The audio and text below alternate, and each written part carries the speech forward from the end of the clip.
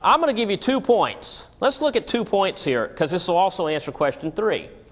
If ABC goes to $150 a share, all right, let's see who made what. Trader A bought for 100, gets to sell for 150, made how much money? $5,000. Trader B spent $2,000 and can get back $5,000, so Trader C makes a profit of how much? $3,000. Okay? And Trader C out there spent $500, and the most that Trader C can get back in is the difference between the strikes, the 100, 120. So there's 20 points there. So that's 2,000 less what they paid, which is 500. 2,000 minus 500 gives me Trader C a profit of what? 1,500. So I've got 5,000, 3,000, and 1,500. Now who made the most money? A. If you don't see that, then let me and you swap some bills, because I'll come out pretty good on that exchange. All right, and then the last thing was, what is ROI and how do I use it? ROI is return on investment, and that's how we as money managers are judged when we're placing trades, okay? Money managers are judged by return on investment, which right now, if they were getting 0 return on investment, they'd be judged pretty good as a whole, okay, compared to what's going on. But here's the thing. Look at these 3 trades. Which one has the best return on investment at 150? A, B, or C? A, B, or C? C. Ah, that's what I thought I heard. Okay, let me go through why. If A buys 10,000 and is able to sell for a $5,000 profit, what's the return on investment for A? 50%. 50%. If B makes a $2,000 investment and returns $5,000 for a profit of 3, what does B make? 150%. If C spends $500, returns $2,000 for a profit of $1,500, what does C make? 300%. Now, here's an argument I get out of every class, so I'm going to go ahead and say it right now before somebody else does, is, wait a minute, Tom, I don't care what you say, I'm going to be Trader B because I'd rather take home $3,000 than $1,500. All right? Good argument. Let me rebut that argument for a moment. What if I were to buy 2 spreads for Trader C? Now I get to make $3,000, but guess how much I'm risking? Yeah, I'm risking half as much. Okay, good argument. And so that's the whole reason why I like spreads. I like spreads on high dollar stocks. And what is a high dollar stock? Anything that's 50 or above, you can put some good spreads on. Index options. Indexes are great spreading vehicles because indexes are all above 100 for most of them, except the Qs. You know, you're talking about high dollar indexes. So keep those in mind because we're going to talk about those a little bit as well. Again, these are 3 different variations of doing the same thing. Now, if I were to take these and put them into a risk graph, I'm going to do an overlay here. I saw George do this earlier this morning. So I want to do it too, and I want to show you exactly what we're looking at here. This is my risk graph. Now, Trader A I'm going to put in blue. There's Trader A. And here is 100. Okay, we know what the risk and reward is on this one. I don't think I need to cover this anymore.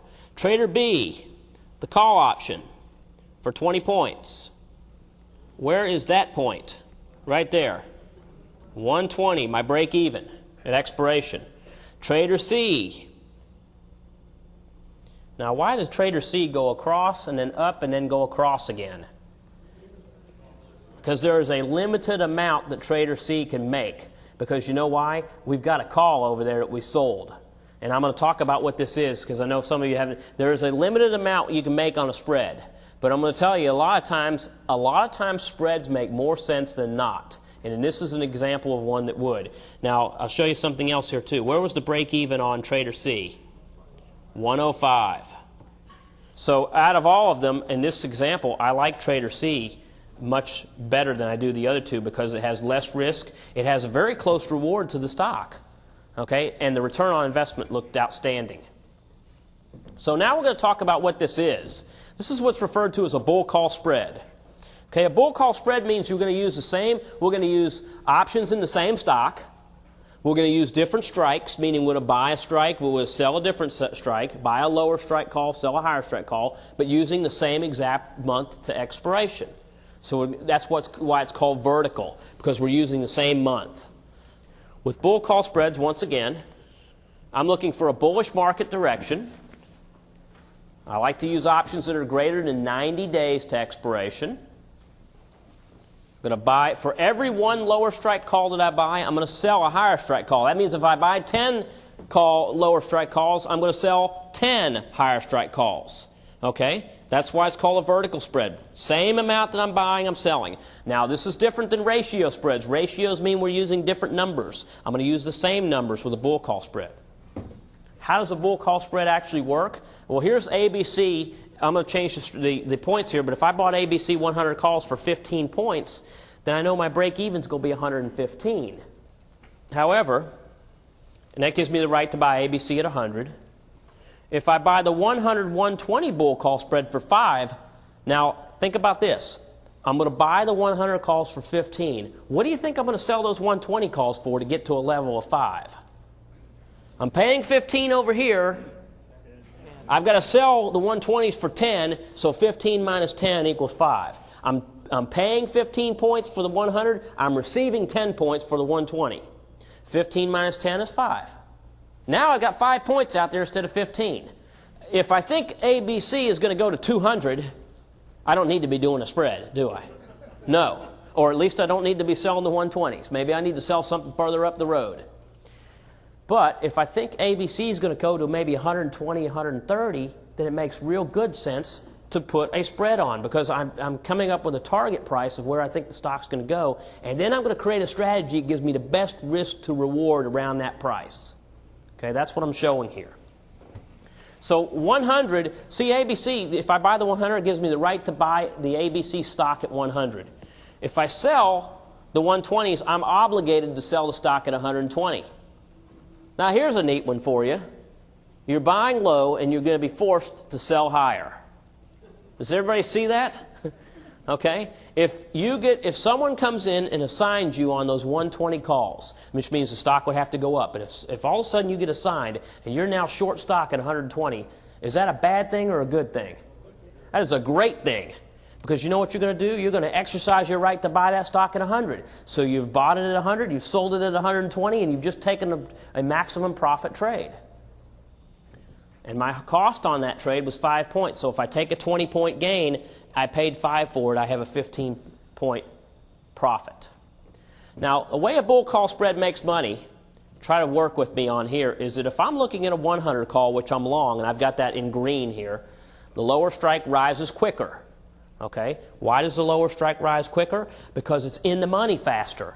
You know, if a stock goes from 100 to 120, my 100 call is going to be in the money before my 120 is, so my 120 is going to move slower. The lower strike call rises quicker, the higher strike call rises slower, and what happens is the spread, in essence, widens out. If you paid 5 for something and it starts going up, that 5 is going to become a 6, 7, 8, 9, 10, all the way up. What's the farthest it's going to widen out to in this case? 20. Can't widen out more than 20, right?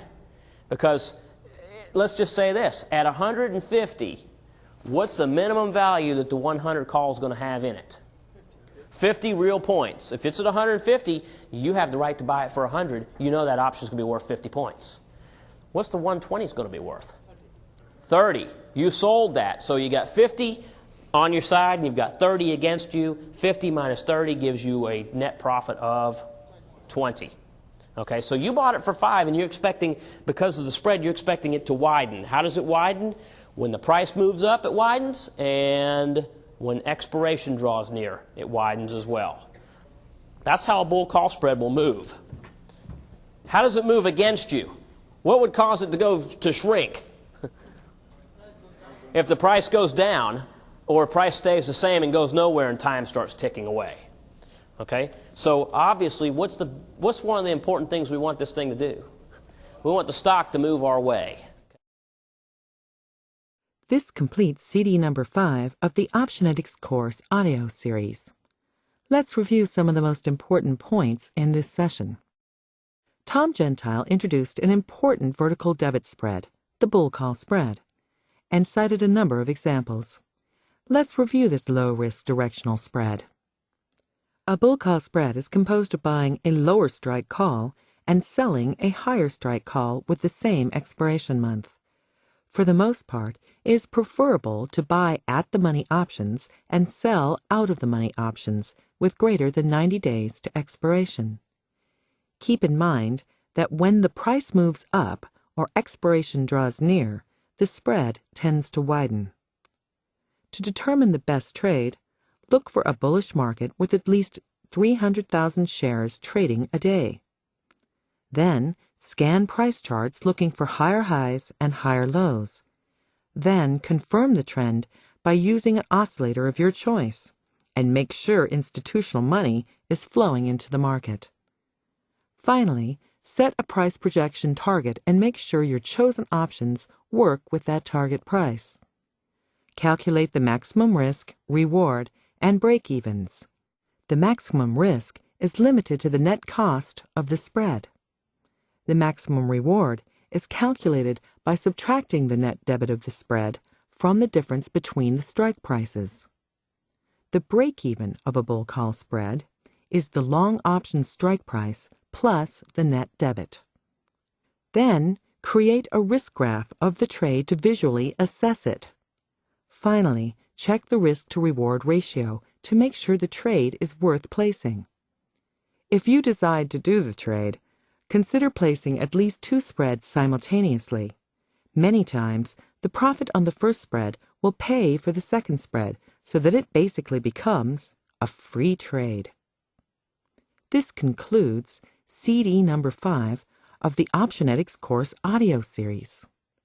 When you're ready, please insert CD number 6. CD number 6. High Profit Low Risk Debit Spreads Continued. Welcome to CD number 6 of the Optionetics course audio series. Now let's return to Tom Gentile's innovative discussion of vertical debit spreads.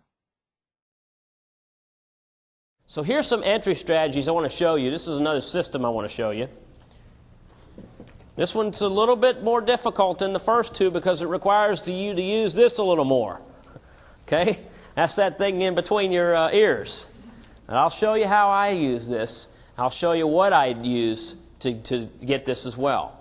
So the first thing I'm looking for is, and this is simple stuff, guys. Higher highs and higher lows. I can't explain how many people can get so out of the wall technical about stuff, but a chart pattern will tell you a lot about a stock. And if it's making higher highs and higher lows, guess what? It's more than likely going to continue to make higher highs and higher lows. Who's all heard the saying, the trend is your friend? All right? Who's heard this? The trend is your friend, except at the end. All right? The question is, am I still in the trend or am I getting close to the end? How many of you have put a stock on, you thought you were in the trend, but then you came to the end? Okay. I'm going to show you what indicators that we use to determine where you are in a trend that work 70+% of the time. Using an oscillator is one of the things we can use for confirmation. And an oscillator is just simply something that tells you, like a stochastic or a MACD, as I got here, which will show you whether a stock is overbought or oversold. I use it completely different than most people out there that use these oscillators. And then number 3 is I'm going to get a target projection for the stock. I'm going to show you how to do all these right now.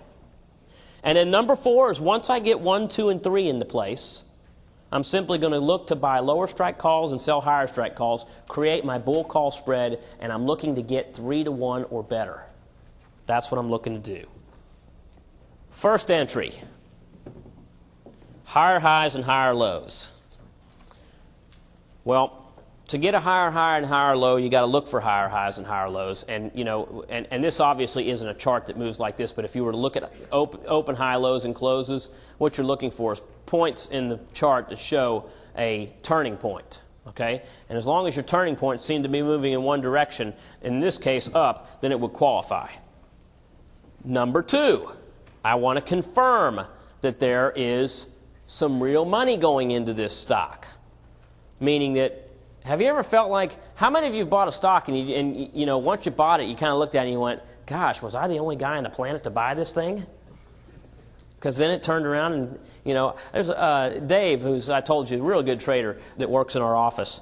He was the top CTA for 2 years in a row, top CTA in the world. He's on our team. I mean, this is some of the people that you get to work with. And Dave, however, Dave, made mistakes like we did. He got into one stock, I remember, and literally bought the top tick in that stock. The top tick before it moved down. And so we made a printout of it, and we made a printout of it. This is kind of what it looked like. It's actually quite...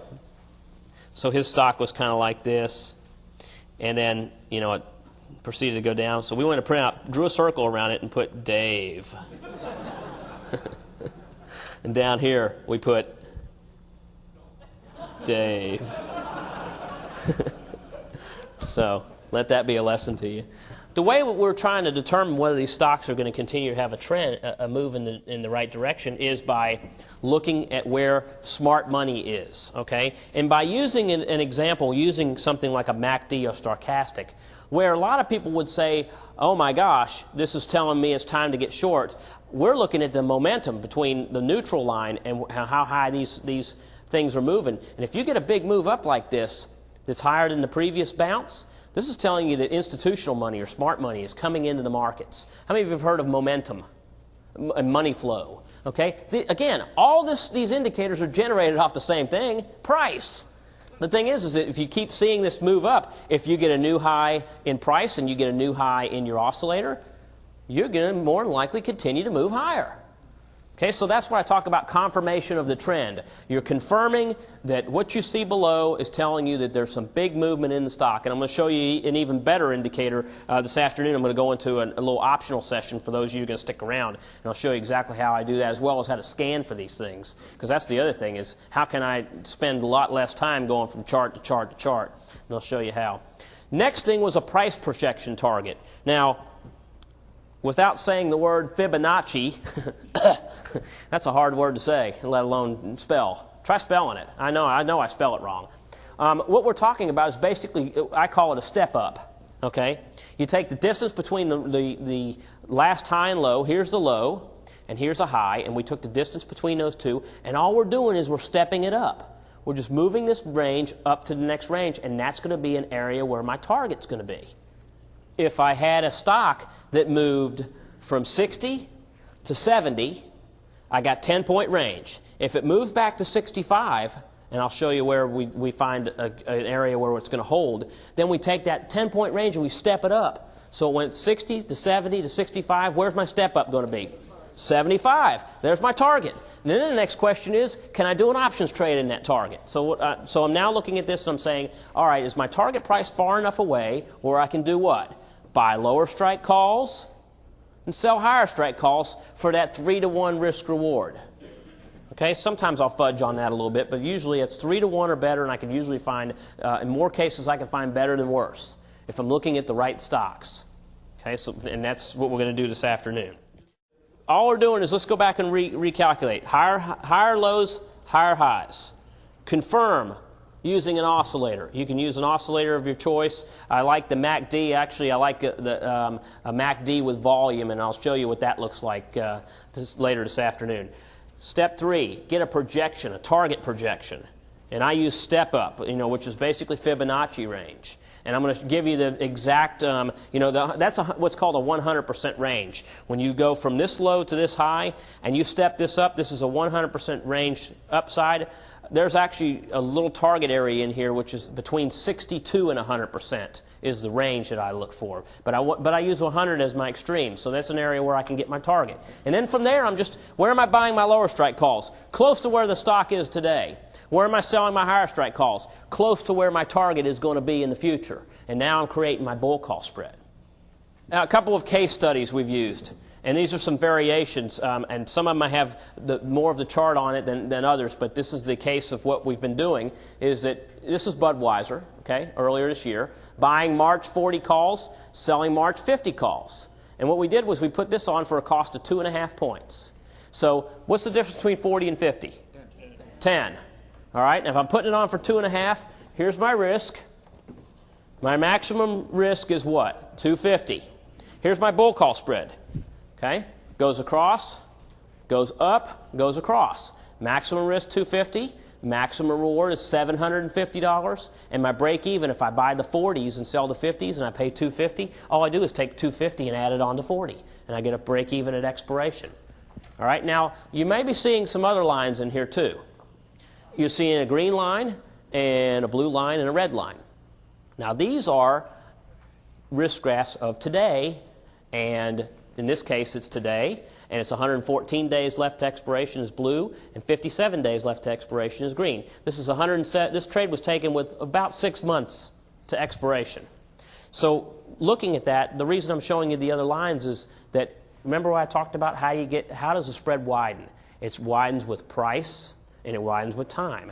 Notice here, if this stock, if we went back to when we originally put this trade on, and we put the stock out, we went ahead and did this, and the next day Budweiser came out with sales because, you know what happens with beer. When the stock drops, people drink more beer and Budweiser goes up. Okay? At least that's the way it worked on Wall Street. You know, Wall Street. There was somebody was out there. Some congressman was out there. No, it was the governor. It was Pataki, the governor of New York, came out. He was on Wall Street and he says, you know, there's a new chapter emerging in Wall Street. And I heard some guy in the background go, yeah, chapter 11. And this was on CNN. If you just saw it, it was hilarious.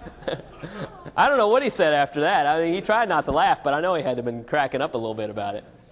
Anyway, if all of a sudden Budweiser went to 50 immediately, you would not get that $750 profit immediately, because guess what? There would still be 171 more days left to expiration. So that means there's still time value in the trade.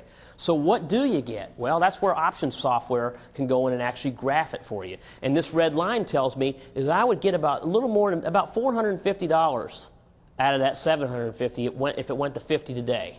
Why is that? Because the call options that I bought, the 40 calls would go up. What would the 50 calls do? Oh, they'd go up too. They wouldn't go up as fast. And what would happen is your spread would widen by an additional 4.5 points. It wouldn't widen all the way out to the full 10. It would only widen out to, say, 7.5.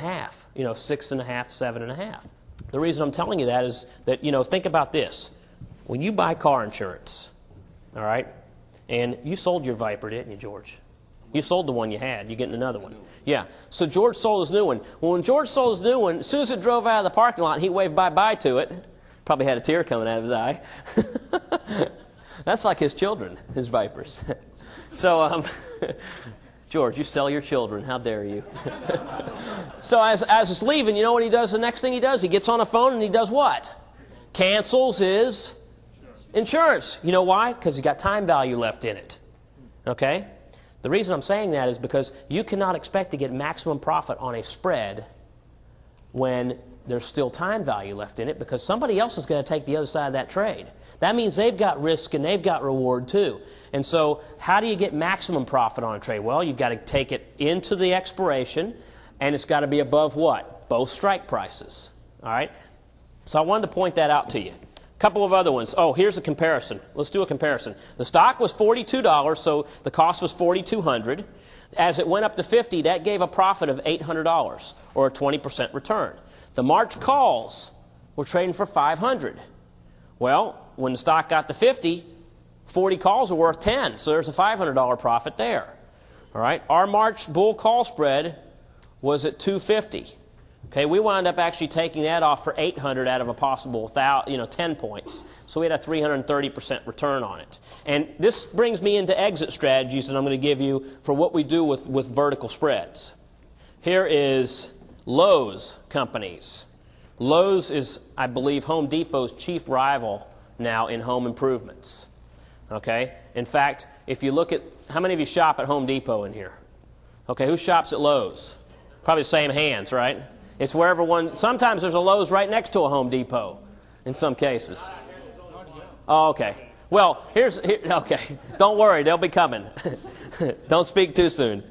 But here's the thing is that what I've noticed is now Home Depot's been taken over by Nardelli, the new CEO, okay? And this has been a while now. And Nardelli comes from an older school, he comes from GE. And Lowe's, it's amazing because what I've seen happen in the last couple of years is that Home Depot's become more like a Lowe's, and Lowe's has become more like a Home Depot. Where Home Depot's starting to scale back their growth, Lowe's is starting to kick in on their growth, and vice versa. And if you look at these two charts, they're entirely different. When you'd think they run the same, you know, if home improvement's up or down, they're entirely different. I'm going to show you both of them this afternoon and where we're projecting them to go to. What we did was we bought March 30 calls, sold March 40 calls, cost of 2 points. All right? And again, here's your risk, 2 points, $200. Here's your maximum reward, $800. Break even was, in this case, was 32. If you bought the stock, it would cost you $3,000. It went to 40, you'd get a $1,000 profit or a 33% return. If you bought the March calls, you'd have paid $400. All right, you would have got 150% return there. If you bought the bull call spread, you would have spent $200. You would have had a 400% return in this particular example. And again, I said before, there are differences. There are reasons why you want to do bull call spread sometimes, and then there's reasons why you just want to simply buy calls. Here's a good example. I like Cisco to the downside. Surprise, surprise, it's already low enough. Is it going to go any lower? Yeah, I think so. I think it's going to be a single-digit stock just like Sun and half the other ones out there. Now, who in the world would do a spread on a stock that's trading at 14? There's no reason to. Just simply buy the put if you're that excited about it going down.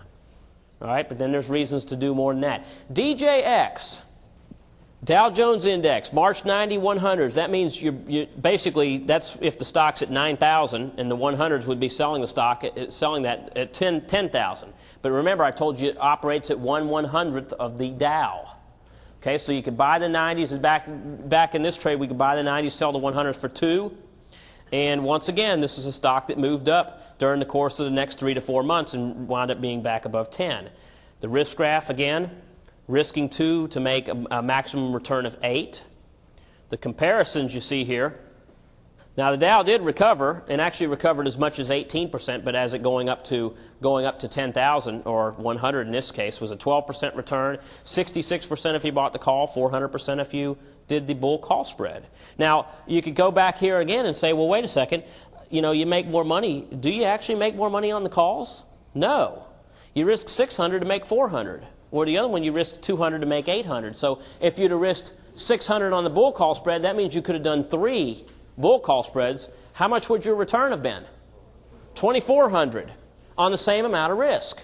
And see, that's what you have to do as an options trader, is you got to look at strategy, risk, and return, and compare them against other things. In this case, sometimes the calls are going to be better than the bull call spread. Sometimes the bull call spread is going to be better than calls. It depends on the stock and where you expect it to go. And of course, where it eventually does go. That's the big key. So, calling this in, how many of you have done a spread in here before? Bull call, bear put, okay. If you've never done a spread before in the room, this is how you place a bull call spread order. First of all, it's a one-ticket order, which means you need to have a broker who can actually trade spread orders. Now, you can leg these in. There's no problem with that. Just realize that you're going to have some open-ended risk from the time you get the first trade on until the time you get filled on the second half.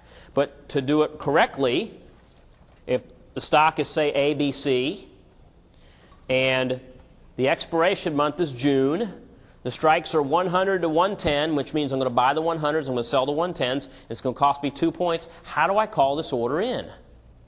Come on, there's half of you guys in here trading spreads. Somebody knows this answer. Oh, I got it. We all trade online in California. Excuse me. You know, I use 2 Dixie cups and a string where I come from.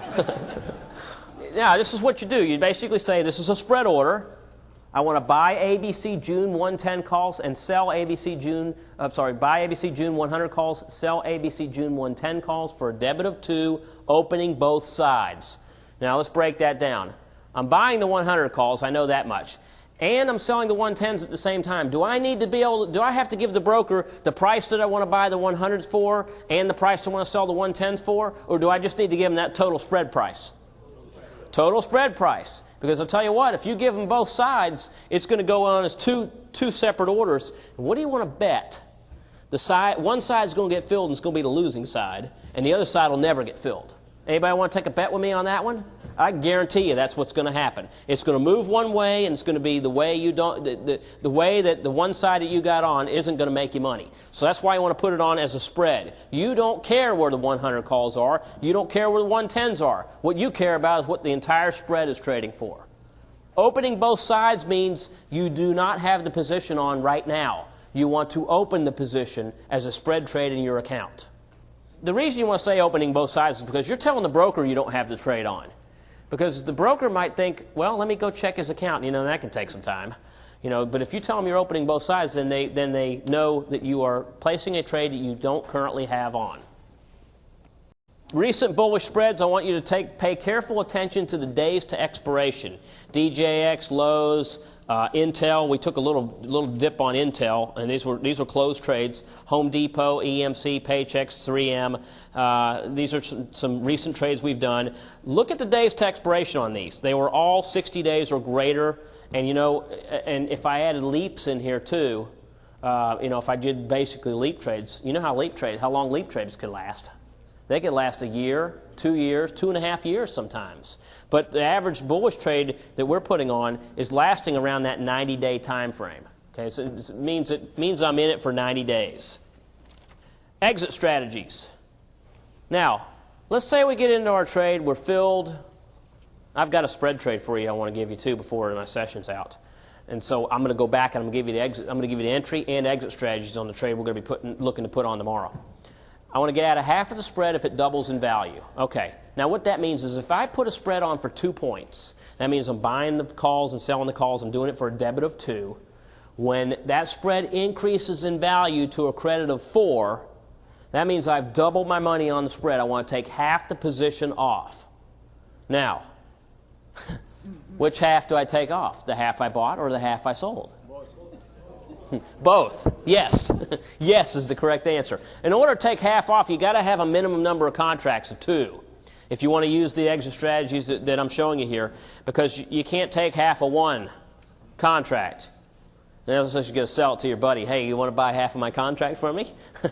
All right. The thing is that in order to take off half, you have to have 2. That means you would buy one of the spreads back.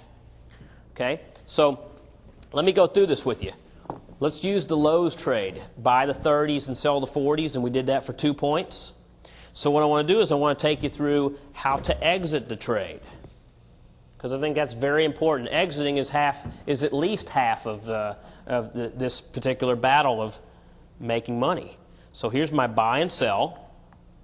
Now remember, originally, what did I buy? I bought the Lowe's March 30 calls. I sold the Lowe's March 40 calls for a debit of 2 points. Now the trade's worth 4. How do I get out of half of the position? What am I buying now? The 30s or the 40s? Right. I'm going to buy Lowe's March 40 calls, and I'm going to sell Lowe's March 30 calls. And I'm doing this for a credit because when I bought, I paid a debit. When I'm selling, I'm getting money back. And I'm going to sell it for how much? 4 points credit. Okay. Now, let me talk about dollars. If I bought 2 of these in the beginning and paid $200 a piece, what was the entire cost of 2 contract spreads? $400. If I sell 1 contract at 4 points, how much am I taking back in? $400. And what do I have? I have $400 back, plus I still have another spread out there. So what I've got is a free trade. Okay, I've now got a free trade. I'm using somebody else's money instead of my own. Okay, that's exit rule number 1. Number 2, get out of the remainder of the spread at 80% of the maximum spread. Now, that sounds a little bit confusing, so let me get out of the spread at 80% of the maximum spread. Well, that's correct, but let me explain it a little bit more to you so you can understand what I'm talking about. What is, if I take a look at Lowe's, I'm buying the 30s, I'm selling the 40s.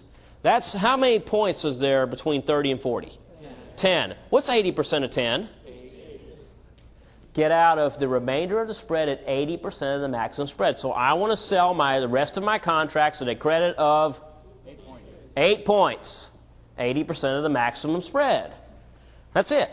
Now, why did we pick 8 points? How come we didn't go with a full 10? How come we didn't want to get that whole 10? I'll tell you why.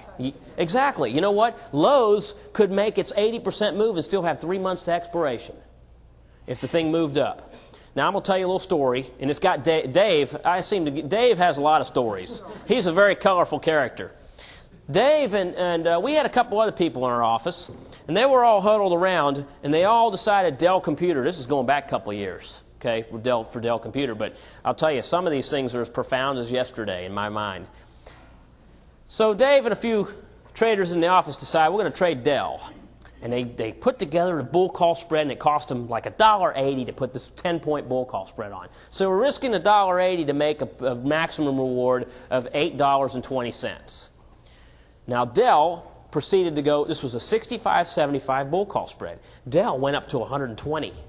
Okay? These guys are just, they're pumping their fists, they're excited. They did a nice amount of contracts, they're up really big.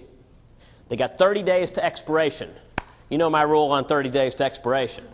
All right? Out of a possible 10 points, they could have sold these spreads for 9 3/4. All right? I mean, they're there. We're talking about pennies on the end of this thing.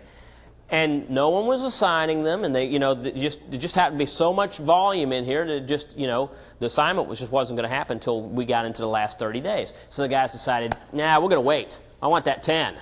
They all agreed they want the 10. All right, so now, you know where I'm going with this story, don't you?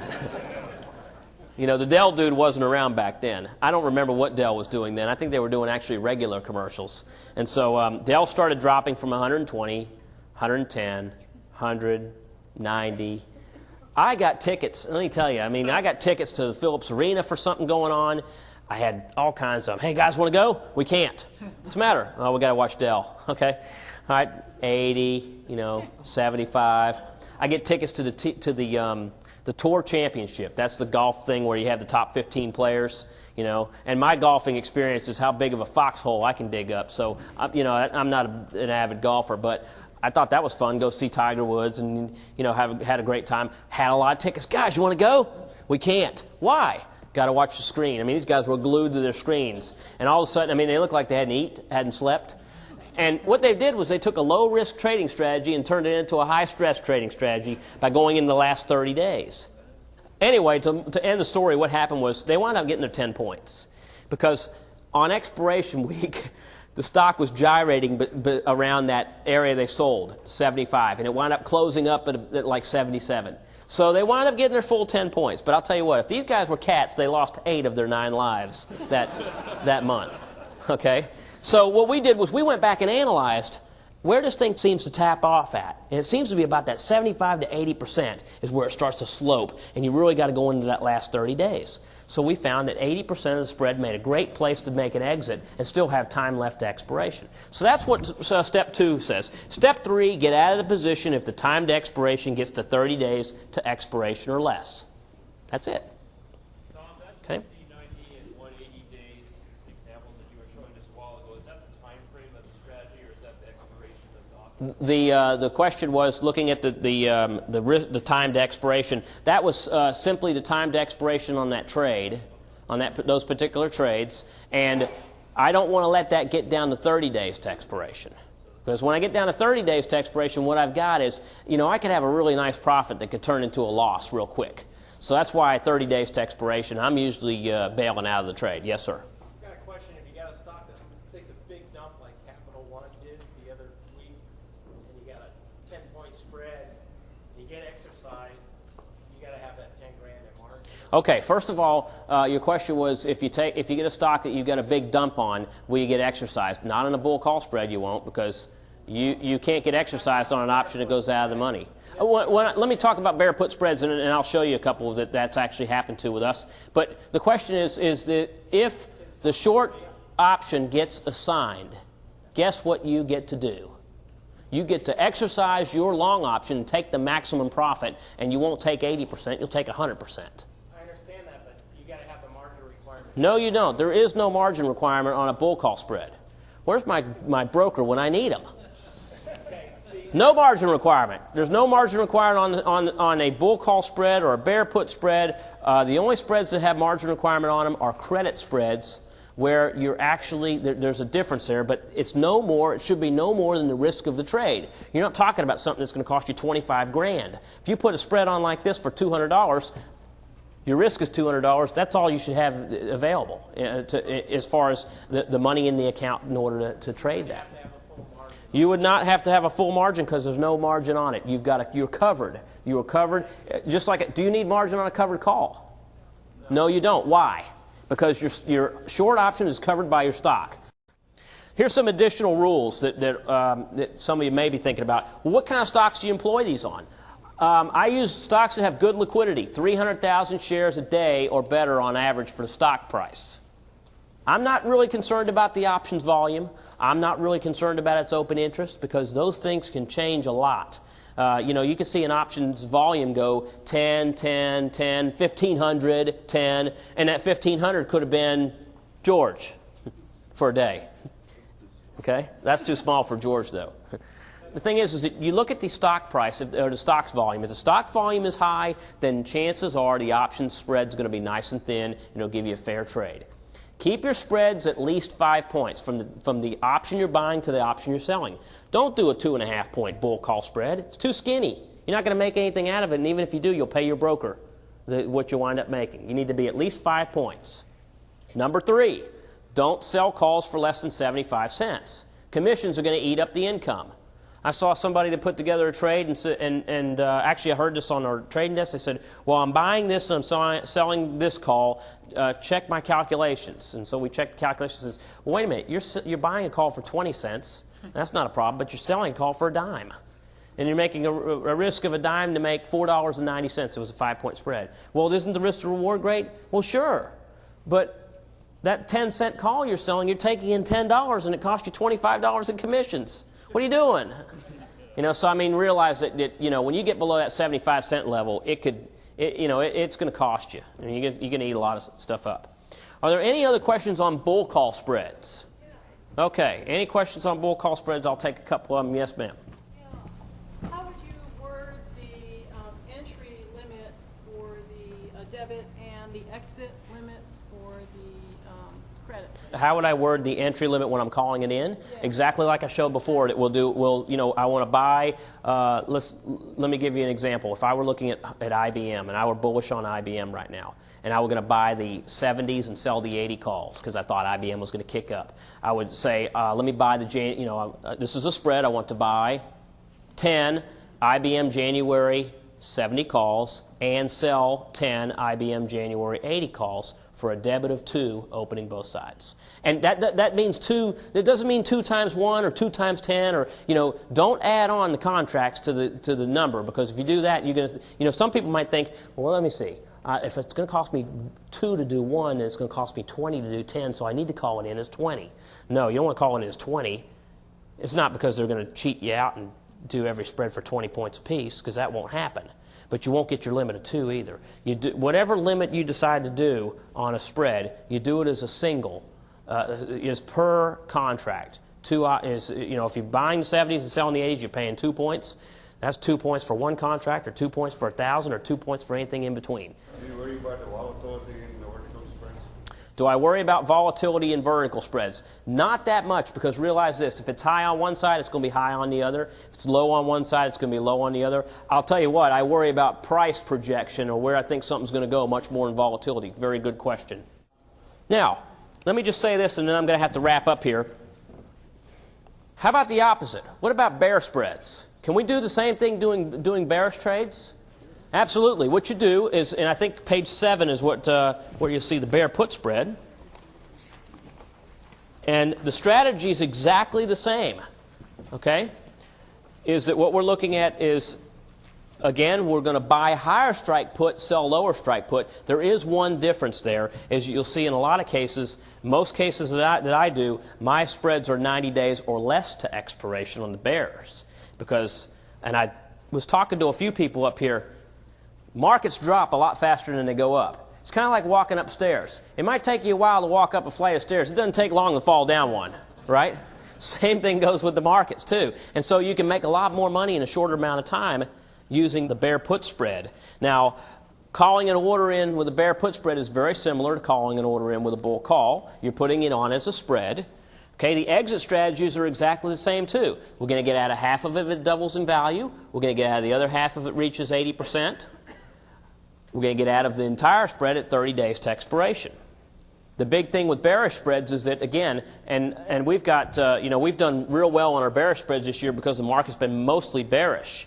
Low risks and high rewards, and they're medium to shorter term time frames, meaning the times of expiration are basically, with the exception of IGT, every other one of these things was 45 days or less to expiration. And so I want to go forward a little bit and show you a couple of other ones as well. First of all, indices. Indices make great spreads. All right, look at the Dow. I got the close at, I did roughs here, 8,000. Okay, my projection by end of October is around 6,500 to 7,000. That's what I had, a 500-point target. So I went right down the middle and said 6,750. That's a 1,250-point change from today, roughly. Is there money to be made in the Dow? Sure is. If you are on the same page as I am as far as where you think the Dow's going, is it going to happen tomorrow? Maybe. It's funny. Last week I was in Dallas and someone said, "Hey, when are we going to get to 8,000?" I said, "By the end of the week, probably." I was kidding. I didn't realize we really were going to get to 8,000 by the end of the week. But what a projection that was. The S&P I've got going down into the mid 700s. The NDX or the NASDAQ I've got it going down to 1,200. Basically what you got here is you got three indexes that still look like they could move down. However, you know what? I'm going to push toward the latter part of the year that I think this is going to happen. I think we're going to get some breathing room here, and then we might get the next wave of something that's going to, wave of reports or whatever that's going to push this thing down to the next lower lows. Can this work in any type of market? Yes, it can, as long as it has options. I'll show you a put spread, and then I'm going to give you a trade for today. This was the FTSE. This was 5 months, five months ago. This was the FTSE 100. It was trading at 52.50. I showed this at the London seminar. I said, guys, you want to see a really good high reward, low risk trade? I said, it's kind of out there. And they said, well, how in the, this is what I got. Anybody from England in here? Not a soul. Okay, guys, a couple guys. They said, how in the bloody world is this thing going to go down to 4,000? I said it was going to go to 4,000, and they said, no way it can go there. And how is the world going to get down there? What we looked at is that these options were selling for 6p and 2p, okay, pence. All right. Now their options are traded in thousands, so basically it's roughly the same when you add up the pennies. When you get the pounds and the dollars together, they're pretty much roughly the same. Anyway, this had a cost of 2 to make 48. All right. By July. Well, this is July. You know where the FTSE is today? 4,100. 4,100. Do you think some people made 80% of the maximum spread on that one? What's 80% of 50? 40. So they would have risked 2 and actually pulled out 38. All right. So indexes make great spreads. Now here's one I want you to write down. Okay, Sony. We talked about Sony. This is kind of combining quality and price. We saw some real cheap prices with Sony. We saw some real good quality with Sony. But you can mix quality and price together and kind of get the best of both worlds. If you look at the October 45s and the October 40s, okay, buying the October 45 put, selling the October 40 put, that's going for about $1.50 right now. It's a very small, cheap spread, risking $1.50 to make $3.50. Okay, and it's a good way to get into where Sony is close to being right now with paying only $1.50 to get into it. Now, I still think Sony's going to move down, so the chances of making the majority of spread are very, very good. But this is the trade, and can everybody see this, or shall I write it on the big screen, the writing pad? I can write it on the writing pad. Let's do that. This is a 45-40 bear put spread for $1.50, and this is how I write it up. This is how you want to call it in. So what are we buying? SNE, October, 45 puts. We're going to sell SNE, October, 40 puts. debit. And by the way, this is a limit order. You guys know what that means? That means I'm not going to be paying any more than I specify. Debit $1.50. Okay? That means if they give it to me for $1.60, then they give it to me for $1.50. They got to guarantee me my debit order. If I can get it for $1.25, then it's better than the price that I wanted. Okay? How many of you put a price in? How many of you put a market price in and you got better than you wanted on a trade? Okay, it happens. Who's put a market order in and got a whole lot worse than they thought they were going to get? Yeah, that's why I don't do market orders. So I wanted to explain that. This completes CD number 6 of the Optionetics course audio series. Let's review some of the most important points. In this session, Tom Gentile continued to describe bull call spreads, citing a number of examples. He also introduced bear put spreads, another low-risk vertical directional spread. A bear put spread is composed of buying a higher strike put and selling a lower strike put with the same expiration date. The maximum risk of a bear put spread is the net debit. The maximum profit is the difference in strikes minus the net debit of the trade. The break-even is calculated by subtracting the net debit of the trade from the long strike price. Once again, buy at the money puts and sell out of the money puts with at least 90 days to expiration, and make sure to place the trade as a limit order. To find a bearish market, look for stocks that trade at least 300,000 shares a day that have been exhibiting lower lows and lower highs. Both bull call spreads and bear put spreads are one-ticket orders. This means that you need to have a broker who can actually trade spread orders. You will, however, be required to pay separate commissions for each leg of the trade. Make sure you enter it as a limit order. Now let's review the exit strategies for both bull call and bear put spreads. Remember, to exit a trade, you have to sell what you bought and buy what you sold. 1. Exit half the trade if it doubles in value, and leave the remainder of the trade open. 2. Exit the remainder of the spread at 80% of the maximum reward. 3. Make sure to exit the position if the time to expiration becomes 30 days or less. Keep in mind that both of these spreads are debit spreads and are best placed in low volatility markets. This concludes CD number 6 of the Optionetics course audio series. When you're ready, please insert CD number 7. CD number 7. Directional Trading for Instant Success. Welcome to CD number 7 of the Optionetics audio series. In this session, in addition to reviewing the importance of monitoring institutional trading, moving averages, and a host of other trading tips, George Fontanils will introduce a low-risk vertical credit spread, the bull put spread. Well, we're going to do, just so you know, we're going to do credit spreads, but I'm going to review a little bit of debit spreads too. And then we're going to look for some real examples of some of these things. So I'll review debit spreads, and I'm going to go into credit spreads. And I'm going to just kind of put everything in hopefully a logical pattern for you. In essence, let me just go what we've been trying to do so far. Up and down. We're pretty much doing directional trades today. Tomorrow you're going to see non-directional trades. The directional trades, if you think a market's going up, is you can buy stock, you can buy calls, you can do something called the bull call spread, which we just talked about, and there'll be another trade we're going to talk about now called the bull put spread. So those are the ones on an up market are typically what you're going to do. Tomorrow you're going to see something else called the call ratio back spread, and you're going to see a couple other types of trades. Market's going down, you can sell stock, you can buy puts, you can do a bear put spread, which is a bearish spread using puts, and you can do a bear call spread.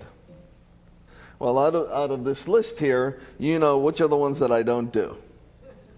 All right, buy stock, sell stock. So pretty much if you tell me you want to do, you think Intel is going to go up, The way my brain works is there's a series of strategies that are the ones that I use. I then have to decide, like Tom did, trader A, B, and C, which is going to be the cheapest way for me to do what? Manage my risk and get the highest return. Managing the risk being the most important part of this. Once again, we're always looking for the lowest cost way to achieve the highest return and the lowest risk. Because whether you're doing one contract or you're doing 1,000 contracts, it's the same objective. It doesn't change just because someone has more money. The person next to you does 10 and you do 1, it doesn't matter.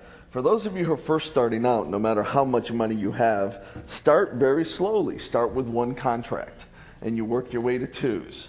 Once you figure out how to make money with 2s, you can work with 5s. And when you go to 5s, you can go to 10s. And going from 10s to 25s is not a big deal. Going from 25 to 50 is not a big deal. 50 to 100 is not a big step. You just take little steps, little steps, little steps. When I first started, I was just interviewed for a new book that's going to come out. It's kind of like one of these Market Wizards books. And I was just being interviewed the other day. And, I realized that one of the biggest mistakes I made when I first started the trade was that the trades I did were too big for what I understood.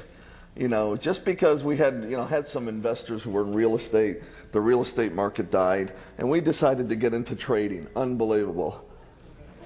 This is a true story. I hired 3 guys who said they were professional traders. They lost 30% of our money in less than 30 days.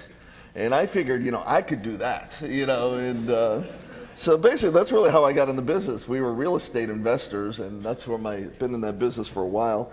And the real estate interest rates shot up. The real estate market was around. There was no money. And I had a guy in the office who said, let's trade. And I'm like, okay, let's trade. That's exactly what happened. So I got my broker, who was my cousin, and he looked at our account, and I said, so how many should we do? And he said, how about 100? Okay, and I'm like, 100? That's not a lot. Let's do 200. Okay, and I didn't know what the value was of what I was doing. This is a true story. So we're doing 200 options in the OEX, which is a pretty big instrument, and I didn't know even what the OEX was actually.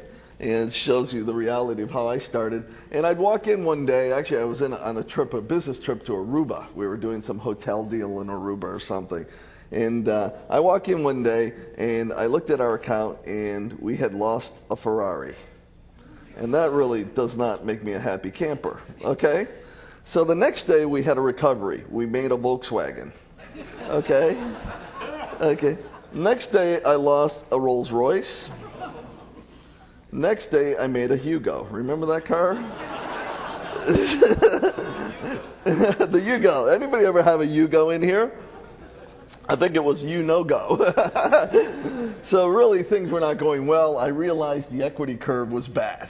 And I actually fired everybody and I decided I was going to learn how to do this myself. That's actually how I started to do this. I just got so ticked off that no one else could do it that I said I'm going to sit down and bang my head against the wall. Suddenly our options contracts went from 200 to 1. And that's what I did. I traded 1 contract until I knew what I was doing. I went to 2s, I went to 5s, and then I increased it over and over again until the numbers which we're trading now, which are very, very large numbers. So the bottom line is that I want you guys to start small and work your way up. There's nothing wrong with that. Don't make it an ego trip because you're trying to get educated here. We have a lot of people who take this course who are very successful at other businesses. Okay, and they made good money in another business. They could be in the .com business, could have been in the .com business, could have been in any other business, doctors, attorneys, whatever it might be. And they come here and they have an ego problem because they think I'm Mr. Successful in this business. I can easily just translate that into here. It doesn't work that way. This market will kick you in the head so hard if you don't know what you're doing. When we were at the American Stock Exchange, we liked hiring people who had no experience to come work for us because they didn't have the bad habits of most other people.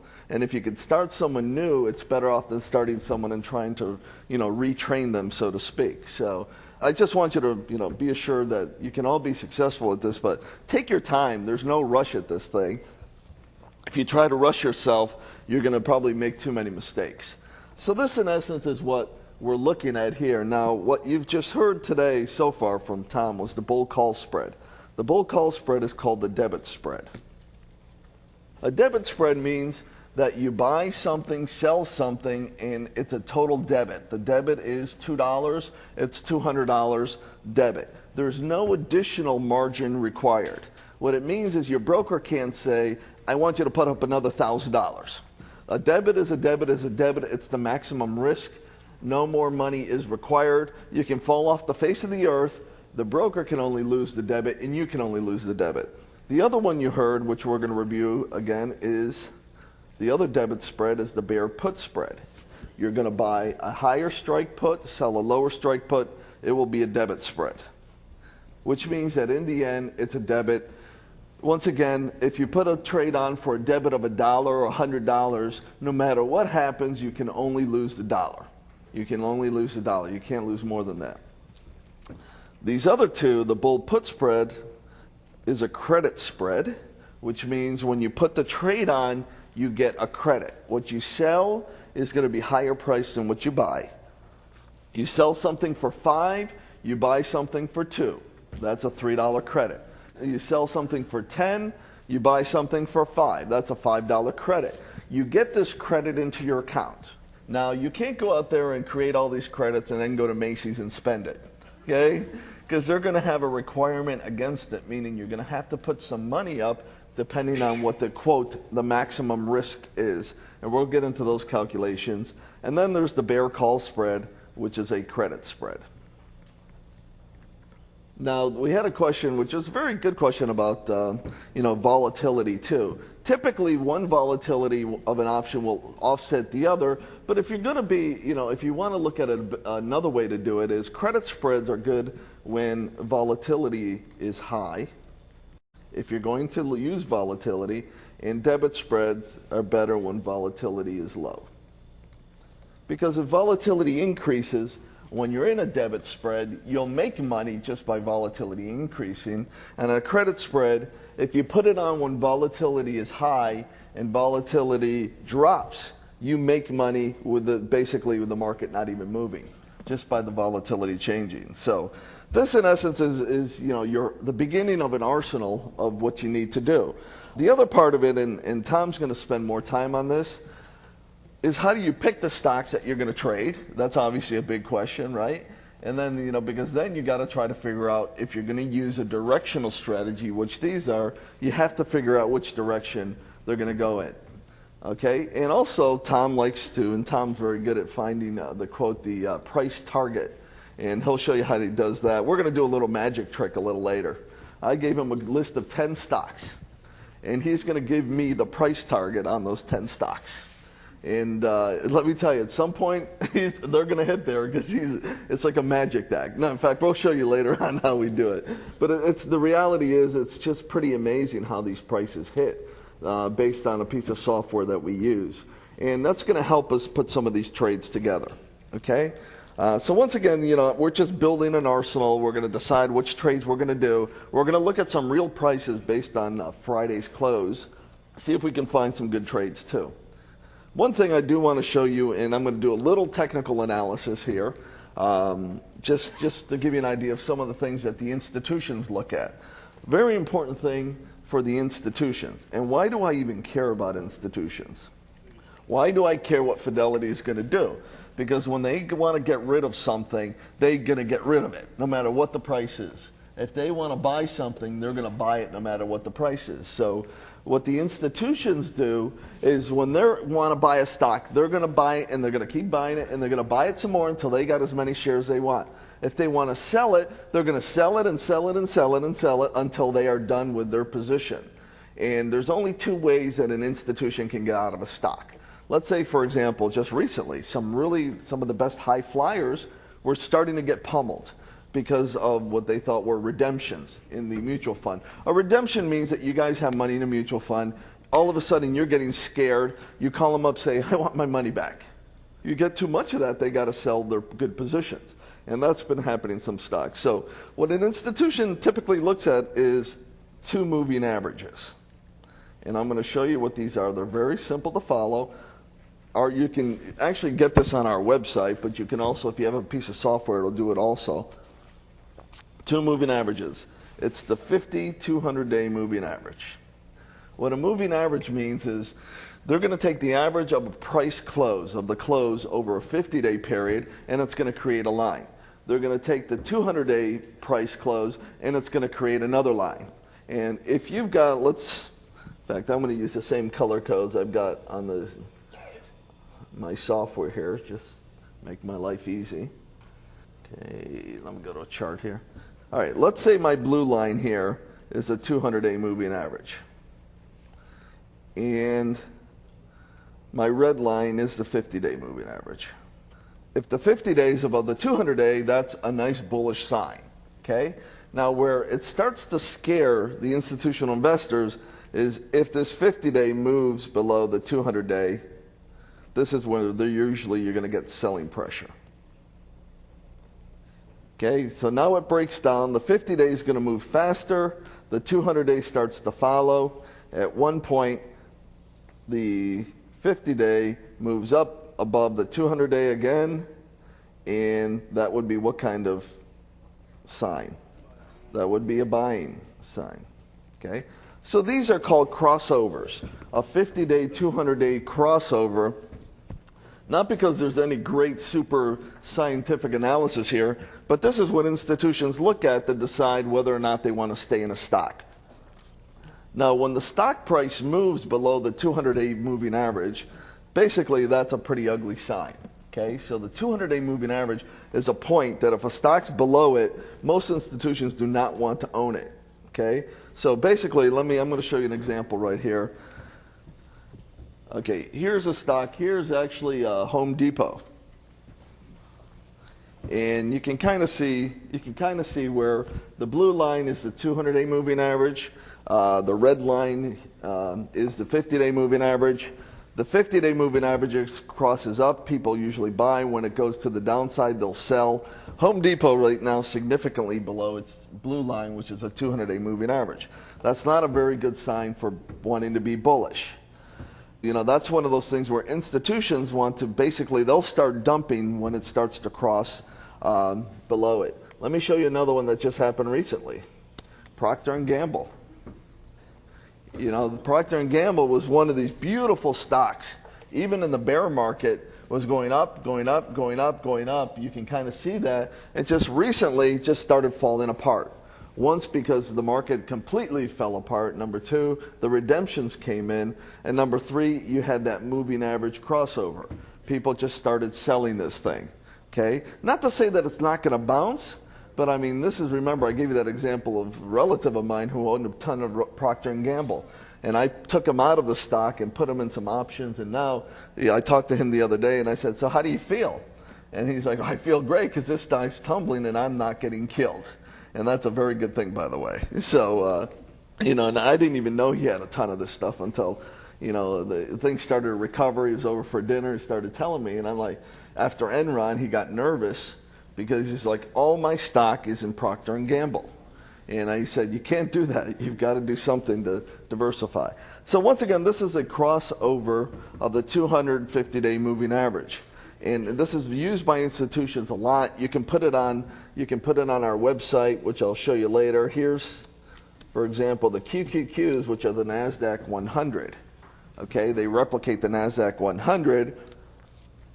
QQQ, you can kind of see, the 50-day, 200-day moving average crossovers. You should have been short these things at about $38 or so, if you take a look at those charts. And, right now you'd have to be careful going long because you don't have that crossover. Now, you're going to see some signals. Sometimes a signal will come before, if you can catch something like software that we use where it can signal before everybody starts to buy, that's a great thing. But this is just a very simple thing that people use. And, you just want to be really careful when you're long if the 50-day moving average crosses the 200-day moving average. Because let me tell you, everybody else is getting a little scared too. All right, so I just, want to show you that because it really is important.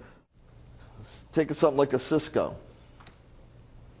Okay, that's Cisco, and what you see here is typically the 50-day moving average, 200-day moving average. It's been bouncing quite a bit, but right now the stock is still below the blue line, which is a 200-day moving average, so it's tough to want to go long that stock. Okay, so, and you're going to see, you know, we'll show you all the different mechanisms we use to buy or sell something.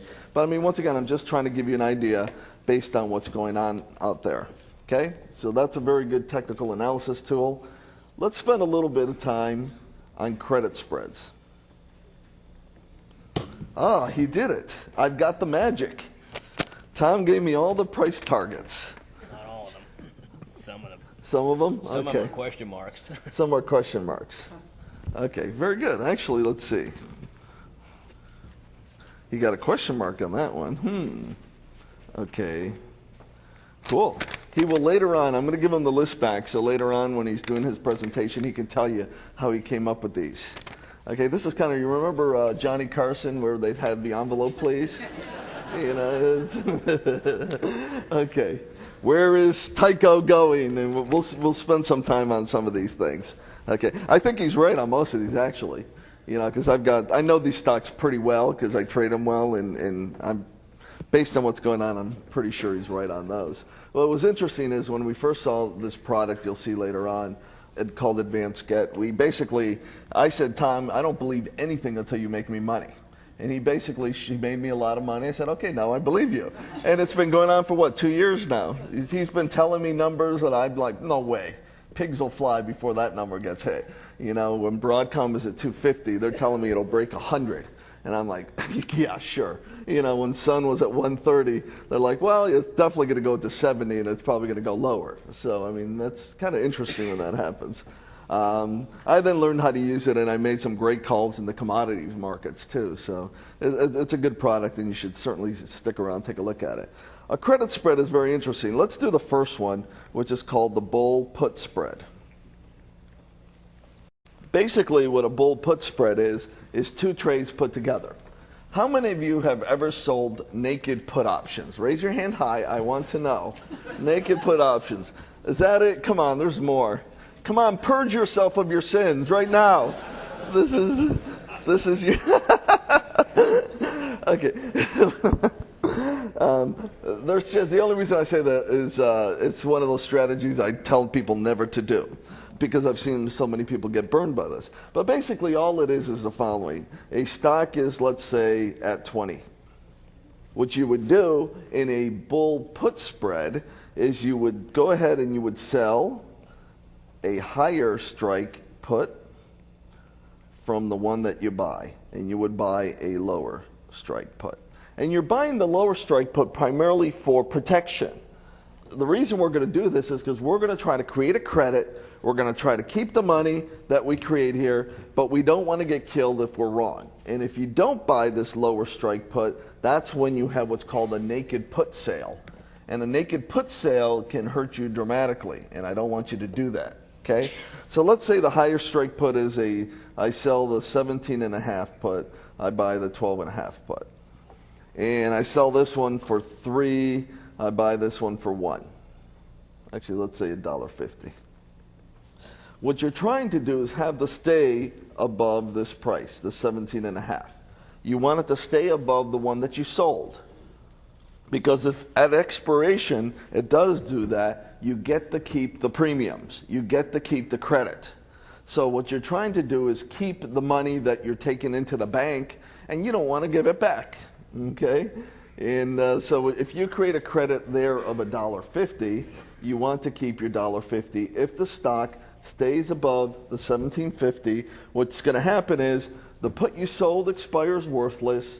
The put you bought expires worthless. You get to keep the money, okay? And you get to do it again.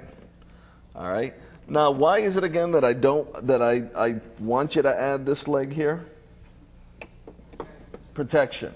If you don't do that because you want to be a pig and you want to keep all the money, and I don't say pig in a derogatory manner because I am a pig, so I like to keep as much as I can. And if you don't do that, the problem is if the market starts to crack, you're trying to keep how much money here? $3. How fast do you think I could lose money on that? Real fast. Okay, does it have to get below 17.5 for me to lose money? No. As soon as the market starts to break down, that $17.5 put will become $3, become $4. You've already lost $1. $4 become $5. You lost $2. $5 turns $6. You lost 100% of your money already, what you were trying to take in. And if the stock keeps trying to break down, the $3 you wanted to keep could become $10, $20, $30, and you're going to get killed. But what you've done here is you've put a floor. You put a floor as to how far it can go. Because as it breaks down, if you're wrong, the 17.5 gains in value, you lose there, but the 12.5 starts to make money, so you've protected yourself. The amount of risk you can take is between these two strike prices. Because when you sold an option, when you sold the put, do you have a right or an obligation? You've created a what? Obligation to do what? You buy a put, you have a right to sell. You sell a put, you have an obligation to buy. So you have an obligation to buy the stock at what price? 17.5. Okay? On the lower strike put, what have you done? You now have a right to sell it to somebody at what price? 12.5. So if you have an obligation to buy something at 17.5, 12.5, you can sell it to somebody else. What's the most you can lose? 5. It's going to be $5 in this case minus your credit. Your risk will equal the difference in your strike prices, minus your credit. That's as much money as you're going to have to put up in the bank. The difference in the strike prices minus your credit. If you take a look at, we're going on to page 9 here of your handy dandy blueprint for success. Okay, page 9, bull put spreads.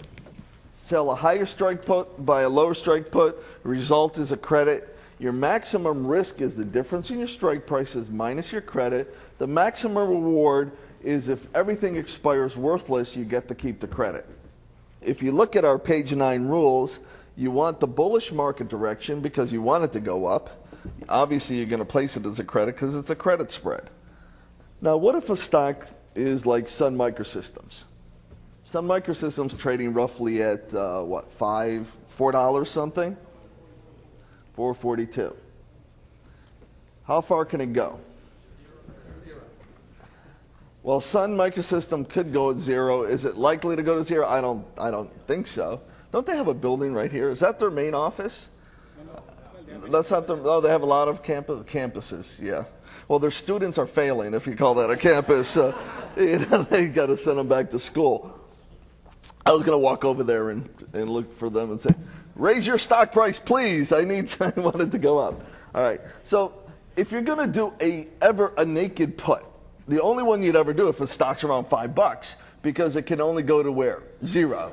So you don't have to buy a put at 0 because there's nothing there. So if a stock's a $5 stock, and maybe I'd consider it. Okay, so let's just take a look at something like this. Here's Sun Microsystems going out to the 05 options. Okay, these are prices. There are options all the way to 05. If you look at the $5 put, it's selling for roughly what, $2.10.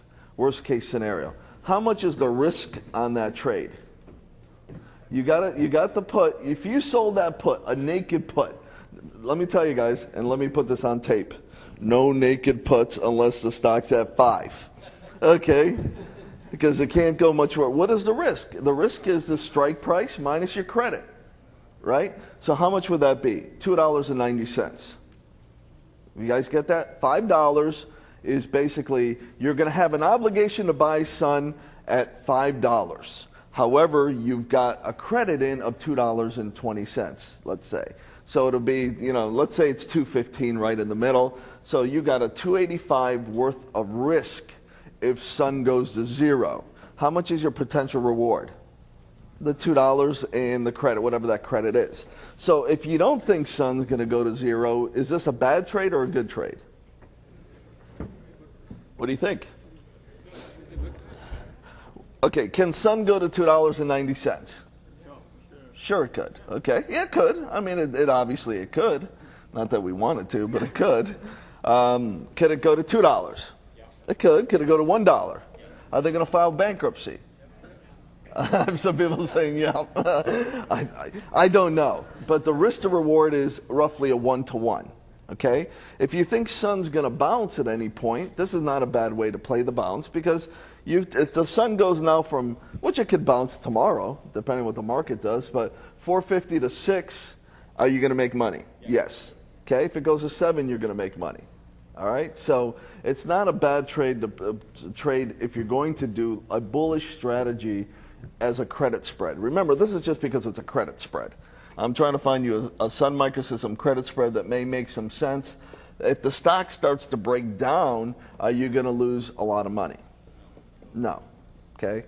Because this 210, if the stock goes down another $1, it'll be whatever, 320, whatever. You'll lose a little bit of money, but you're not going to get hurt, and you have until when for Sun to bounce. You got to January of the year 2005 for Sun to make a bounce. Is it likely Sun will bounce between now and the year 2005? Let's hope so. If we're here in the year 2005 and Sun has not bounced, I mean, I will have even less hair than I have today. I can tell you. I had a full head of hair when I started to trade. Yep. Would you give any consideration to a company's book value on a stock like this, on a trade like this? Yeah, I mean, you should. I mean, you should know enough about the stock to understand whether it's already low priced or high priced. Sun actually came out with earnings that were positive the other day, right? But then they said what? But the future doesn't look that great. It's basically covering your butt. Is really what they're doing, and which is still what every management does now. I think what's going to happen, here's my prediction, I think what's going to happen is we're going to resolve a lot of these accounting issues. The government eventually is going to come out with some new regulations. People are going to have to become more accountable to their financial statements. Because let me tell you, when I was a CPA, I remember the one thing they always told me, a smart CFO can hide anything from any CPA. Okay? Problem is, a lot of the CPAs knew things were going on, right? And they didn't do anything about them. So these things will be cleaned up, and a lot of stocks are going to bounce. I don't know if you're going to have a vicious return, like we ever did before, because a lot of people have been scared out of the markets. There are a lot of people have been scared. The options people, we have the opportunity to make money in any direction. It's just the people who bought stocks, a lot of them say, I don't want to even hear about a stock again. And I just see that right now. But I think that'll change with some of these bounces. So this is not a bad way to play Sun. In fact, what it's going to look like, if you look at your risk curves on a bull put spread, the risk curve on a bull put spread is going to look like this. In fact, why don't we just spend a little bit of time, and I'm going to show you how to go to our software and put it on our software, because it's, really, we're sitting here hand drawing risk curves. I mean, God knows I don't want to sit around and hand draw risk curves when I'm putting my money on the line. So what we do is, we go to our software. I'll stick it on the software, and you'll see how it looks at that point. I think I have the software running. I better go to one that's already working so you can't get my password. Okay? All right, here, this is basically when you get into our Platinum site, at the very top of the software, you're going to see this thing called the Platinum site, and there comes up a bunch of things. This is called the site map. The site map will actually tell you everything you can do within our software. And all I'm going to do, as you can see over here, and I'm going to just spend my time on the simplest thing right now, is I'm going to type in Sun Microsystems. The symbol is SUNW, and I'm going to say create a trade. And all I'm going to do is create a trade. Now, forget all this other stuff that came up. I'm going to just say, I'm a new person. I don't know what all this stuff means, but I do remember that he said, I'm going to sell one JN05 $5 put, and I'm going to see what it looks like. What all I'm doing is just following the rules of buying and selling. What am I buying? How many am I buying? What is the expiration period? What is the strike price? Is it a call or a put? I'm putting in what's called the market. If you put it in a market, it's going to go to the closing prices from yesterday, and it's going to put that price in there. If you know the price that you have, you can put in open at, and it'll tell you that'll be the price it's going to use. I'm going to just hit a market price, and I'm going to just hit analyze, and it's going to create a picture. Now, here's some more data that, let me spend a little time here. Because we actually have a whole course that teaches people how to use a computer, but I'm going to go through it really quickly here. Basically, what it's telling you is you're going to get a $2.10 credit, the $210. The profit number means that if you got out of the trade right now based on the bid-ask spread, what would you be down? You can make a certain profit of 210. Your maximum risk is the difference in the strikes minus the credit. Delta shares, a lot of you guys don't understand. What that is saying is that you are long 23.2 shares of Sun right now. If you sold this put, you have 23 shares of Sun Microsystems. So if Sun goes up $1, how much do you make? $23. What if you want more shares? You want to make more money. What do you have to do? You have to do more and get the delta shares up. The gamma, the theta, the vega, okay? Now this is stuff that you can read in our books and we'll spend more time on tomorrow. The gamma is telling you how fast the delta will move. The vega is telling you what happens to volatility. If there's a 1% change in volatility, how does it affect your position? Well, here you lose $1.92, which is nothing. And theta is how much are you losing due to time decay on this trade? Or you're making 5 cents a day. You are going to be rich due to theta, okay, on this thing. So, boy, that's amazing. And then the other numbers basically tell you what you're making or losing. The most important thing is the picture. This picture, what you're going to see here, the picture is basically the expiration risk graph. Obviously, if you can't go to zero, but there would be another leg for a bull put spread here. But basically, this is the red line. The red line is where you are today. The blue line is where you are roughly 300 days later. The green line is where you are another 300 days later, depending on where it moves. And this picture is telling you more accurately as to what your position looks like today versus expiration. And what you can do, and the reason I'm bringing this up right now, is the red line is the most important line whenever you're putting your trades on, because that's today. And we're going to show you things like ratio back spreads tomorrow, and the expiration risk curves you don't want to get into. You're never going to take the expiration, otherwise you're going to lose money, but you're going to look at red lines. Now here's the other thing. If you wanted to say, well, what's it look like if the good thing about something like software, what if I sold the 2.5 put instead? Actually, let's do this instead. Let's keep it at the 5, but let's sell the 04s. Let's see how that changes it.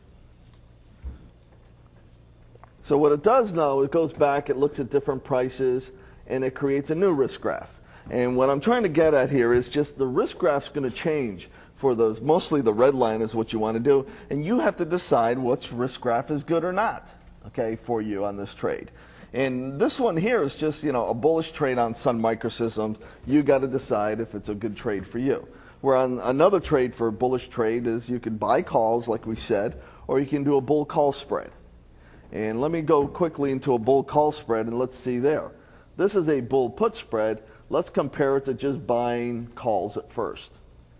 If you wanted to just buy calls on Sun, in fact, Tom's got a price target of, anybody want to guess? What do you think? What do you think Tom's got a price target of? Come on. How much? Oh, I don't know. I forgot to ask you.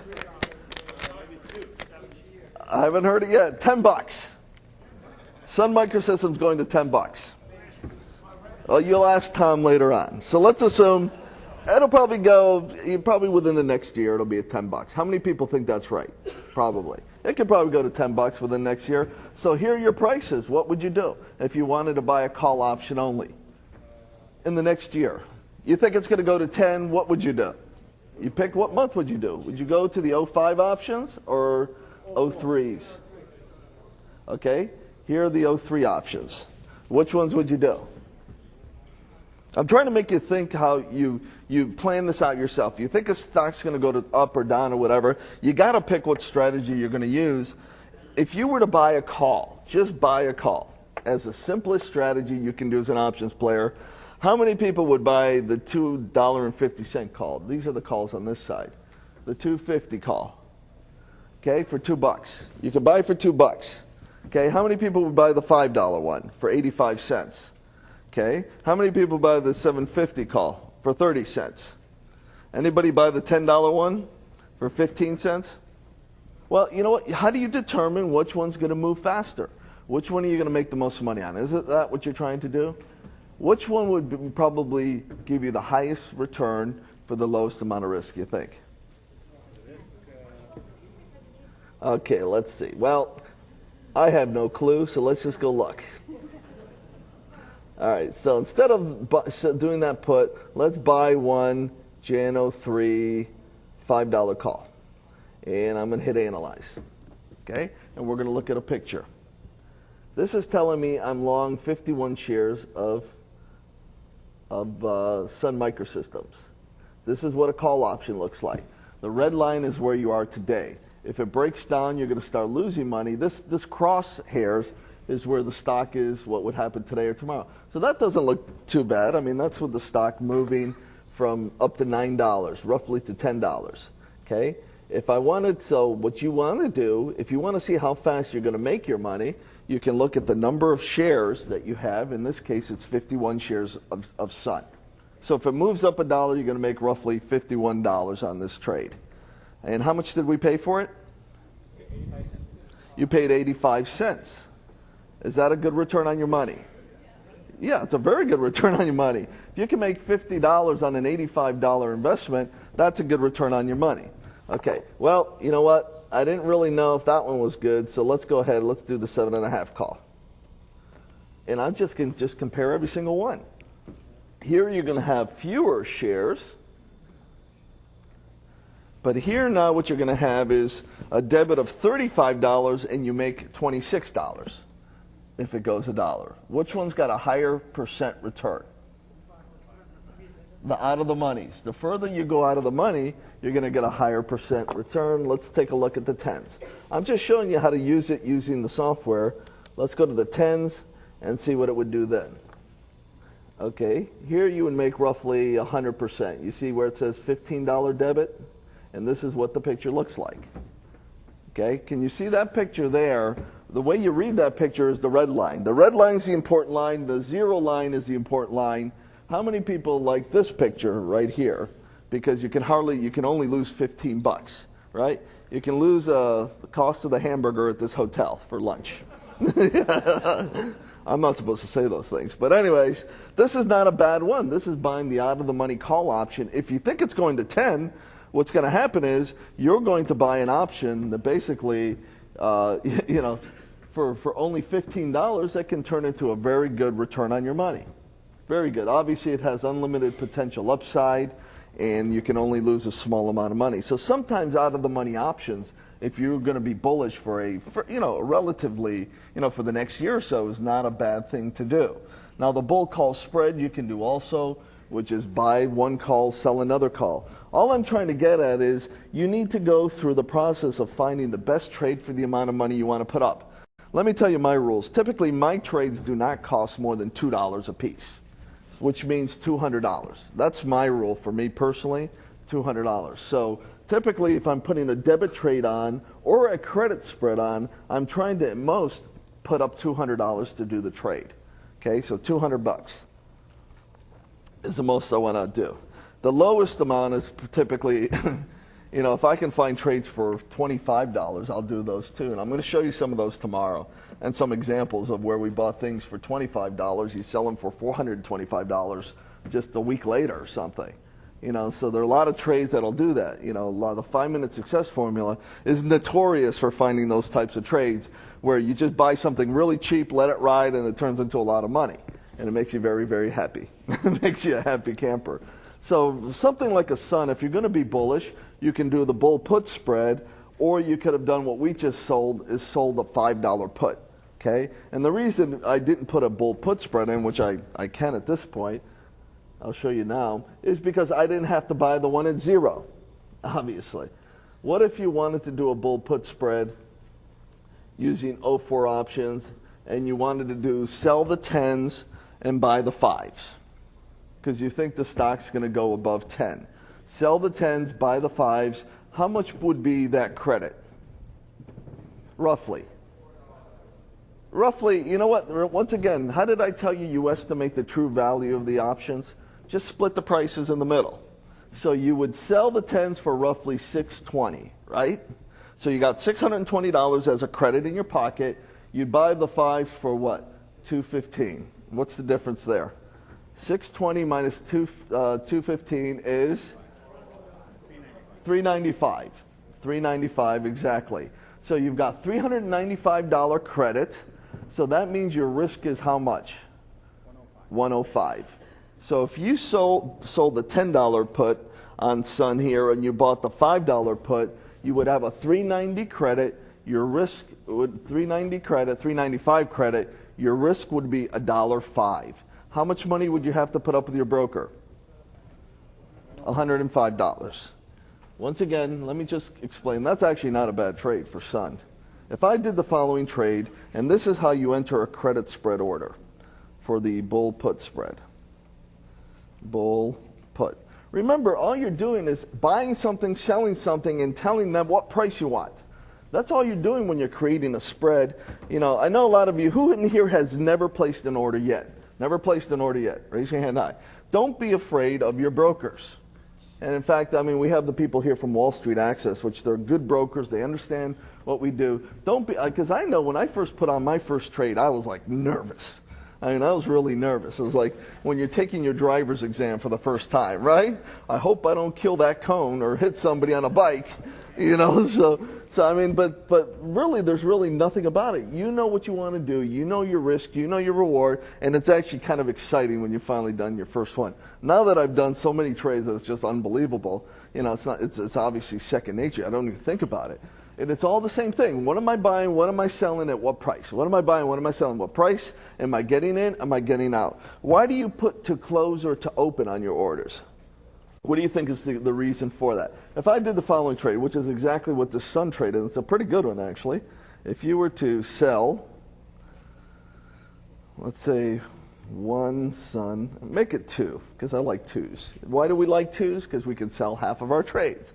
Sell two Sun Jan 05 $10 puts, buy two Sun Jan 05 $5 puts for a credit of $395. A lot of times you can put or better there, which means they can try to work it better. Here your risk will equal the difference in the strike prices minus your credit, which is 5 minus 395 is $1.05. The most you have to put up to do this trade is $105, and I have to the year 2005 to prove me wrong. Okay? It's hard to prove me wrong over that long period of time. So this is a very low-risk trade to play a longer-term credit spread, and it's a directional credit spreading because you think Sun has a chance of bouncing. If Sun bounces a couple dollars, you're already making good money. I mean, it's not like you have to wait for it to get 10. It starts to make money. And remember, the reward on this trade will be equal to what? Your credit. The most you can make on a credit spread is your credit on the trade. So what you should do is keep a log of every trade you're going to do. This is what I did. My first 5 years, I put a log of every trade. What is the date? What stock am I doing it? Why am I doing this? How do I feel when I'm doing this? And what do I feel like when I got out of this trade? In my first few years, I had a lot of ouches. Ouch. Oh, that one hurt. Oh, don't do that again. You know, because I did some stupid things. Let me tell you, I did stupid things because I did not know what I was doing way back when. So what you can do is you can say, sell this, buy this, 1 time, 2 times, 5 times, 10 times. And your brokers will help you determine what's the best language for them to do what you want to do. How many of you are going to trade online? Trade online, okay? How many of you want to talk to a human being? All right, so basically I personally, I always talk to somebody just because after you've done a certain number of contracts, you don't, you know, I need to yell at somebody sometimes. And computers don't respond. So, no, but computers are great now. The spread trading on software is really good. And it's got super advanced compared to, you know, what it's done years ago. So this is a good trade on Sun. If you're bullish stocks, this is a good way to do it, especially stocks that have already broken down a lot, okay? They've broken down a lot, and this is not a bad way to do it, okay? This completes CD number 7 of the Optionetics course audio series. Let's review some of the most important points. In this session, George Fontenelles introduced a low-risk vertical credit spread, the bull put spread, and explored a number of examples. Let's review this low-risk directional trading strategy. A bull put spread is composed of the sale of a higher strike put and the purchase of a lower strike put with the same expiration date. The maximum reward is limited to the net credit of the spread and occurs if the market rises above the higher strike put. The maximum risk is limited to the difference in strikes minus the net credit. The break-even is calculated by subtracting the net credit from the strike price of the higher put. This concludes CD number 7. When you're ready, please insert CD number 8. CD number 8. Directional Trading for Instant Success, continued. Welcome to CD number 8 of the Optionetics course audio series. Now let's return to George Fontenelle's informative discussion about vertical credit spreads, including the introduction of the bear call spread. I'm going to give you some price targets on some stocks, and you tell me what kind of trade you think we should do. And then I'm going to do the other credit spread too. Tyco, which some of you have never seen before, it's presently trading at $12.50, probably going to go to $20. We're trying to go within the next year. Tyco's going to do this way before that. In fact, if you haven't been following Tyco, Tyco actually, one of the big takeover artists, Carl Icahn, just got approval to buy a bunch of shares. He hasn't done it yet. Number two, they got a board of directors meeting coming up to increase the number of board members. Number three, they spun off one of their companies called CIT Insurance. They got tons of cash in the bank. So this stock was one of these. Let me show you the stock chart, because this is one of those ugly ones. But let me tell you, they're doing a lot of the right things now. That is one ugly chart. And let me tell you, I love this stock. I traded so many options on this stock. This was just too much fun. Okay? You know, and let me give you a little insight. If you want to know what I'm trading, watch CNBC. Okay? I know, because whatever they're talking about is creating volume. And if they're creating volume, I'm going to go jump in it. There was a point in time, if you were watching CNBC, how many people were watching CNBC when Tyco was everything they talked about? Tyco, the guy's going to jail, sales tax fraud, all this blah, blah, blah. And you know what? What do you think I was trading? Tyco. You know, all they're doing is giving bad news, Tyco. Bad news, Tyco. What do you think I'm doing? I'm putting on bearish trades in Tyco. You know, because they create momentum. If you go to the trading floors on Wall Street, everybody's watching CNBC. I'm telling you, you go to these trading floors, a huge football fields, and people have CNBC all over the place. So if they're talking about Tyco, I'm in there, baby. It's fun. AOL's recently being in the news, isn't it? What do you think I'm doing? I'm in AOL. Okay, Intel, when it gets in the news, what do you think I'm doing? I'm in Intel. So if you see that, if you ever see, because they create volume, and I can only trade stocks that have large volume because I trade large number of contracts. But I mean, what they're doing is creating momentum. Imclone, don't you think that was a good one to do? As soon as Enron hit, everything related to Enron, every other company in that industry, Dynegy was a great one to short. Dynegy was roughly at 37 when Enron started to come out. Look what happened to that. It's trading at $4 now. News is not all you've got to follow, but news creates momentum. And there's times when you want to jump in on the momentum, okay? And momentum helps you make money, and we'll talk about that a lot more. Okay, so talking about a Tyco, and if I think it's going to bounce, the stock's roughly at $12.50. What did I say were my choices for being bullish? Buy calls, bull call spread, bull put spread. We just did a bull put spread, which is your credit spread. So those are my choices right now to look into. What I then do, what do you think is my next step? I look at the prices, see what's available for me, and let's take a look at Tyco. Here's Tyco. I'm bullish. I can buy calls. Am I going to buy calls in August? Probably not. Okay? I'll probably go further out. How far out do you think I'm probably going to want to go? Maybe I'll start looking at 03s because it'll give me time, but I'll check 04s. So let me look at both. Let me go to Jan 03s. Here are the options that are available. Those are the 03 options. Is there anyone there that I'd like to look at? Well, you could do let's look at a bull call spread first. Okay, is there a good bull call spread there? Okay, I see a 15.20 on the table. How much would be your debit there? Say roughly 160 to make how much? 340. Does that look like a good reward to risk ratio? 340, 2 to 1. That's not bad. How about if I were just to buy the $20 calls for $1.25? Or how about buying the $25 calls? If the stock goes to 20, what would be the value of those $25 calls? What do you think? At expiration, 0. Yeah, it depends how fast it gets there is the question, you know? So what you need to do is determine what is the best strategy. How about a bull put spread using 03 options? Is there one there? If you think it's going to 20.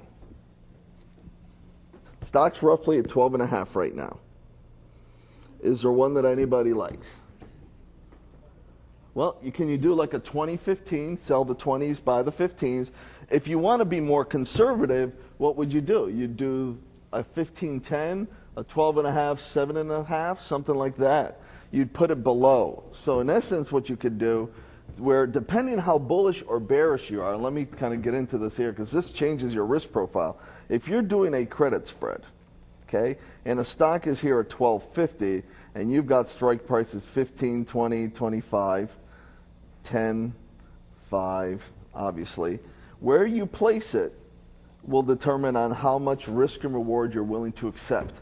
You can move your bull put spread up and down using our software and see how the picture changes, because the picture is really going to tell you everything that you want to do. Okay, well, let's say you think Tyco's going to move up and you don't want to even do 03s, you want to go to 04s. What might you do? Why not? Oh, you know what? The heck with that. I want to go to 05s. I really don't want to do any work. I want to just keep this position on to January of the year 2005, and I don't even want to think about it. This is what you have available to you. Say you're bullish Tyco or whatever. What is a way do you think you might be able to play Tyco on a bullish position that would be interesting for you? Let's say from a bull put spread. If you're going to go longer term, can you go more in the money on the bull put spread? Use the higher strikes. You can. What if you did a 25-15? How much would that be? That would be roughly 660 credit for a risk of 340. It's not a bad trade to give you the year 2005 to be right on this thing, okay? Where you would sell the 25s, buy the 15s. You could do a 15-10 for how much? 240. Can you see where I'm getting 240? Say roughly 240. Credit to risk how much? 260. And now Tyco only has to be above 15 the year 2005. It's a good likely scenario. What about just buying the $35 call for 125 bucks and just letting it go? Is there anything wrong with that? There isn't. If Tyco breaks down a lot, are you going to lose a lot on this call? No, because you have a lot of time to go. Okay, so which trade you do will depend on your risk tolerance. Okay, and in fact, if I thought Tyco was going to 20 and I basically wanted to just say, hey, I think it's going to go up and I want to do a low risk trade, buying a call option is not a bad thing to do, but give yourself enough time to be right. So let's say you go to the 04 options. You might want to buy something like, you could do, how much could you do a 20-30 bull call spread for? 195. Roughly $1.85, $1.90. So let's say you could do the 20-30 bull call spread for $1.90. What would be your potential return? This is a good trade on Tyco right here. Am I giving you guys some hints? Good trade? Okay. This is one I would look at. Okay, buy 2 Tyco Jan 04 20 calls. Sell 2 Tyco Jan 04 30 calls for a debit of $1.90. Your risk equals $1.90. Your reward potentially is $8.10. When the position doubles in value, how do you know when it doubles in value? When you sell what you buy When you buy what you sell, and a debit now becomes a credit of how much? 380. You've doubled your money. You sell half, one of your positions, one of your spreads. You don't pick a leg and sell it. You pick one of, you got to do two together. You do it as a debit. You would call your broker up and say, I now want to sell the 20 call, buy the 30 call for a credit of 380. You now have what's called a free trade. I'm going to show you how to get the free trades tomorrow even more, because I do like this concept of taking your money out of the market. Okay, so that's a pretty good trade on Tyco. Tomorrow we'll show you some other things like ratio back spreads and things like that. All right, let me do one more. All right, let's do this one, the diamonds. I know, okay, I see the time. Edit that. Okay, the diamonds are the Dow Jones Industrials. Okay, they're trading the other day, you saw them at what? 80.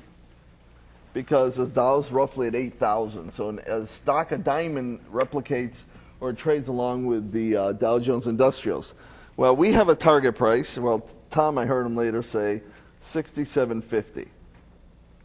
And how fast it'll get there, who knows, but it'll probably get there faster than you think. All right? So let's take a look at these here, diamonds. And what I want to do is use this as an example for a credit spread called the bear call spread. Bear call spreads you can find in your book, and they're going to be on page 11. Okay? In a bear call spread, what you're going to do is you're going to sell a lower strike call. You're going to buy a higher strike call for protection. And what you want to do is the stock to break below both your strike prices, and everything expires worthless, and you get to keep your credit. A credit spread, you want to keep your credit. So what we're going to try to do is hopefully have this break down enough from 80 down to 67.50 or below, and both of these will expire worthless. You get to keep your money. You get to keep your credit. Let's look at some options, prices on the diamonds. These are called diamonds. This is what I can trade. What time frame do you think might be good for me to do this in? Do you think it'll probably do 67.50 by the August expiration? It could, but I don't know. That's probably pushing it. If it does, then we will be happy campers up here. So all right. So let's go even to September's and take a look. Okay. Well, there's no Octobers. Let's go to December. Give it a little more time, because I didn't have enough strike prices in September. Let's take a look at the call side now. The call side, because you're going to do a bear call spread. You're going to sell a call, okay, at a lower strike, buy a call at a higher strike. If you think it's going to go to 67.50, which call would I want to probably sell? The 68s. Okay, right? Because you think it's 67.50. And we're not pulling rabbits out of the hat. We're going to show you how we found these numbers. And even though if you're not good at picking those numbers, this is still a good trade if you're bearish, because if it breaks down, you make good money. So if you sell the 68 call, you're going to roughly take in $14 credit. You got $1,400 coming into your account. Boom. You got $1,400. You got to now buy another option to protect yourself. Which one should I do? If we did the 68s and then we bought, let's say, the 80s, how much would be your total credit? Say you take in $14 and you now have to spend $6. You're going to have what kind of credit? $8. Okay, so what would be the difference in the two strikes? 12. So you would have to put up how much money to do that trade? Okay, this is where you got to review these things. Okay, we're going to sell the lower strike, which is 68. Okay, the 68 strike, and you're going to get in roughly $14. Now we're going to evaluate which ones to buy. You can buy, let's say we buy the 72. You're going to buy that for $11. Let's look at the 74, the 76. You're going to buy that for $8.25. Then you got the 80. You can buy that roughly for $6. If you did the 72, okay, how much would be your risk to reward then? If you did the 68-72 bear call spread, you would be taking in 14, buying 11. How much is your credit? Credit equals 3. how much is your risk then? The difference in the strike prices of what? 4. Remember, your risk is difference in strike prices minus your credit, which is what? 4 minus 3 equals 1. You'd have to put up $100 to do that trade. Does that look okay? That looks like a good one. I mean, that looks good because you're expecting the stock to move down dramatically. You can make $300 for every $100 you put up. That's not bad. If you did the 76s, basically you're going to take in $14. You're going to have to pay $8.25, which is how much? $5.75. So your credit will be $5.75. How much would your risk be? The difference in your strike prices, which is how much? 8 minus 575 is how much? 225. So on this one here, okay, you're going to have to put up 225 for a potential credit of 575. You see what's happening is your risk to reward actually gets lower. Your reward part of it's going to get lower as it goes up. So the one to do here, it's going to be probably one of these lower strikes, either this one or this one. And that's what you got to do to evaluate your credit spreads. What you want it to do is the market to break down dramatically, everything expires worthless, and you get to keep the credit. Okay? The one I would probably do is the first one, the 14. I would do the 14 minus the 11, this one right here. So I'd do a 68.72 one on the diamonds itself. Okay? And what you do is you just sit around, you evaluate this. How many of you trade commodities? Anybody here trade futures? These things are great for commodities markets because, and most of our strategies work in commodities too. You just have to, you go in and understand your commodity just like you do the stock. So if you wanted to do a trade like that, which is a credit spread, okay, which is a bear call spread, the way you enter the order is sell, let's say sell to, what do we do, December, diamond, December 68 calls, buy 2 diamonds, December 72 calls for a credit of $3. Your risk will equal the difference in your strike prices minus your credit. Your reward equals your credit. And what the risk curve looks like is exactly in your worksheet, your workbook. That's why we give you the workbooks, but I'll just do a quick hand drawing. Will look like this. Okay? Now, once again, when you put it on our software, what's going to happen is it's going to give you a different type of risk profile, based on where you are today. But the expiration risk curve looks like that. So my suggestion is if you learn how to use our software, just play with the numbers. Move the strike prices up and down. Play with different expiration dates, and it'll give you a good idea of where the pictures are and what you feel comfortable with. Let me tell you, I learned how to trade and became good at trading because I sit in front of a computer and I create pictures. That's my job. I just create a picture. If I don't like it, I create another picture. You know what? If I can't create a good picture, I just don't do it. So where a lot of you guys, and I know there are people in here who've been with us for a while, probably still don't do the pictures. You got to do it. Because Tom, myself, and every instructor we have, and every professional floor trader, you live and die by risk and reward curves. Because every trade you put on is a unit of risk to you. So it's got to have a picture. Every trade you put on together is a unit of risk to your broker. If you've created ugly pictures, your broker is going to call you up and say, put up more money. So what you need to do is balance the pictures in such a way that you've created good trades. And I want you guys to understand that, okay? Very, very important. If you really, truly want to be successful at what we do, you have to do that. You have to create pictures. When you put a trade on, it creates a picture. I then put another trade on the same stock, it creates a new picture. I can put a third trade on the same stock, it creates a new picture. Eventually, I can create a super cool picture that I can't even lose money on if you learn how to put everything together. The problem is not being able to, or not taking the time to understand how to do that. It's really probably the most important thing I could tell you. And if you're going to be too lazy not to create the pictures, you know what? You're giving money up to the markets. And why should you do that? because 99% of all traders out there don't understand this stuff. They don't understand risk graphs. They don't understand how to put a picture together.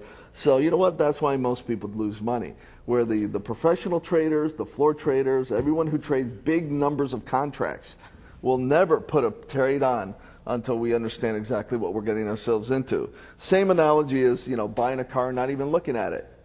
Even worse, getting married and never looking at your spouse, you know?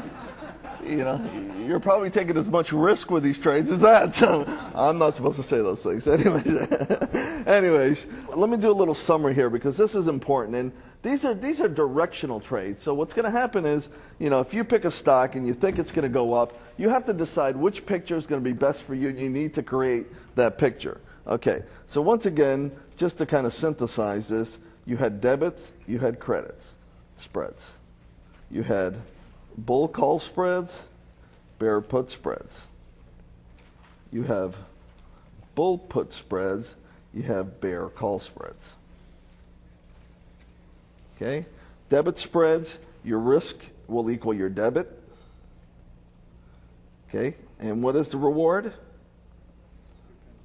The difference in strikes minus your debit. Bear call spreads and bull put spreads, your reward will equal your credit. Your risk will equal the difference in strike prices minus your credit. Let's talk about time frames I'm putting these trades on. Typically, credit spreads, depending where you put it, could be short-term, medium-term, or long-term. Short-term credit spreads could be short-term bull put spreads, meaning with 30 days to go to try to create income. The only problem is this is not the type of market you want to try to do that in, because I don't know any stocks that are going up right now. So it's hard to put on, you know, bullish short-term credit spreads on right now from the standpoint of a bull put spread. Certainly a credit spread for down moves right now are certainly out there. And you're typically on a credit spread going to be using on a bear call or a bear put. If you think the market's going to break down dramatically, something like 90 days out is probably what you're going to do. Bull call spreads right now I would do with leap options. Leap options being long-term options to give you time to be right.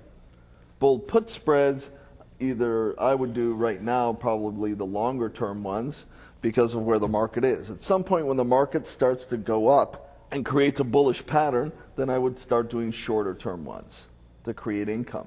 And when you do a shorter term bull put spread, what you're going to do is you're typically going to put it below its 200-day moving average.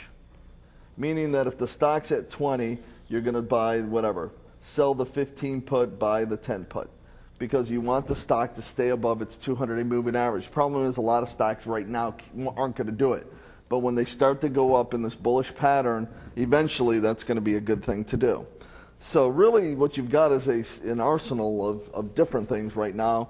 Buy calls, bull put spreads, bull call spreads. You've got for the bears, you got buy puts, bear put spreads, bear call spreads. The only thing you need to do is figure out what stocks you're going to put the stuff on, right? And how do you select those stocks?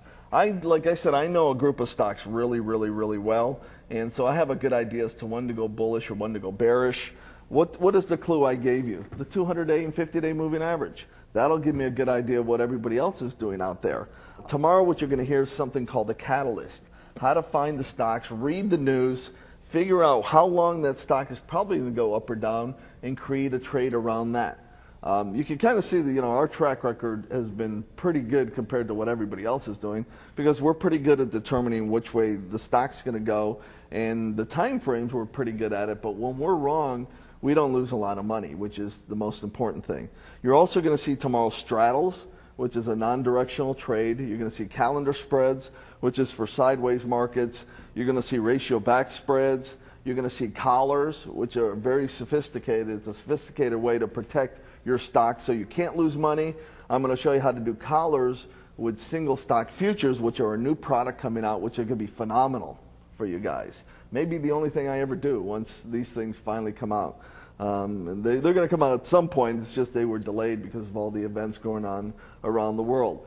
So really where we are and where I want you guys to be is, and I know a lot of you guys have never heard bull calls, bear puts, and this and that, and your heads are saying, I don't know whether to be bullish, bearish, I don't know anymore.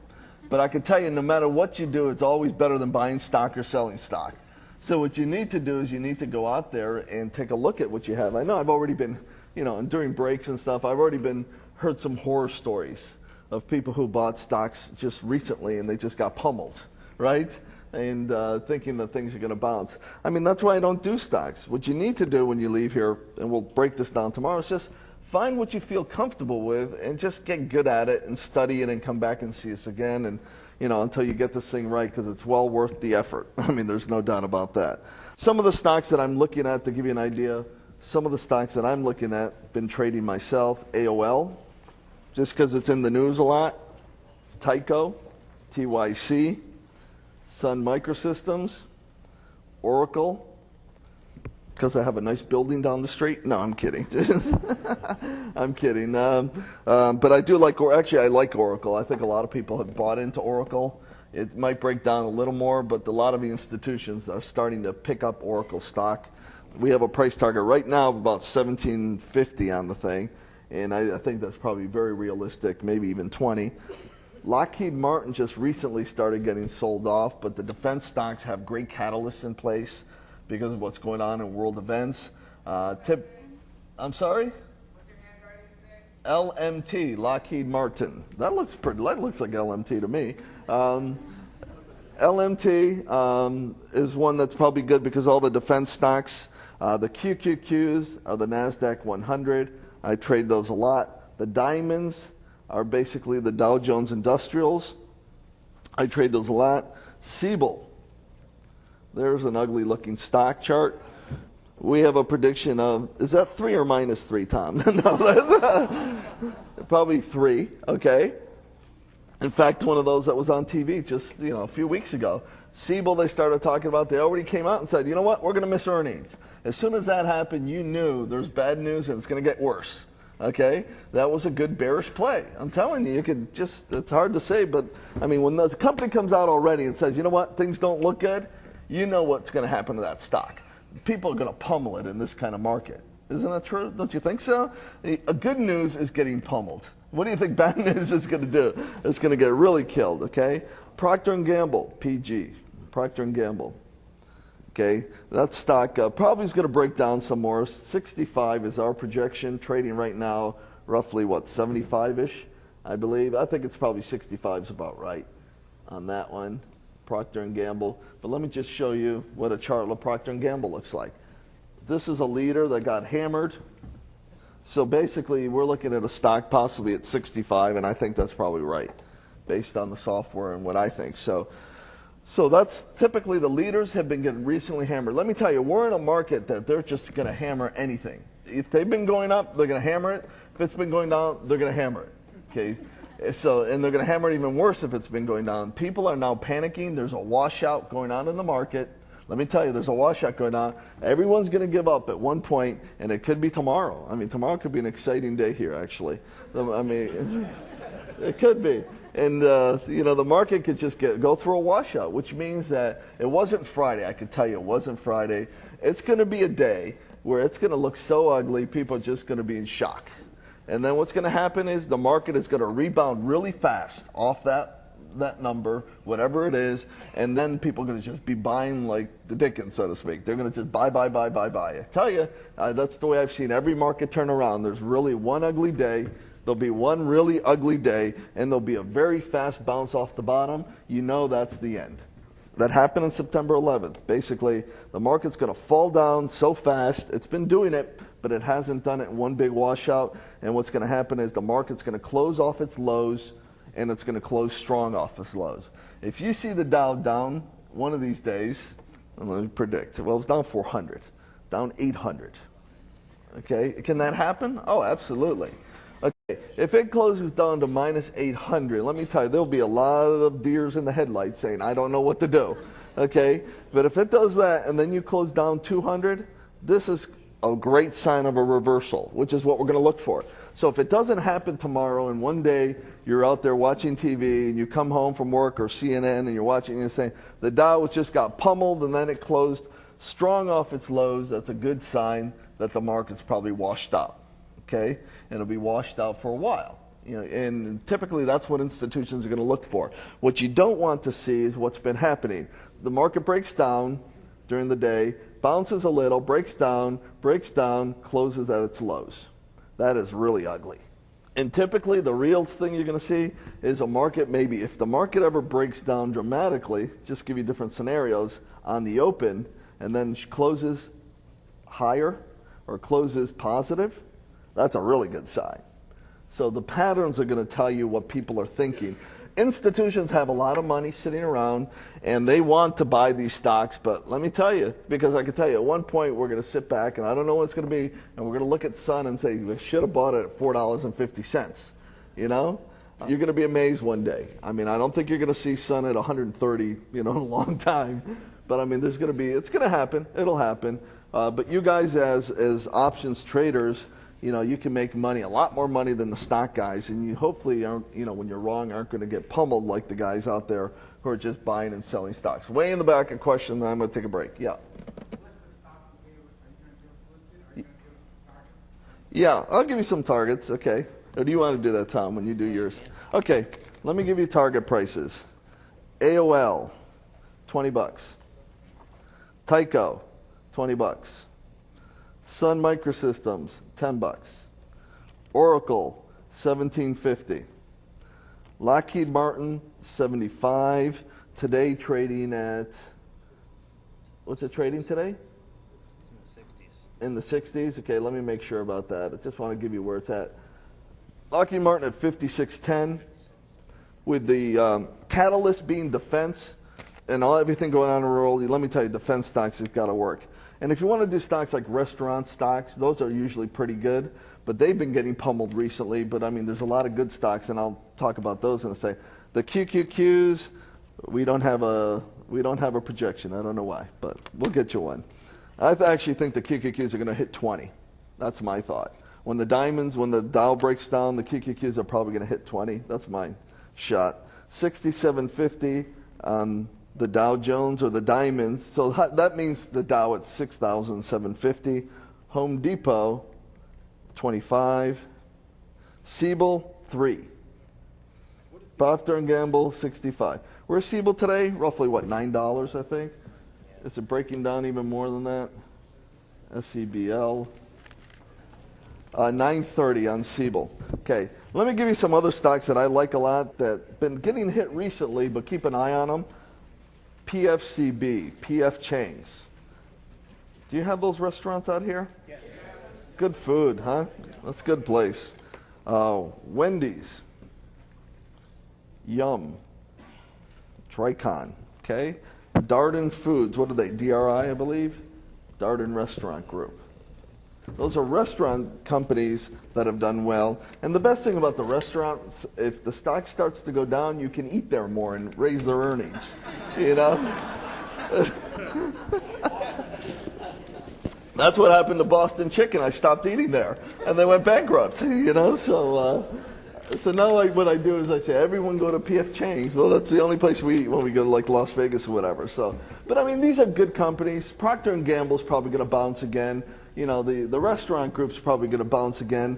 A lot of the insurance companies look pretty good. I mean, if you look at things like Progressive, PGR. These are stocks you want to keep on your watch list. Aetna Insurance. Those are good stocks. Another great restaurant company, I don't know if you have them out here, Sonics. SONC. Do you guys have Sonics out here? Oh, they got the best milkshakes in the world, okay? Oh, they do. And we can't forget Krispy Kreme donuts. I'm kidding. No, actually, I'm not even trading. It's a little too wild there, but they're selling, how do you describe it? Little fatty things for a lot of money. So, George, I got them going to... what's that? I got them going to about 20. Krispy Kreme's roughly, what, a 32-ish or so? KKD is trading 32.57. He's got it going to 20. Probably a good shot there. And Tom's going to show you how to do that next. But let me tell you, this is what I do. I get to see a group of stocks really well. We're going to show you tomorrow how to increase your stock list that you're going to look at. You don't have to do a zillion stocks to be good at it. I mean, to be good at this stuff. And we're going to kind of show you how we select these stocks, how do we find what are our price targets. Tomorrow's a fun day because the markets are open. And what we're going to have is ratio back spreads. We're going to do all the different strategies we're going to do. I'm trying to see if the futures markets are now open that are trading for tomorrow to show you what the markets are predicting for tomorrow. See, you guys on the West Coast at a reasonable hour can see what the futures. So, and let me just show you what I'm looking at here. Basically, the Dow Jones hasn't traded yet on the futures, but we're down 9 points on the S&P 500. SPU2 is the S&P futures for September are trading. The NASDAQ futures are down 7 points, 0.7 right now. So what's happening now, and I can watch these all day long. I mean, I can watch them all night if I want to be neurotic, you know. Or when you wake up, you wake up in the morning, you know, and you'll see this little bug on CNBC or CNN, and they talk about these futures markets. I can watch this, and I'll watch it while Tom's up here a little later, and I'm going to watch whether they deteriorate throughout the night. If they deteriorate while he's speaking, it's because of Tom. No, I'm kidding. They're going to, you know, and I can see what people are doing. All this is now, just so you know, these futures are computers. People are trading on computers based on the information that's come out this weekend, based on what they thought. They think the market is going to go down on the S&P 500 another 1 point. I suspect, my guess is that these things will deteriorate over the night, and when you wake up tomorrow, they're going to be a lot worse. Tomorrow, like I said, could be a climactic day, or it just could be another pummeling where everything closes at its low, and I'm just going to stay short everything until I see that big, big turnaround in the marketplace. All right, yeah, question? Yeah, one day recently the market was down almost 400 points and then it had a big rise and everybody thought, oh, that was capitulation. Right. The next day it was down again. Yeah, the question was, there was one day recently where the market was down 400 points and then there was a big rise. That was one day I didn't feel it either. I mean, I need to see we're talking about 800, 1,000 points on the Dow. There was a point, I forgot what year it was, but I remember once the NASDAQ was down, 600 points one day? And Tom and I were in a meeting. I'm like, Tom, we got to get out of this meeting. Broadcom was down $60. I remember that. Broadcom was down $60 that day, and I'm like, that's not good for most people. And I tried to do some options. We tried to do some trades, but we called the floor, and the floor said, you know what, you can try to trade, but we don't know what price you're going to get, and we can't tell you until tomorrow anyways. So do you still want to trade? What do you think we said? No. It's not done. The biggest problem, guys, was that we were seeing bids and offers that were 5 points wide on regular stocks like Yahoo. The 5 points between the bid and the offer on the options. And so imagine doing a 10-point spread. And you got 2 5-point wide. You could actually lock yourself into a no profit and a 10-point, at least a 10-point risk. Yeah, I mean, you got. It's not there. You might see it tomorrow. I don't know. It's probably going to be another news event, another news-related event, and I don't want to say another September 11th, but it's going to be another big bankruptcy. It's going to be someone basically, there's something's going to happen somewhere, and people are just going to say, I don't care, sell it all. I don't care what it's going to do. I never want to see this ever again, And the bottom line is the market's going to get crushed. And let me tell you, people are just going to panic. There'll be fear. And at one point, all the institutions got to come in, and they're just going to buy up everything. And, the market will turn around, at least for a while, at least. Yeah, one more question? U-shaped or V-shaped? It's going to be a V-shaped. It's got to be a vicious. It's going to have to be, what we talk about a V-shape or U-shape.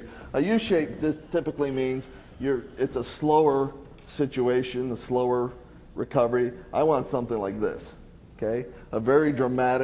You want a very dramatic move off a bottom, and stocks will do the exact same thing. Not only will you get this V-shape, there's going to be tremendous volume, okay?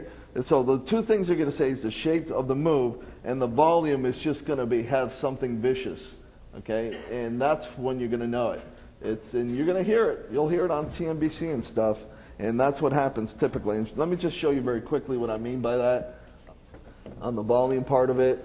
I'm going to take a stock that did exactly this is Royal Caribbean after September 11th. This is one of those stocks that when it hit $8, we just told everybody, you got to buy this position. because basically it hit down, lots of volume came in, and the thing shot up. Typically, that's what's going to happen in the markets. Actually, I believe we were here when we were doing that. Were we? that particular Were we trade. here? We were here. Was it here? We were right Was it here. Oh, okay. How many of you guys remember that? Got a few Royal people in Caribbean. here. Yeah, Okay. and I want to show that chart. I'm going to show that chart after our Oh, really? this Okay, afternoon and show okay. you how we found Cool. that and where it is today. Volume, here's the Dow Jones after September 11th.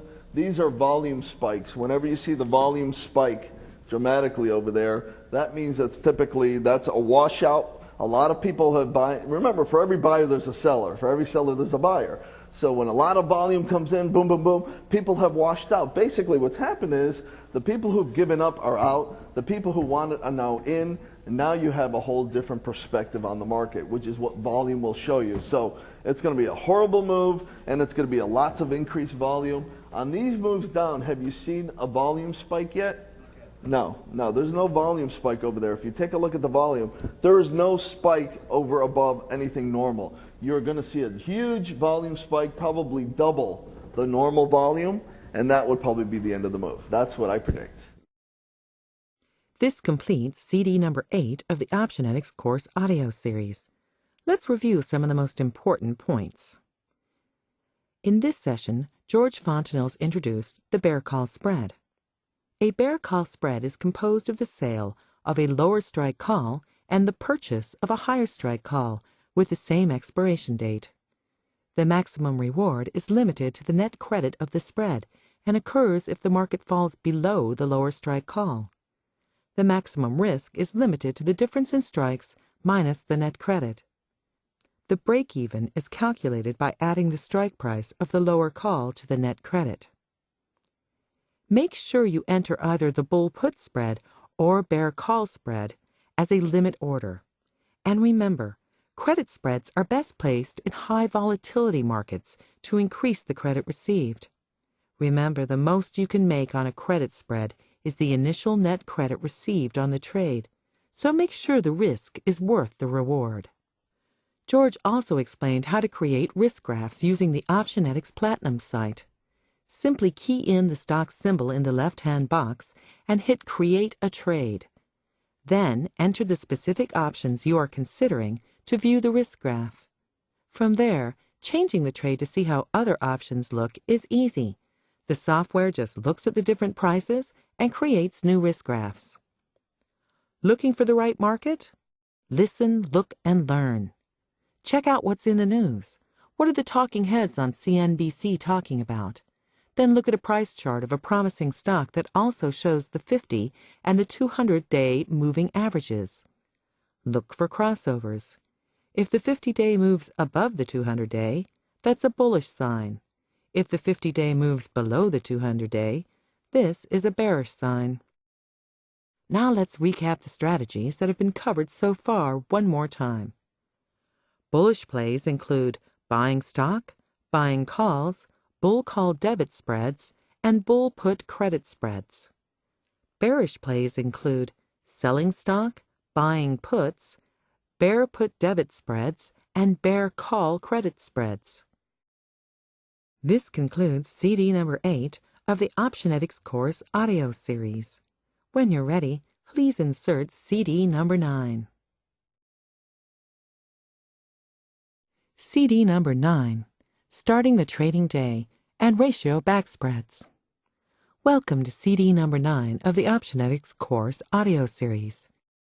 In this session, George Fontenelles will introduce futures, interest rates, and forecast market direction, as well as trends, and then take the rest of the session to discuss two very important strategies, the call ratio back spread and the put ratio back spread, longer-term strategies that mature over time.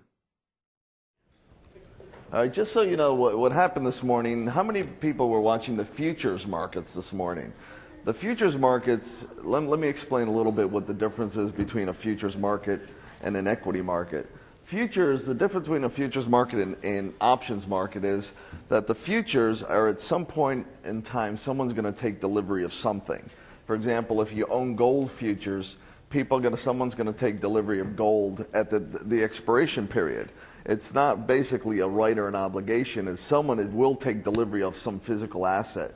It could be cash. It could be a security, which we're going to talk about something called single stock futures this afternoon. It could be gold, silver, oil, whatever it might be. What the futures market is different. It's been around a long time. Years and years back, they used to trade futures on onions and tulips and things like that. I mean, crazy stuff, which were hot commodities, believe it or not. And now you have futures on electricity, on oil, on gas, on silver, soybeans, basically things that people want to trade. And what a futures trader tries to do is try to predict the futures of these prices based on a certain expiration period. For example, oil can be right now, you can trade oil pretty much for the next 6 years. Okay, so Mobile Oil can come in and say, I want to sell all my oil production for the next 6 years on the floor of the New York Mercantile Exchange. And they can do a trade with the traders on the floor. Or they can trade with Enron, which Enron was not a very good trader, as you can tell. And the bottom line is that someone like a Mobile, why would they ever do that? Why would they ever want to say, I want to sell my production for the next 6 years? If oil hit $30 a barrel, and Mobile says, sell everything at $30 a barrel for the next 6 years, is that a good thing for them? It's great, because they know what their revenue stream is going to be for that production. And if they know they can produce oil at $16 a barrel and all of a sudden sell it at $30 a barrel, they know that they're going to make this money. So that's why futures markets were created. But most of the people who trade futures do it on a speculative basis. Kind of like the options market. People just want to try to make some money from it. For example, most futures, and I'm not here to teach you futures, I'll give you some books later on you may want to learn about. Most futures have high leverage. And what I mean by that, once again, is that if you put $1 into a number of different commodities, you can usually play with $20. So it's about 20 to 1 leverage, where a stock is 2 to 1 leverage. So a lot of people like the commodities markets because they get the leverage. But remember, leverage is a double-edged sword. It can hurt you and it can help you. If you make money, if you're right, you can make a lot of money. If you're wrong, you can lose a lot of money. The beautiful thing about our strategies is they work whether they're stocks or futures. It doesn't matter. And so if you want to delve into the futures markets, all the strategies we're teaching you work the same way. In fact, we're probably the most sophisticated. If you take the options traders are actually more sophisticated than the futures options traders. So you might even be able to get an edge over there. But it's the one thing I want to caution you when you're trading commodities or futures is that the prices on options on futures, because they have options on stocks, which we're teaching you, and then there's options on futures, the prices are usually not very good, even if you have real-time quotes. Okay, so you got to be, it's a different price discovery. So, equity options, you get prices which are very accurate, actually, because very computerized. Where on the floor of the futures market, it's a little different. It's a lot of fun to trade futures. My career started as a futures trader, and I still trade them, so it's just a matter of, you got to decide to trade what you want to trade. And I like to trade wild and crazy stuff, and obviously futures are one of them. So really, I would hope you guys take a look at these markets because it is worth taking a look at. Now, the ones you want to look at, though, and I'm going to give you the symbols because this is basically, they reflect on the stock market. DJ, which is the Dow Jones. Okay, DJ U2. What this U2 means is Dow Jones, September of the year 2002. So basically what people are trying to do is predict the future of the Dow Jones September of the year 2002. What these codes are, there are 4 basic codes, H, M, U, Z. H is March, M is June, U is September, Z is December. Okay? And the last digit, the last code here, the 2, is the year code. So DJU2 is the Dow Jones September of the year 2002. If I put DJU3, what are we talking about? Dow Jones, the December of September of the year 2003. So, but a lot of the financial futures, which is what we're talking about here, do not trade actively beyond like the next 3 months. Where crude oil, I can go out and look for the futures in the year 2005, and there will be a market out there. People are trading oil the year 2005, not as actively as the front months. All right, so the Dow Jones is one I want you to look at. The next code is NASDAQ U2. When September hits, what you do is you start looking at the December ones, the Z2s. This is the NASDAQ. Okay. SP, U2, the S&P 500, US U2, the 30-year bonds. The 30-year bonds are basically interest rates, and very important, obviously, to the economy. The most important thing in the world is interest rates. Whether you're in Germany, whether you're in Japan, whether you're in the United States, interest rates drive the world's economies. So what the Federal Reserve, and why everybody makes such a big deal about Greenspan on the Federal Reserve, what the Federal Reserve has to do is make interest rates reasonable for not only U.S. investors but overseas investors, because money flows to wherever you get the highest interest rates with the lowest risk. If the United States has interest rates of 3% and Mexico has interest of 40%, most people are still going to put their money in the U.S. because they still can get a lower risk interest rate, let's say, using an example. So what happens is when the government here drops its interest rates, it affects, one, corporate earnings, right? Because people can now borrow for less. It affects how much you guys are willing to spend, which is important. And this is why everybody thinks this economy's got to turn around, because this interest rate, as it flows into the economy, it takes time. It's taken longer than most people think already. It takes time, and what happens is people's confidence will build. They can borrow more money. IBM can spend less to refinance its whatever plants and equipment. A lot of corporations can go borrow it at lower interest rates, which is supposedly out there to stimulate the economy. The only problem we've had is what are the things that have been driving this market down? Interest rates are great. I mean, interest rates are low, low, low. How many of you refinanced your houses recently?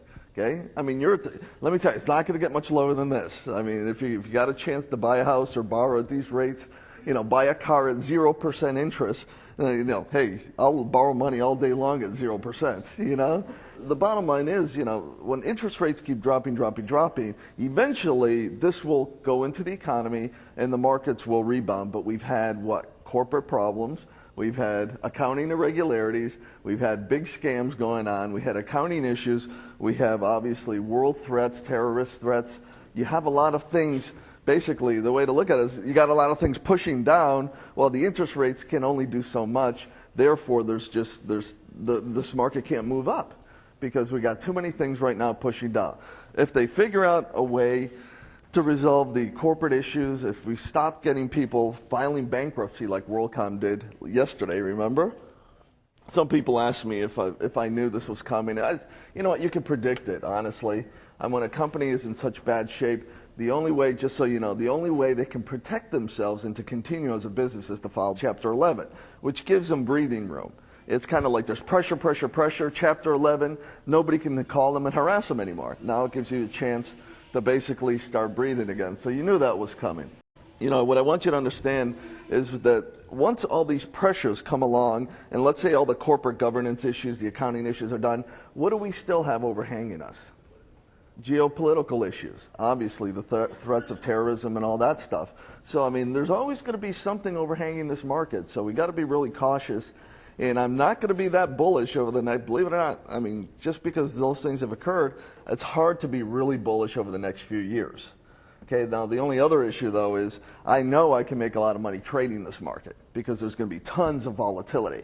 There's going to be a lot of movement, and you're going to be able to make a lot of money from the movement, which is great for us. Okay, so interest rates will eventually come in. The U.S. Treasury bonds, U.S. U2, would be the 30-year bonds for September. The way to read it basically is if interest rates are coming down, bond prices are going up. It's an inverse relationship. If the Treasury bond futures prices are going up, interest rates are coming down. It's an inverse relationship. For example, today, Treasury bonds are up 15 ticks. You can see US U2 there. That's half a point, basically, is what it is. 15, it trades in 30 seconds. That's 15, 30 seconds. That means interest rates have dropped a little bit today. Okay, so you can actually predict where interest rates are on your mortgage by looking at these US Treasury bonds. If you're trying to refinance, look at the US Treasury futures. It'll give you a good indication as to what's going on. So I'm not trying to make you an expert in training all the other futures markets, but look at the financial futures, because these actually will precede what the market's going to do. If you sit in front of a computer all day long, the futures lead the stock market. Okay, so what happens is the futures guys, if you've ever been to, anybody here ever seen the futures pits? Raise your hand if you have.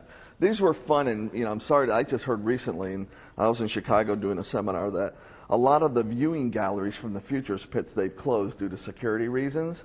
I think the New York Mercantile Exchange in New York still has them, so you can take a look at the oil pits, which are kind of fun, because the last 10 minutes of the day, you just have a bunch of big, smelly guys yelling and screaming, and just, we're talking about yelling and screaming, and you can't understand a thing they're saying.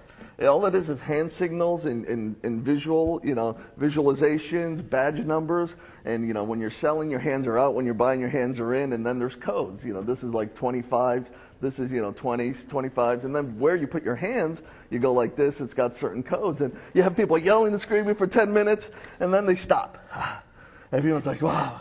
Then they open the markets about 10 minutes later, so everybody can figure out what they did wrong with the next guy, right? I'm telling you. Yeah, they do. 10 minutes later, they're like, didn't I trade with you? Was it 10? Was it 20? But it's funny how that works, where in the world of electronics now, you can see the future of trading is going to be electronics and computers. It's starting to get that way, but it's kind of fun to go to this, what's called the open outcry system, and watch this, because it's really interesting. And believe it or not, the way they trade in the futures market isn't because they're looking at any genius stuff.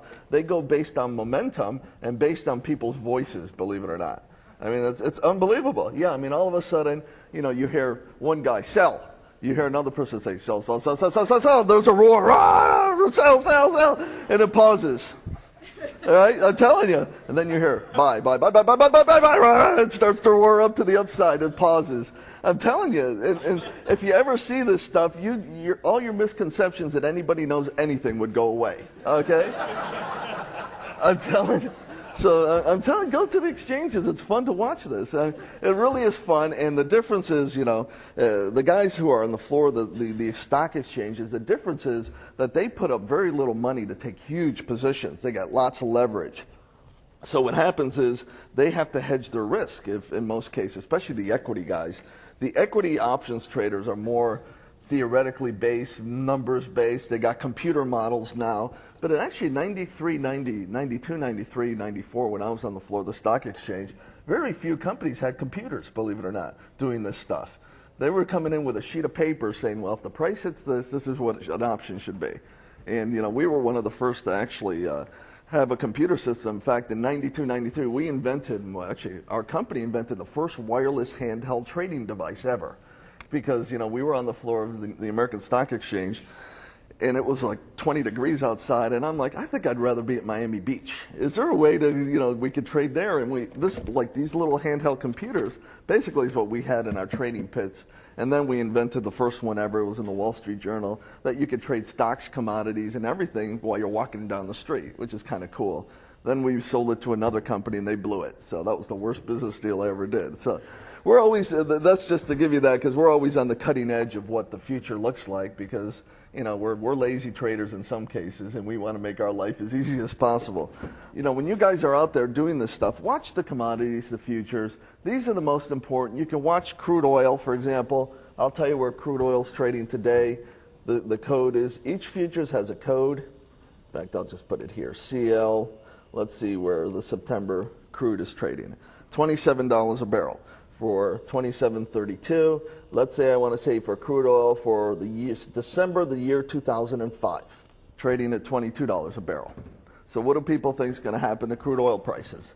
Between now and 2005, they're going to go down, is basically what the prediction is. So they're trying, not that they know anything like I told you, it's just it gives you a feel as to what people are trying to do. So once again, watch this stuff. What the markets did today, they actually, before you walked in, they opened down pretty strong. Well, it was about 70, 80 points on the Dow.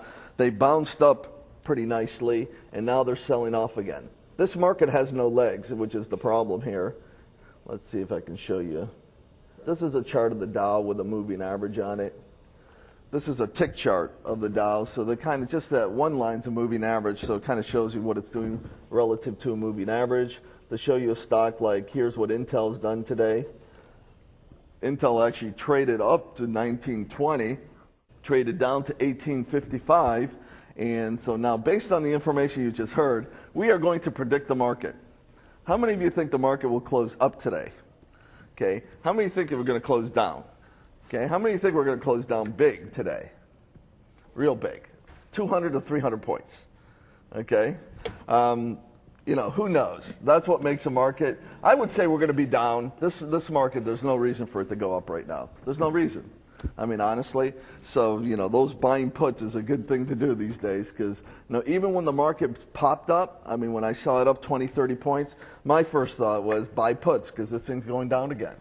Because the way you get that kind of perspective is by, if you have a job you go to, it's just come home, listen to what they've been saying on CNBC about what the market happened. Because what happens during a day and what closes, the market closes, could be very deceptive.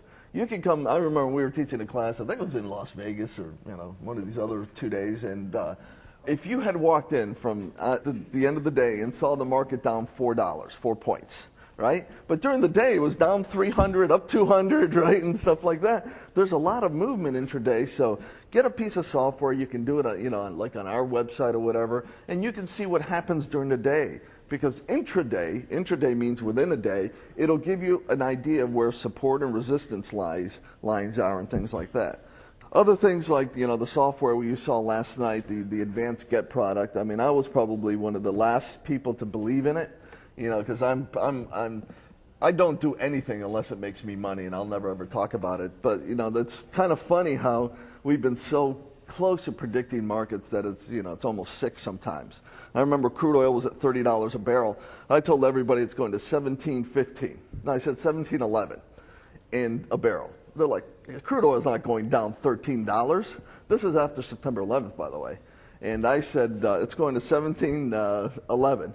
And when it hit $17.15, I got a bunch of calls. I said, do you know that crude hit $17.15 today? I was like, but I'm off 4 cents. I mean, that's not good. All of a sudden, people are like, how did you figure that out? So, these are the types of systems and supports that we get. Until you become a really good trader and you have great instincts, it's great to have these systems and support. And I use them as confirmations for my own perception. For example, if I look at an Intel chart and I say, I think it's going to go to this, I'll use something like, a product like an advanced Get, and I'll say, let me see what it says. And if it says it's going to 30 and I think it's going to 15, then we have a little divergence. And I need to figure out why that's the case. So, but I have pretty good instincts, obviously, because I've done this 14 years. I've sat in front of a computer for 14 years. I know some of the best, and one of the good things about being one of our students is we know the best traders around. We know the best options traders around. We share ideas. So, I can always bring those ideas down to you. One question, then going to run. Yep. What do you think about Intel? You're just saying, where is it going? Intel's going to hit $15, I think. You're going to find support at 15. But it's not going to stay there long. I mean, let's put it this way. I hope it hits 15. I'm sorry if you've got a lot of Intel, but I'm going to make a lot of money at 15. But you know what? Here's the other side of it. I'm going to hedge it. I could be wrong, right? So what I do, I put a trade in the other direction. Let's just give you an idea. I have trades in every direction. So I could sit here and be the biggest idiot in the world. I can tell you Intel's going to 15. Tomorrow it goes to 100. But you know what? You could say, George, you were wrong. You're an idiot. And I say, you know what? But I still made money. And that's the bottom line is because I will admit to myself that I can always be wrong. So I'm always going to have on another trade in the other direction. I'm always going to, that's the way I trade. I put on a position. Me personally, I put on a position. I then say to myself, George, you know what? You can be 100% wrong. What are you going to do if you're wrong? Because I have to always know what the next step is. Because, I trade fairly large number of contracts, and, even putting up $1 or $2 in a trade is a lot of money, okay? Which I do not want to lose, So I'm just like you. The only difference is you're going to trade one contract to start, and I just add zeros at the end. But you know, it's not an ego thing. It took me 14 years to get to this point. But you guys, based on the knowledge you're getting here, are going to be able to get to that level a lot faster than I ever did. It's unbelievable. If I could go back in time to the day I started, and I had taken a class like this the very first day, it'd be amazing where I'd be even further along than I am today, because you're getting an education level that's cost us some ridiculous amounts of money, some ridiculous amounts of time. We have seen people make ridiculous amounts of errors. We have seen people make ridiculous amounts of money. So bottom line is, you know, you're going up a learning curve, some supersonic speed. Even for those of you who've never traded an option before, I'm telling you, you are taking the same class that my floor traders would take. You're taking the exact same class, so you're going to know exactly what a floor trader does. As soon as you get on the floor, this is what they have to know. All right, let me get rolling here. I just want to show you the markets I don't think are going to hold up. I think this market's set. Like Tom said, I think we're going to see 6,000, probably 6,500 on the Dow at some point. I'm sorry to say that.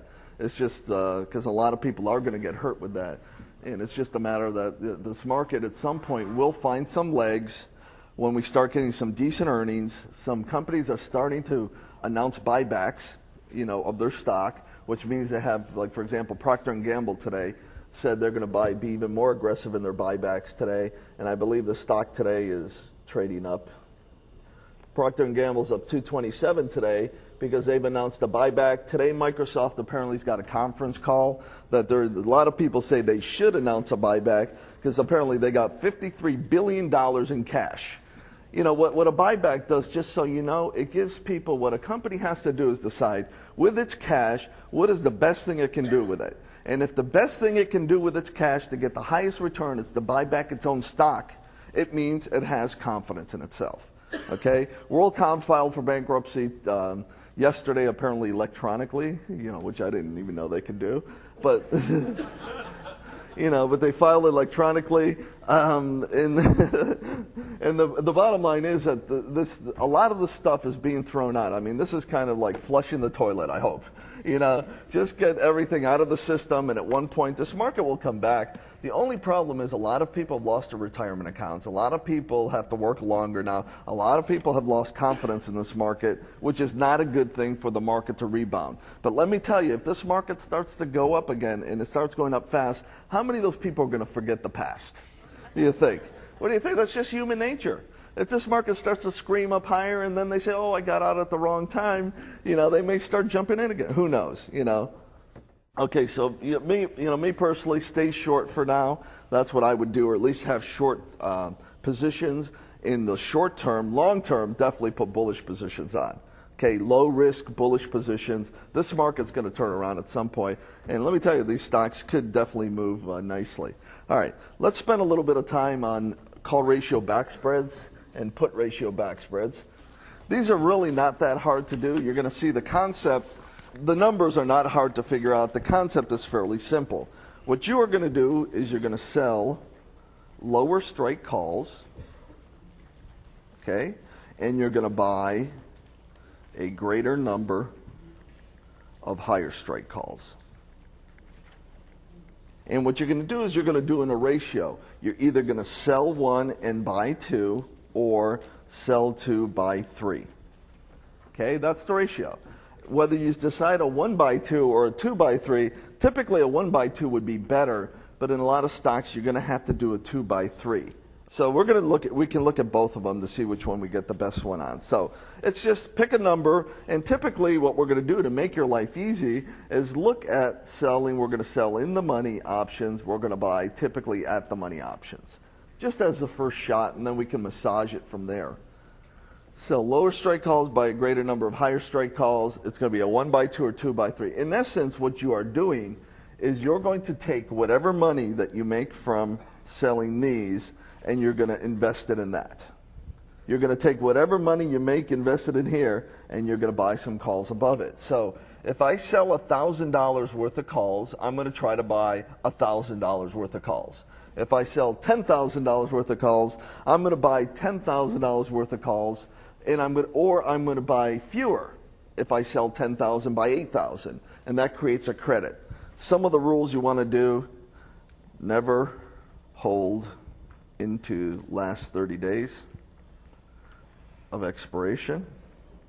2, best when volatility is low. So right now is not a great time to be doing these, okay? Because volatility is not low. 3, leap options. Leaps. A leap is defined as an option with greater than 9 months to go.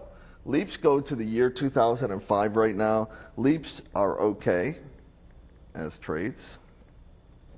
So basically, you're never going to want to do the last 30 days, and 90 days plus is typically what we're going to do at least. So, but I like doing them with leap options because you're going to see I can put one of these on. We call these vacation trades.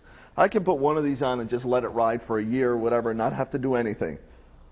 I can go longer if I want, but typically I could hold this for a year, put it in a bank account and just let it ride and see what the market does. If I did it right, it's not going to hurt me and it can help me a great deal.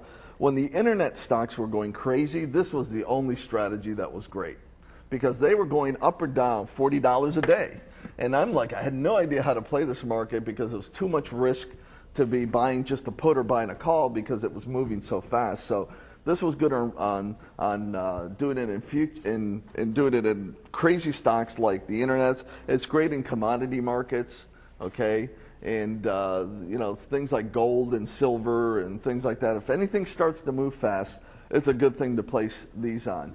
Probably the first trade I ever did where I thought I was finally a trader was a put ratio back spread, the other side when the market fell apart one day, and it was just amazing how much money you can make, how quickly you can make it using a very low risk strategy. Okay, so very simply, in fact, let's just go for an example of one. Let's take, I'm going to go ahead and take a stock like Intel. Okay, let's go to the price quotes. All right, let me go to Intel, and we're going to just set one up for Intel. It's not a hard thing. Remember, sell 2, buy 3, sell 1, buy 2. We're going to look at the at-the-money options, and we're going to basically see what we can structure here, and then we're going to look at a picture and see if it looks good. All right, I'm going to go right now. The simplest thing is just go as far out as possible and see what the option strikes are I have available. So I'm going to go to Jan 05, which means I can actually hold this trade all the way to January 2005. Here are the options that are available. Stock is roughly 1870. So which one would be at the money? Say the 20s. Whether I pick the 20s, the 15s, the 22s, you're going to see it really makes very little difference. I'm going to pick the 20 strikes, and I'm going to buy 3 of them. Okay, so if you buy 3 of those calls, how much money would I need to finance? What's 3 times 6, say 620, 630, worst case scenario. 3 times 630 is roughly what, 19 bucks? Okay, roughly. You can be rough on this. Okay, so then that means I have $19 I need to finance with 2 options. I've got $19 I need, okay? So which 2 options will I sell? The 15s or the 10s? I got to go lower strike, remember? The 10s. I just go ahead and sell the 10s. Say I sell those roughly for 11 bucks. I'm just picking rough numbers just to get the basis here. So how much money would I then take into my pocket? You sell 2 of those. $22. So basically, I've got 3 of the 20s I buy, roughly 19 bucks. I sell 2 of the 10s for $22. I have how much money left in my pocket? $3. So I've got a $3 credit if I did this following trade. We're going to see whether or not this trade makes sense. This is how you would enter an order for a ratio back spread. This is a call ratio back spread order. Okay, buy 3 Intel, Jan 05, 20 calls, sell 2 Intel, Jan 05, 10 calls for a credit of $3. So in essence, what did I do? I bought 3, I sold 2, I got a debit or a credit. Here's the number. That's what you're telling your broker to do. And if they're going to change it, they can change it whatever format they want, but you tell them that's what you want to do. So remember, in every trade we've done, you're just telling your broker, what are you doing? I'm buying this, buying that. Is it a debit or is it a credit? I'm buying this and buying that. Is it a debit or is it a credit? So it's not that hard to do. Okay, that is a ratio back spread. I mean, a call ratio back spread. There's very little risk in this trade unless I take it to expiration, take it to the last 30 days of expiration. What this risk curve is going to look like at expiration will be, which means you never want to be in this because this is the worst point you can be at, okay? And we're not going to let you ever get to that point. How do you calculate how much money you got to put into one of these trades? All right, this is basically an expiration. Well, let me finish this. This is an expiration risk curve, but then when you put it on, it should actually look more like this, okay? It should be above the zero line or close to above the zero line. What happens is due to time decay, it gets to this point, the very bottom point, which is the maximum risk if you held it to the day of expiration and it closed exactly at the strike price of what you bought the options. So what is this number right here? Where the point at which you bought the options? 20. Okay? If at 20 on January the 3rd Friday of the year 2005, Intel closes exactly at 20, you will have maximum risk. But you won't get to the point because you're going to follow our rules and you're going to get out way before that anyway. So, and the other part of it is, what are the chances of Intel closing exactly at 20 between now and the year 2005? What do you think? Pretty low. I mean, it's like the chances of you being hit by lightning. I did have a student once, which is true, who said, I've been hit by lightning twice. Okay? And he said, what should I do? I said, don't do ratio back spreads. You obviously can't do these, you know? Somebody was telling you something not to do these. So in essence, what this trade's going to do, what you do now is we basically took a stock Intel, we visualized what we want to do, a 2x3 or whatever. Now what I'm going to do is I'm just going to put it on our software. Just for those of you who've never spent time in our Platinum site, just so you know, it's unbelievable, the amount of information there you're going to be able to do. In fact, we have a whole course set up because people ask us, we don't set up new courses unless people keep harassing us to do it. Said, can you do something where people could just sit down and learn how to use your computer for 3 days? And we had a whole course on that, which is unbelievable, but I'm going to show you how fast it is to do. Basically, I'm going to go to my website, you're going to go to the Platinum site, and what you're going to end up with is, this is my site map. Oh, sorry, I've got to change. Got to have the site map here. Now, all I'm going to do is I'm going to put Intel up here, INTC, and I'm going to create a trade. The quick create a trade yesterday was what Tom did, where he just said, well, I'm bullish, or I'm neutral, or I'm bearish, and the volatility is here. Give me some ideas on trades I could do, which is quick create a trade. What create a trade is basically I'm saying, I already know the trade I want to look at. Let's go ahead and take a look at it. And all you're going to do is you're going to plug in numbers. Okay, what did we buy here? We bought 3. The pull-down menu will give you the expirations. 3 of what? The 20 calls. And we're going to sell 2 of the Jan 05 10 calls. That is the ratio back spread right there. And now what button do I hit? Analyze. Analyze this, and you'll get a picture. It will give you all the different numbers. It'll tell you your Greeks. The Greeks are delta, how much money you can make. In fact, let me go in here a second. Let me expand this so you can kind of see what the picture looks like. Exaggerating moves. Stock goes to 0, goes to 75. I can update it just to give me a bigger picture. The Greeks, once again, are the deltas, is how much money you make if the stock moves up $1 or down $1. There you got the deltas. On this one here, you got roughly 19 shares of Intel stock, 19.9. That's what delta means. The gamma is how fast that delta will move every time the stock moves up $1. So it's telling you that if Intel goes up $1, your deltas will now turn into what? From 19.9 to add 4.5 to $24. It's basically what it's saying, it's getting momentum. So the gamma is how fast your deltas move. If you want to make money faster, do you want to have high gamma or low gamma? High gamma.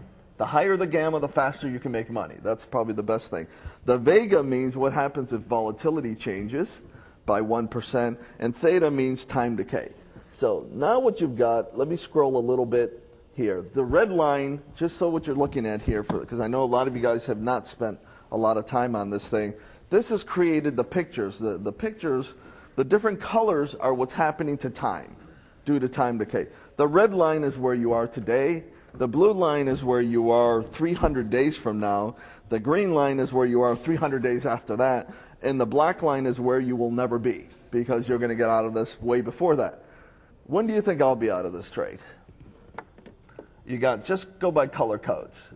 Today is red. I'll be out by the blue line. No doubt about it. I put on a trade and in a year has done nothing. I'm not going to be in it. You know, why waste my time and money even looking at this thing? So by the blue line, it's already telling me that the most I could lose on this trade is maybe $100 if basically I just let it go for about a year or so. I'll never be in the green line. Typically, I don't like to take it that much. And I'll definitely never be at the black line. The only problem with this trade right now for a ratio back spread is, I'm going to just scroll a little bit, volatility, which is the next chart down. Is that a high number or a low number? It's high. What these different color codes are volatility at different option strike points. The short-term options are the red line. The longer-term options, leap options, are the black line. What this is actually telling you, and I'll give this, Tom's going to teach calendar spreads. When this red line and the black line diverge a lot, that's a good idea that there's what's called volatility divergence. There's a skew, and therefore this might be good for a calendar spread. Okay, so that's something you're going to see later on for calendar spreads. So right now, if I were to put on a trade, Intel ratio back spread, it would not be a good thing to do. And let me show you how to read that with the next chart, which is kind of confusing for most people. So this one chart is volatility, the one I'm showing you down here, based on different time frames of options. The next chart, what it's telling you is what would happen to your profit and loss if volatility moved to one of those other periods next to you, to the left. Okay, so for example, if volatility went to 40, right now it's way up there at 85, 90 or so, the very top line here. If it dropped to 40, just go across and it'll tell you today how much you would lose. How much would you lose roughly? Just go across, just go horizontal. Go 40 across to the red line, you would lose roughly $700 or something like that. So what it's telling you is volatility is not you do not want to put it on at this point. I know that's a lot, that's hard for people to understand, but I mean, I want you to understand, but that's what it's telling you. It's going to tell you that if volatility goes up or down, just go across and you can kind of pinpoint. Well, if volatility drops to this level, to the low level, I'm going to get hurt by $700. I don't want to do this trade. It's a very sophisticated piece of software to be able to do that. So it's right now not a good time to be putting one on Intel. If volatility drops to the 40-50 range based on this chart, then it's a good time to put one on Intel. What do you think right now? Is there any stocks that are probably good to put on ratio back? Cisco's probably not. Intel's probably not. The Dow Jones Industrial's probably not. Right now, because volatility is where? It's really, really high. Really, really high. Now, how do you can you find these stocks that have low volatility to put on ratio back spreads? What do you think? Of course you can. Of course you can. And where could you find that? Optionetics.com, you know. So we are starting the brainwashing process, okay? All right. So anyways, what you can do, for example, and if I want to go in and find stocks that have high or low volatility, all I need to do is go to the stock option rankings. Stock option rankings on our website. And what you're going to be able to do right now, right here, we've got the stocks with the highest volatility right now, based on the 1 year's pass. And who's number one? General Electric. So if you see a stock with a high volatility, it means you shouldn't be doing buying options. You should be doing credit spread type trades, okay? High volatility means credit type trades. That volatility pumps down, brings down, you can make money. Credit spreads, you know, bear call spreads, you know, and bull put spreads. Basically, when you see this kind of volatility. Home Depot, etc. Applied Materials, Xilinx, Duke Power, these are highly volatile securities based on their past, and credit spread type situations are best. These could also be good for calendar spreads, which you're going to see later. So high volatility, expensive, could be with calendar spreads also. Now, if you want to go for quiet options, these are basically, let's look for cheap options. Cheap options means you can buy options or you can do debit spreads. And look at these stocks. Teradyne, Copart, Tom Brown, Professional Detailing, Dave & Buster's the only one I've ever heard of. Okay? So these are quiet for a reason because nobody cares. Okay? I'm sorry if I offend any of these companies, but bottom line is, from an options perspective, they're quiet because they're not moving. No one really cares about the stocks. Right now, people are playing volatility. Can you see that? The market is moving fast, so the volatility, most stocks are going to be on the high volatility period. What's interesting here is you can also scroll down a little more, and we can even do it, forget the last year, look in the last couple weeks. Let's look at the ones that are expensive just in the last 2 weeks. These high volatility ones will give you the ones in the last 2 weeks that have moved the most, which have a good chance of you doing credit type spreads or calendar spreads. High volatility means calendar spreads, credit spreads. Low volatility means debit spreads or buying puts, buying calls. Veritas, Nokia, Intersil, Microchip, PepsiCo. Rarely do you see PepsiCo on the highest list of volatility. So this gives you, once again, a scanning of all the stocks with options. And once you learn how to use this, let me tell you, if you guys leave here with like this software and you want to learn how to use this, if you can figure out how to use this, you are smarter than most professional traders. I'm telling you, most professional traders, most institutions do not understand most of the stuff we do. We've sat down with many different banks and institutions and showed them this stuff, and their mouths just drop as to how much information is in there. So, if you want to become a true pro, you got to learn how to use the information, and you can beat the pros even using this kind of information. Best information out there. I mean, we have a lot of people who use our website to do the analysis of the markets, okay? So this is really, really good stuff. You can also create it so it looks for ratio back spreads for you. I'm not going to spend a lot more time on the call ratio back spreads because there really aren't any out there, right now. So, but remember, it was a very simple thing. In fact, if I put a stock up like, whatever, Cisco. Let me just go ahead and put it up there. All I did is I went to the longer term options. Okay, I looked at the options that were available. I went to roughly the at the money options. Let's say the stock's at 13. Go to 15s. Buy 3 of those. How much is it going to cost you? $13.20. Okay, roughly $13.20. Okay, I got $13.20. I got a finance. Which 2 can I sell now? I can't do the 10s, can I? You'd have to do the 5s, wouldn't you, at that point? And then you would take in how much money? $18. Let's say I paid 13, I take in 18, you have how much money in your pocket? $5. You have a $5 credit. How would you write that order down? If you just did that, how would you write that order? Just the process. Buy what? 3. Cisco. Jan 05. $10 calls. We did the 15s, right? $15 calls. Sell 2 Cisco. Jan 05. $5 calls. We did the 5s actually because we took in a 4A credit of $5. That's how the order went in. I wouldn't do it now because the volatility is how. What is the next step you would do? Put on, what's that website? Optionetics.com. My shameless promotion. And you know what? I'm going to sit here and I'm going to promote this thing all day long. Not because, let me tell you, when we sell it to you, we're not making any money from this. We're just basically covering our costs. We spent a ton of money developing this software. And I wanted you guys to use it because if you ever can make it to our Las Vegas advanced class, we do one in Las Vegas, the best people who ever been with us are the ones who know how to use this stuff and can read the risk curves and all that stuff. So if you want to get to the plateau of people who are students, you got to use the tools that everybody else is using to get to that point. And it really gets to the point that when you know how to use this stuff, you can take yourself from, okay, I'm doing okay, to, boy, a light bulb will go off at some point and say, God, how could I have been so stupid for so long? And that's what happened to many people. It happened to me, honestly. When I finally figured out, I said, how could I have been so stupid for so many years? Because no one ever taught me how to do this stuff.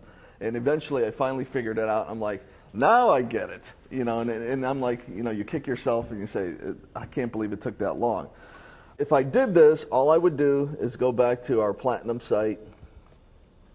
Okay, all I would then do is put in Cisco. Oh, I'm sorry.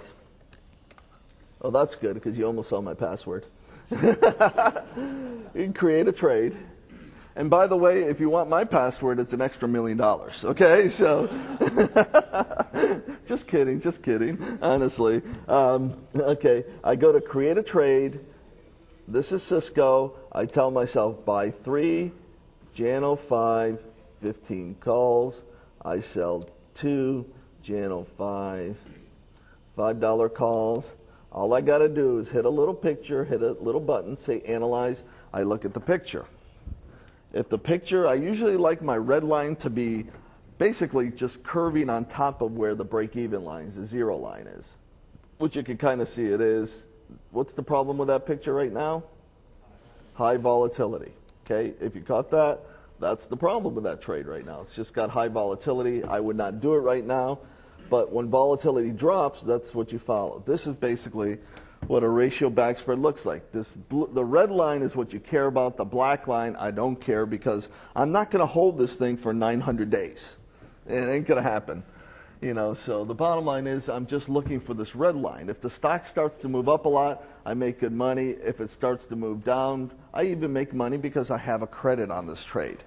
Now, what that black line does tell you is how much money your broker is going to want you to put up. Because the broker is going to assume that you're going to have the worst case scenario. When their computers go through all their analysis, they say, worst case scenario, if this person disappeared, I'd have to be stuck with this. And I hate that with ratio back spreads because, you know, it just isn't true. You're not going to disappear on this thing. I had one broker once say, well, you know what, George, this is the margin. We don't care because if you die, we're stuck with this position. And I said, you know what, if I die, I would really care less, you know. And they thought I was a high unit of risk at that point. So, but really what it does, it tells you how much money you have to put up. That max risk part, okay, that's where the very bottom of that black line is. That's how much money they'd want you to put up to do this trade. So in some cases, it's more capital intensive than you want compared to other trades because you're going to have to put up $1,000, $2,000 to do these trades. Where in calendar spreads and some of the other trades, you have to put up a few $100. So you need to kind of decide which one you're going to do. Just so you know, and I'll just talk, Tom will hit it more lately, but in brokerage firms and commissions these days, most of you guys will pay less than I do. You know, years ago, the institutions used to pay a lot less for options. What's happened is the curve has come down where the retail guy usually pays now even less than a lot of institutions because our business is harder to transact. So believe it or not, many of you pay less commissions than I do, but the bottom line is commissions should be irrelevant in your trading. When it's all said and done, you should not put on trades where commission is going to hurt you at all. You know, that's if you're putting on a trade and you have to worry about the commissions, then your trade is wrong. You know, so you're not going to make enough for whatever you're going to do.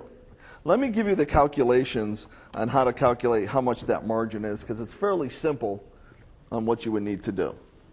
The calculations for margin or the amount you have to put up will be the number of short contracts.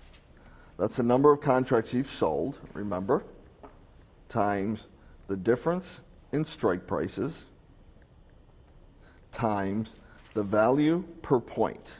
What I mean by that, for you guys who are doing stocks, it's $100. I know some of you trade commodities, and that's going to be different. Like crude oil will be 1,000. The difference between the value of each dollar move. Okay, so it's going to be 100. So put some numbers here. Basically, put some lines. Okay, plus any debit. Put a big 0 there because you're never going to do this trade. Another rule for a debit: no debits, no debits, no debits for ratio back spreads. But that'll give you an idea. Never to do that. Minus any credits. Credits are good. And that will give you margin, or the amount of capital you have to put up to do the trade. So what you need to do is if you put a trade on that's bullish, and you want to compare a call ratio back spread to another type of trade, you're going to do which trade? The trade that gives you what? The lowest cost and the lowest risk for the highest return. Remember? Lowest cost, lowest risk. Remember what your objectives are. Lowest cost, lowest risk, highest return.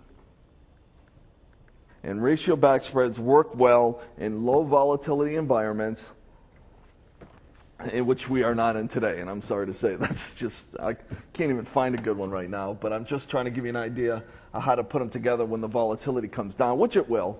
Volatility does come down, okay?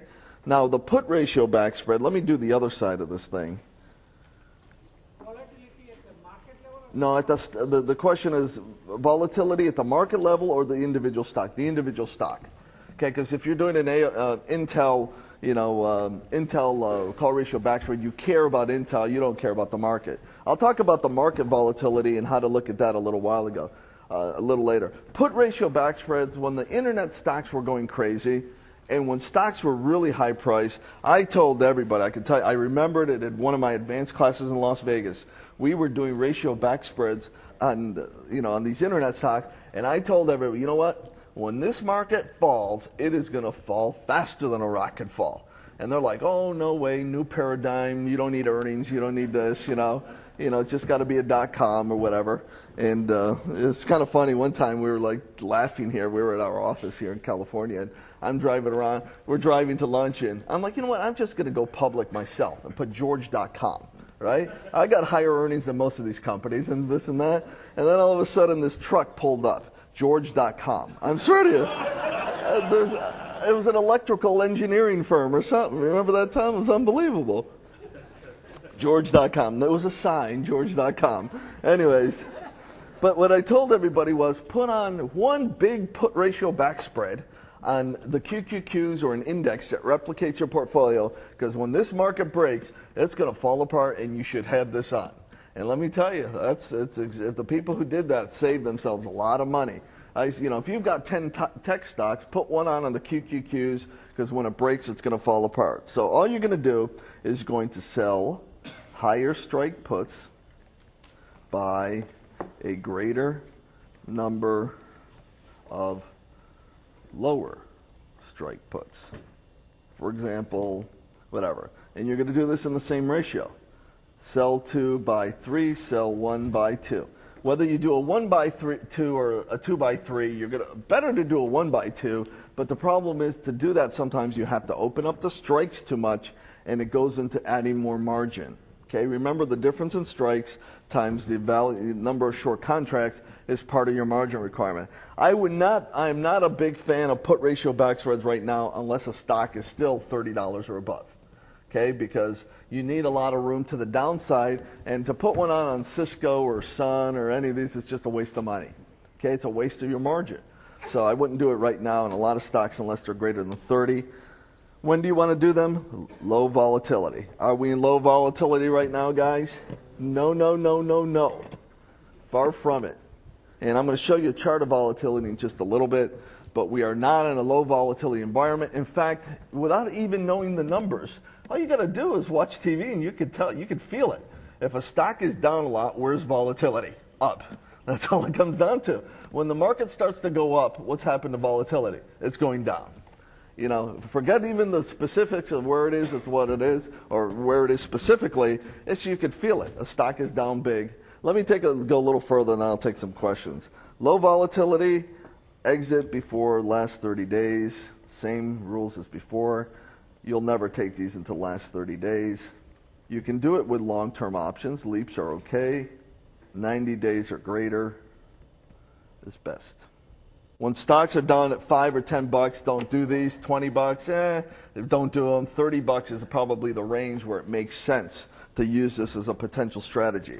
Okay, the markets right now, can you do them with index options? Yes, options that are like really high price still. You can do it with commodities. These are great with commodities if you're a futures trader, primarily because when these markets break, they break fairly quickly, and you can make good money due to the fast moves to the downside. Okay, so it's a great strategy to use, for things that can move down quickly. Okay, quick. And if you anticipate a fast move, this is not a bad thing to do. This completes CD number 9 of the Optionetics course audio series. Let's review some of the most important points covered in this CD. A futures contract is an agreement to buy or sell a set number of shares of a commodity or financial instrument in a specific future month at a price agreed upon by the buyer and seller. If you do not sell the futures contract by expiration, you are obligated to accept delivery of the commodity or financial instrument. In contrast, an option is a security that represents the right, but not the obligation, to buy or sell a specified amount of an underlying stock, bond, or futures contract at a specified price within a specified time. Despite their differences, both futures and options offer traders a high leverage approach to trading. Also, it is important to keep an eye on financial futures because they are known to actually lead the stock market. Next, George discussed the impact interest rates have on the markets. When the Federal Reserve drops interest rates, people and corporations are more inclined to borrow money. Theoretically, lower interest rates should stimulate the economy and increase corporate earnings. But this process takes time, and interest rates can only do so much, especially in the face of corporate accounting fraud, terrorism, and worldwide economic recession. Keep in mind that when interest rates are coming down, bond prices are going up. He still sees a lot of movement in the markets, and that movement translates to volatility. Wherever there's volatility, there are plenty of opportunities to make money. From there, George Fontenelles leads the discussion of ratio backspreads, a very popular non-directional trading strategy that offers unlimited profit potential and limited risk. Also called vacation trades, these strategies involve the buying of one leg and selling of another at a disproportionate ratio to create a net credit. Ratio backspreads can be effectively used to get rid of time decay. If markets move, you make money, and if they don't move, you still won't lose money. There are two kinds of ratio backspreads: call ratio backspreads and put ratio backspreads. A call ratio backspread is composed of the sale of lower strike calls and the purchase of a greater number of higher strike calls with the same expiration date. To create a put ratio backspread, sell the higher strike put and buy a greater number of lower strike puts with the same expiration date. Put ratio backspreads are best placed on stocks that trade at $30 or more. That way, there's enough downside for the trade to be profitable. Both call and put ratio backspreads should be placed as a credit trade, or as close to zero as possible. This means that the money you put out to pay for the long options has to be balanced out by the credit you take in selling options. Remember, you are selling in the money options and buying at the money options in a ratio of 1 to 2 or 2 to 3. Make sure the options have at least 90 days until expiration, and use leap options when possible. Remember, never hold the options into the last 30 days of expiration. Maximum risk occurs at the strike price of the long options. This concludes CD number 9 of the Optionetics audio series. When you're ready, please insert CD number 10. CD number 10, Ratio Backspreads and the 5-Minute Success Formula. Welcome to CD number 10 of the Optionetics course audio series. Now, let's return to George's lively discussion about ratio backspreads and the 5-minute success formula. The beautiful thing about put ratio backspreads, just like the call ratio backspreads, is the risk graph looks like this at expiration, kind of like a check mark. But when you first put it on, if you did it correctly, it should kind of just curve the break-even line. Okay? Over time, it starts to sag, just like the call ratio backspread. But the reason I liked these before was with the internet stocks. Let me just kind of show you. As you get a little more advanced, and if you can make it to Las Vegas, or when you leave here, you can think about it. What we do when we're comparing one trade and adding another trade on top of it, adding another trade on top of it, is we're just putting pictures on top of pictures.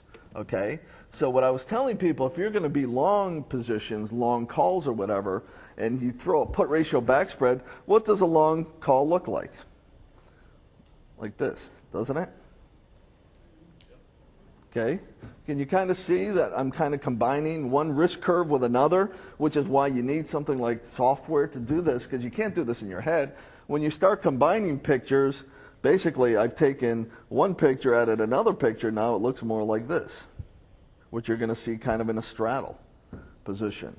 You're going to see a straddle later, so which is, quote, a delta neutral trade, which delta neutral just means your long deltas, your short deltas basically have come to zero. It doesn't necessarily mean it's no risk, because you can sell a straddle, let's say, which gives you the wrong picture, but it's still a delta neutral trade. So what I'm trying to get you guys to understand is you can combine pictures. The next thing is, what if I put a call ratio and a put ratio back spread together? What do you think that would look like? It would look like this on the call side, look like this on the put side. But when you first put it on, it will actually look like that. Now, I'm not telling you guys to do this, but I have friends of mine who are professional traders. This is what they do. And as you become more experienced in your trading, not just putting a trade on is going to be the thing to do, but managing the trade and making adjustments to your trade can take up your profits dramatically. One of the things we've done, from when people go from this class to like our class in Las Vegas, which is an advanced class, we teach people to be more aggressive in their trading, how to make adjustments in their trading. Where I know, and just recent in Las Vegas, we had a bunch of people coming out saying, I just made 100% on my trade in a day. On some of the things we were giving them, is because you can change your perspective on how you trade. When you first start to trade, you're gonna be cautious, which you should be, and you're gonna start, try to get a footing and try to understand this, try to do that. That's perfect, but as you get more and more advanced, you're gonna realize you can be more and more aggressive, and as you become more aggressive, it's kind of fun. I mean, I tell people this is, grown-up Nintendo we're playing. These numbers are changing, this and that. I'm playing a chess game. The market makes a move, I make a move. Market makes a move, I make a move. Checkmate, I'm done. I'm done. I mean, Tyco, for example, I've got it checkmated from 0 to infinity. Okay? I can't lose money between now and the year 2005 in a stock like that. So do I have to worry about it now? No, absolutely, hopefully not. So the bottom line is, what we want to do as you get more advanced is learn how to put one thing with another. For example, this afternoon, or after I'm done today, you're going to see straddles, you're going to see calendar spreads, you're going to do collars. There's no reason you can't put on a straddle with a calendar spread on the exact same stock. But most of you don't understand. You can put them on at different times, but they're going to create a picture that you guys are going to have to understand how to read. Okay, so I had a question on ratio back spreads. Yes? Okay, the question is, how much monitoring, maintenance does this trade have? Very little maintenance.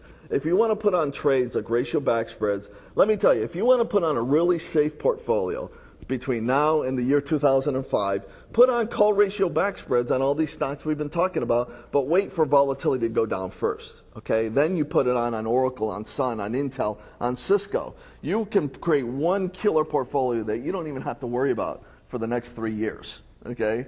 And you can just, as it runs up, when do you exit these trades? When you're in the last 30 days, you want to be out of these trades. Or number two, if you made enough money on a ratio back spread and you feel comfortable, take the money and run. What is that? That's a personal thing. You put up $1,000, you made $1,000, you're happy, get out. That's a very simplistic way to do it versus people who learn how to trade in between the ratio back spreads. Yeah. Okay. What you do, the question is, do you buy at the money and then sell in the money, which is really what we would do. That's where you start, okay? And the reason I say you start there, it's easy to visualize, but what you want to do is, let's say I did the following put ratio back spread. The stock's at, whatever, at 20. And let's say I sold the 30s 2 times, and I bought, okay, and I bought these 3 times. Now what happens is, say that created a picture where it was sagging too much below. What I can do is I can just move these strikes either up, move these down, and just massage it until I've got a picture where the thing is basically cradling. You want it to be cradling the 0 line, okay? So it really isn't going to hurt you if you're wrong. It's not like, oh no, I can't do the at the money, do the in the money. It's what the picture tells you once you've done it. And the best thing to do, and once again, let me emphasize, Tom, myself, and most professional traders and all the guys who work for us, the reason we got good, I'm going to tell you, is because we sit there and we tinker with the software and we play with strike prices, we move it around, change expiration dates, and we create stuff that is like, you sit there and like, how did I come up with that, right? And it's kind of like a scientist. You're sitting there, play this, change this, change this, change this, blah, blah. You got a trade, and you're like, wow, that's pretty cool looking. And that's what we do. For hours and hours, we spend most of our time looking at risk curves and massaging the trade than we do looking for new opportunities, pretty much from the trading day. During the trading day, I don't make a lot of new trading decisions. That's why it doesn't hurt you for guys to have to go off and work somewhere else or whatever. Most of my decisions are made from the market close to the next morning. So I know that next morning exactly what I need to do for that day. That's why I can sit here and teach you guys, because I don't need to be in front of the computer. I knew exactly what I was going to do before I came in here, and people who are going to do it for me already have my instructions. And I don't have to worry about what happens. So when we leave California, we'll be on a plane. I could be flying the whole trading day, and I don't care really what happened during the day, okay? Because I already knew what should be done. And remember, that kind of gives you a lot of freedom. If you know and this is what I suggest you guys do, you do your homework from market close to the next day, and you should not have to worry about what's happening during the day. Every position you have should be well managed. You shouldn't have to worry, and there's nothing in this world that should ever, throw you off. And if there is something that can hurt you while you're not in front of the computer, you're in the wrong trade. Yep. Can you overlay risk curves as you showed us On the software? Oh, yes, absolutely. In fact, the question is, can you overlay the risk curves? That's the beauty. Yes, you can. You can overlay. Is there even a limit how many we can do, Tom? I don't think I've hit the limit. I mean, in a lot of my trades, I've got one trade that has one stock, Tyco, I can tell you, probably has 20 trades on it, or 20 legs. Because I've been buying, I've been adjusting it. Not that I put it on all at the same time, but it's turned into a checkmate thing that I've got, and I can do it on the software, yeah. So, yeah, that's the beauty of it. You can't visualize. Let me tell you guys, if you guys can visualize, if anybody here can visualize what theta decay, what your risk curve will do to theta decay, if you could do that in your head, I'd be really impressed. Can anyone do that here? Obviously, probably not. And number two, if you can do it, you're probably too smart to trade anyway. So I don't say that as a joke. Well, the funny thing is there are times where you think too much. And people who are too smart think too much about trading, and that's called analysis paralysis, and you can't make a decision. So, I had one guy who worked for me who was like a brilliant mathematician, and I said, Mark, let's do the following. You think this is so easy? I'm going to do the following. I'm going to take your salary, and you tell me what trade to do, okay? We'll take your salary for the next year. If you're wrong, I get to keep the salary. I don't have to pay you anything. But if you're right, I'll pay you whatever. I'll pay you half the profits. And he took the bet. Do you think he was sweating? He said, okay, I said, what trade do you want to do? He gave me a trade. I said, okay, I'll go put it on. And he went to his office, and there's a big glass. He's got a glass office. I got a glass office. He'd be looking at me, and I'd be like, and he's like, how's it going? And I'm like, he came in running, sweaty. I can't take it anymore. Get me out. And I never put the trade on because I just wanted him to sweat a little so he could feel. It's very different when your money's on the line, isn't it? It's very different when money's on the line. And I had one guy once, I have to tell you, almost the first time I did seminars, way back, 10 years ago. He comes to my office. Actually, this is when we first started doing this thing. I mean, it was a small company, and he's like, George, I can't take it. I was putting on a trade, and I got physically ill. Right? I mean, physically, you know what I mean by that. And I'm like, so how? I was like, how much money did you have in the trade? He's like, oh, I was paper trading, and I was like. That's the only person I've ever said, don't do this for a living, because honestly, you don't want to get sick if you're paper trading. Let's put it that way. So, so really what I want you to do is ratio backs, they're just not out there right now. But if you wanted to create a good portfolio, as soon as the volatility drops, and I'm going to show you how to find when volatility drops. When volatility drops, if you wanted to do a bunch of call ratio back spreads on the following stocks, they'd probably be a good portfolio. Cisco, Oracle, even Sun, okay, Intel, General Electric. When it rebounds, Tyco. I think Tyco will be a really good one, actually, because I think that stock's going to find some footing, and it's still got enough uncertainty it can go up really high. Okay, name some other stocks. What do you think? Hit some of the stocks. Lockheed Martin, AMD probably. Okay, Hewlett Packard, Royal Caribbean. I don't think it's got that much upside. Let's see, PF Chang's, PFCB, which is a good food place, and they keep hitting that just because it's going down with the market and everything else, even though companies are reporting good numbers. So any stock that you want to be bullish, I would wait for volatility to come down. You can put these on. This is called a vacation trade because you don't have to monitor this very much. I'm telling you, this is one of those, we call it, go to Aruba, enjoy your life, and let the market do what's going to do. If the market's going against you and you picked it when volatility is low, you're not getting hurt. Okay, because of the way the curve is. If it's going up, you're making money. So it's a good, safe way to be long stocks. Certainly better to be than buying stocks, and you know how I feel about that. Okay, you can do this. Pick any stock.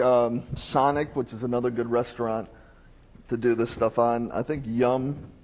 Just picking stocks that should make a nice run up. If I had to pick a group of stocks to be or a sector to be long, mostly, it would have to still be defense stocks, because I think the catalyst is in place for a very long time for you to make money in defense stocks. Okay, all the other ones you got to be a little careful. Technology, that what's happened. Let me give you an idea. What's happened in Wall Street, and not that anybody knows what's going on Wall Street. I mean, I've been saying that for 10 years. But what's happened is you got to be able to feel it, touch it, smell it, or eat it. The five senses. If you don't understand it, don't invest in it. And that's really the way it is. Touch it, feel it, smell it, eat it, or protect us.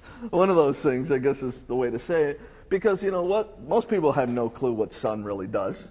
I mean, Cisco, hey, it's a router. What am I going to do with it? I have no idea what to do with it. But Wall Street has come back to the five senses, and they've basically said that's what if you can't understand it, don't invest in it. Okay, will those others come back at some point? Yeah, they will, but it's just harder to understand. The more difficult something is to understand, the harder it is for it to rebound. And that's what I want you to know, as you go forward here. Like Procter & Gamble, I kind of understand all the stuff they do. Tom was mentioning what we call the sin stocks. The tobaccos, the gamings, the Krispy Kreme donuts. I don't think Krispy Kreme donuts are sin, so... things like that. So, please realize that there's still a lot of opportunity in the markets, but being more aggressive in the way we trade is really the thing you're going to want to do. Okay, let's try to go into, and I'm going to spend some time. This is my favorite thing to look into. Here's my favorite way of finding stocks. My favorite way. I invented this years ago. I call it the 5-minute success formula. By far, it's what I like to do the most to find opportunities, okay? And this is really opportunity identification is what we're going to be talking about here, okay? Because there are different ways to find opportunities, and what I'm going to do, a good thing to do is when you find them like this, you put them on something like the software we use, and you can then look at it even better. I mean, you just get confirmations of what you thought. It was developed years ago because what we wanted to do is to be able to spot opportunities in less than 5 minutes. You don't really have to write all this because it is in your books and stuff, but use the knowledge and the tools at our website, which we're going to show you how to do to be successful to find this. I'm going to show you how to go from what I tell you to our website, and within a few minutes see if there's any opportunity. And if there's opportunity, how to jump on that opportunity. If there's not opportunity, you just pass. You're not going to win all the time on these things. What are we trying to achieve? We're looking for stocks with high momentum, which is, this market is you live in, momentum is there all the time. Okay? You're looking for the stocks that are moving the fastest, that create the fastest profit opportunities, and we're going to create the lowest risk, highest return profit opportunities. All right? And what I say by that is what I'm trying to do for those of you with smaller accounts and you want to be a little more aggressive, this is a good way to do it because you can make money real fast. You're going to spot an opportunity, and you're going to have to jump on that opportunity. All right? And once you learn how to do that and not second guess yourself, you're going to make pretty good money. Rule number 1, you're going to look for stocks that are up or down 30% in price that day. Okay, what that means is if something closed, let's say at 30 yesterday, today it opens at 21, that's a big move to the downside. If something moved to the upside, let's say from $10 on the close, and today's at 15, that's a big move. That's a 50% move. There's a lot of people looking at it. There's fear and greed, which is what we're trying to play. Okay? Now let me just tell you, and I'll mention a little later, you make more money on the downside than you do to the upside. And because stocks move faster, Tom used a good analogy. It takes a while to walk up the stairs, but it's a lot faster falling down the stairs. It's a great analogy. It's true. So 30% is the first rule, up or down in price that specific day. Once again, our 300,000 share volume rule. The reason we use a volume rule is because stocks with less than 300,000 shares can be manipulated. Would anybody ever manipulate a stock on Wall Street? No, it just can't happen, right? Okay, the more shares, the merrier. Meaning, the more, if a stock is down 30% on millions of shares, who is playing the market at that point? Okay, who's playing? The institutions, which is exactly what we want to do. The institutions basically are the ones that we want to follow. Okay, the more shares means the momentum. Low price stocks can be manipulated. We're typically not going to do this stuff with stocks that are typically, let's say, less than the $10 range is probably a range that I like to take a look at as being the lowest price stock. You got to have options. It doesn't have to have options, but our rule, since we're options traders, to have options. And our software, actually Optionetics.com, will show you. I'll show you how to find it there. But every stock will have options that's on there. You get more bang for the buck with options, and you take less risk. So just so far, up and down 30%, volume greater than 300,000 shares. It has to have options, and then why? This is the most important thing. This is the catalyst. The why will ask you why. You have to ask yourself why the stock's moved up or down this much. The catalyst tells you whether it looks like a short-term or longer-term issue. The longer, the better. Okay, so if you're going to look for a catalyst, like let's take accounting irregularities. Enron, WorldCom, Adelphia, Elang, Genesis Microchip, Imclone, Martha Stewart. You have to beat up on her a little bit. Whoever it might be, there's a catalyst there, and you got to find out what the catalyst is. Accounting irregularities, which means fraud, right? How long does it take to fix that? It can be done overnight? No. Okay, so whenever you see accounting irregularities or any issues regarding accounting, best thing to do is to go short. Okay, that's it. And we'll find the strategies that work there because you can't fix it. Okay, a company just Imclone. The FDA disapproved some of its, one of its big drugs. Is that something they can fix really fast? No. Okay. Earnings. A company just reported bad earnings. What do you think? Well, they could fix it possibly in 3 months. So it's not as good a catalyst as somebody who says, hey, we can't do our accounting properly. All right. What are the typical catalysts? New products, management changes. A company just changed management. Accounting irregularities, that's my favorite, and it's come into play quite a bit these days. Takeovers, friendly and unfriendly. Unfriendly's best. You don't want a kissy takeover. Oh, yeah, merger. We love you. You want, I will kill all my employees before you buy us, We'll pull a Jim Jones or whatever on you, or, we'll burn all our hotels before you ever buy us. By the way, don't drink the coffee today. We have put something to brainwash you into Optionetics.com. No, I'm just kidding. Upgrades and downgrades, and then there's anything. I mean, if the stocks move 30%, there's a reason for it, and you got to ask yourself why. And that's what it comes down to. How do you find the best mover, the best big movers? Our website, obviously, and we're going to go into that in a second, how to do that. We're going to go to our website. We're going to go to, there's a little tab up there called Market Data. We're going to click that on. In fact, here's a little picture of it. You're going to see, here's a picture of our website. The market data is right over there if I can read from that distance, okay? The Market Data tab, give you some examples. It's going to look like this. I'm not even going to get into that because it's going to, I'll show it to you in a minute live. Okay, how do you find a catalyst? Believe it or not, CNBC and television will create catalysts. They will create a catalyst. I mentioned this yesterday. If they're talking about a certain stock a lot, you know what? Everyone's looking at it. Not to say it's going to be a long-term catalyst, but it's a way for you to understand what's going on in the marketplace. Because remember, what the guys on TV are doing is doing exactly what everybody else is doing. They're looking for news. They're looking for news, and if there's a lot of news on a stock, everybody else is playing that stock too. So there can be a catalyst based on that. What you should do is you take the information from the catalyst. You can then put on something like, software like Advanced get confirmations that the direction should continue to the downside, and now you got a killer trade. And I'll show you some examples of when I did that. Okay, then when we get to market data, I'm going to show you how to read the catalyst. The longer the catalyst, the better. 3 months catalyst is not as good as accounting irregularities, which could be a long time. If I were to focus on good news or bad news, who would say bad news is best? I mean, it sounds bad. I mean, that's not a good thing to say. But I mean, it really is one of those things that you in essence want the markets to basically move fast in your direction. In many cases, I don't even look at the percent gainers or percent, what's called the net change gainers. I'm looking for the worst news out there because panic pays off in the end. I mean, it sounds strange, but I mean, that's the reality of it. Fear is more powerful than greed in the markets. I mean, greed worked in the internet age, but let me tell you, fear right now is what's driving this market. And even if the market is going straight up and the stock is breaking down in an up market, that's a great sign, by the way. Okay? If a stock can't even go up when the market is going up, that's a great sign. Okay, as far as potential problems. Okay. Recently, we were at a seminar we did at Lane Corp. The options were trading at 50 cents. By the end of the class, they were up about 80%.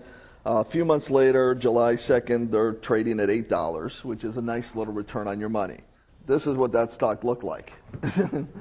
I mean, this kind of gives you, this is Niagara Falls, by the way, okay? When you see Niagara Falls, you know there's problems, but that's what Elaine Corp looked like, and it just fell apart, from the time we found it. I mean, that's an oucher. Another one was Genesis Microchip. When you saw Niagara Falls, we got into it. In fact, I did this for a show called The Money Show, and they told me to pick a stock, and I said, okay, I went through the 5-minute success formula. I actually looked at it at Advanced Get. It said go short. So I picked the stock. The stock was roughly 47 or 40-something when we did it. And by the time I got to that conference, it was at 42. But a few weeks later, it's at $12 now. I think it's trading around $7. All right, what is the entry strategies? Let me tell you the easiest thing to do. Instead of being super wildly creative with all these different strategies, I like buying cheap options, cheap puts especially. And what I mean by cheap is less than $1. $1 to less than $1 means you got to put up $100 is really what I'm doing. And I'm doing this to simplify your life as to a way to do it. You can also do, if volatility is high, which usually happens, you can do other trades, which we'll talk about later, a calendar spread. You can do credit spreads. Bear call spreads are good to do on these. But buying a cheap out-of-the-money put is basically for $1 or less is a good thing to do. When you double your money, sell half of your total position. So you want to buy more than one. You want to do two. When your puts now go from $1 to $2, sell one of them. Okay, you now have a free trade on the rest. And take it to as close to expiration as you can, or until you've made so much money you can't stand it anymore. Okay? And I hate to say that's, there'll be a point where you say, I just turned $100 into $400. I want to take the money and run. But what I don't want you to do is, the tendency is when you see it turn into $800, say, oh, I should have stayed in. When you make good money, be happy and just go off and do something else. So once again, I'm going to look for cheap options. You can do credit spreads when volatility is high. When volatility is high, you can do things like calendar spreads you'll see later on. But cheap puts for you guys who are just starting out, or those of you who just want to do something very simple, is a good way to do it. I already mentioned the other strategies. We'll mention that in a second. Entry timing. Typically, I try to get in by noon of that day. If you miss the trade, I get this question a lot. If I'm at work and I can't do it the next day, can I jump into it? Yes, you can. But make sure just the momentum's still in the same direction. And don't worry if it goes a little bit against you. What you typically have is a bounce sometimes, and then what it'll do, it'll just actually just continue in the other direction. Because sometimes people are just going to profit take, and then it's going to bounce a little, then it's going to keep going out. How far out should I place the trades? Go longer than 30 days is best. The longer the better. That you can get for what kind of price? $1 or less. You know, and that's one of the things I like to do is keep it as inexpensive, give myself enough time to be right, and you're basically going to be in good shape at that point. You know, for example, we were at a trade in Miami. I got to tell them the Miami one. We were doing the seminar in Miami, and I got a call from we were at a beautiful hotel called the Biltmore Hotel in Coral Gables. If you've ever been there, it's been in a lot of movies. And I'm in this beautiful room. I get a call from the Secret Service. President Clinton was going to stay there that night. And they called me at 11 p.m. They're like, you have to move your room. And I said, I'm not moving my room. And I hung up. And then I'm like, man, they got guns. This is not a good idea, you know? So the next day they called me again and they go, you know, you've got to move your room. President Clinton's going to be sleeping above you. And I'm like, well, I'm glad I moved my room now because there would probably have been too much noise, you know? So, okay, so the bottom line is, I said, well, get me a better room. So they got me a beautiful suite and stuff. And the next day, you know, we're out there watching President Clinton give a speech, and Tom's holding some coconuts, right? Because he's never been in Miami. And he's sitting there, and all of a sudden I see a big red dot on his head, right? And then he's like, George, you got a dot on your chest. And I see the guy next to us with a dot here, dot here, dot here. And we're looking up and like, uh-oh. There are guys with hoods on in Miami at 100 degrees with guns right on top of us. We're like, this is not a good idea. Let's close this window. Anyways, the next day I offered Hillary Clinton to be a speaker because I know she's a great futures trader. But she was not. I may have to edit this from our tapes because I can see the Secret Service coming after me soon. But it was kind of it was an experience. But but we had a stock that day called the ticker symbol was perfect. It was MELT, M-E-L-T. It was down 70% and it was melting down. But it was great. Okay. Anyways, I'm going to talk about exit strategies in a second. But let's see if we can find one of these suckers. Yeah. After the market closes, you're looking and finding strategies. Yes. By noon. I would prefer that you try to. Yes, it's better if you do it during that day. Okay, I prefer you do it during that day, which means if you got a real job, you need to sneak away and get on a computer, which you should be able to do. Not that you take your job seriously or anything, right? We had one student once, I have to tell you this, who said, you know, it was unbelievable. I sit there and I trade, you know, I have a little laptop in my desk, and I open it up and I trade, and every time somebody walks by, I slam the drawer, right? And one day my boss caught me because I was like snoozing off or something, and the boss comes in and says, what are you doing? He's like, well, I'm trading options. And the boss is like, oh, really? Can you show me how to do it, you know? I think that company was WorldCom. Just kidding, just kidding. So the company probably filed bankruptcy, but at least they learned how to trade. So, all right, all you need to do is go to market data. We're going to go to market data now. Are you usually trading in the same direction as the... Yes, I'm going to trade in the same direction of the trend. Because the catalyst, the question is, look at the catalyst. Accounting irregularities, you think I want to go long? Okay. But, you could say that you could try to be going the other direction, but it doesn't make sense if I'm looking for a really bad catalyst. All right, all I'm going to do here is I'm going to click on this there's a little pull-down menu. You're going to see percent gainers, percent losers, net change gainers, net change losers. Percent gainers and losers, I'm looking for 30% movers. Net change gainers and losers, what that means is irrespective of the percentage, it's a pure dollar move, and I'm looking for stocks that are moving at least $5, okay? $5 to the upside, $5 down. It's just a psychological point people like to see. Let's go to percent gainers, even though I'd rather go to percent losers at first. But we're going to see if there's anything up 30% today in a market that I believe is probably selling off. You can actually see what the market's doing up above. It's not having a good day.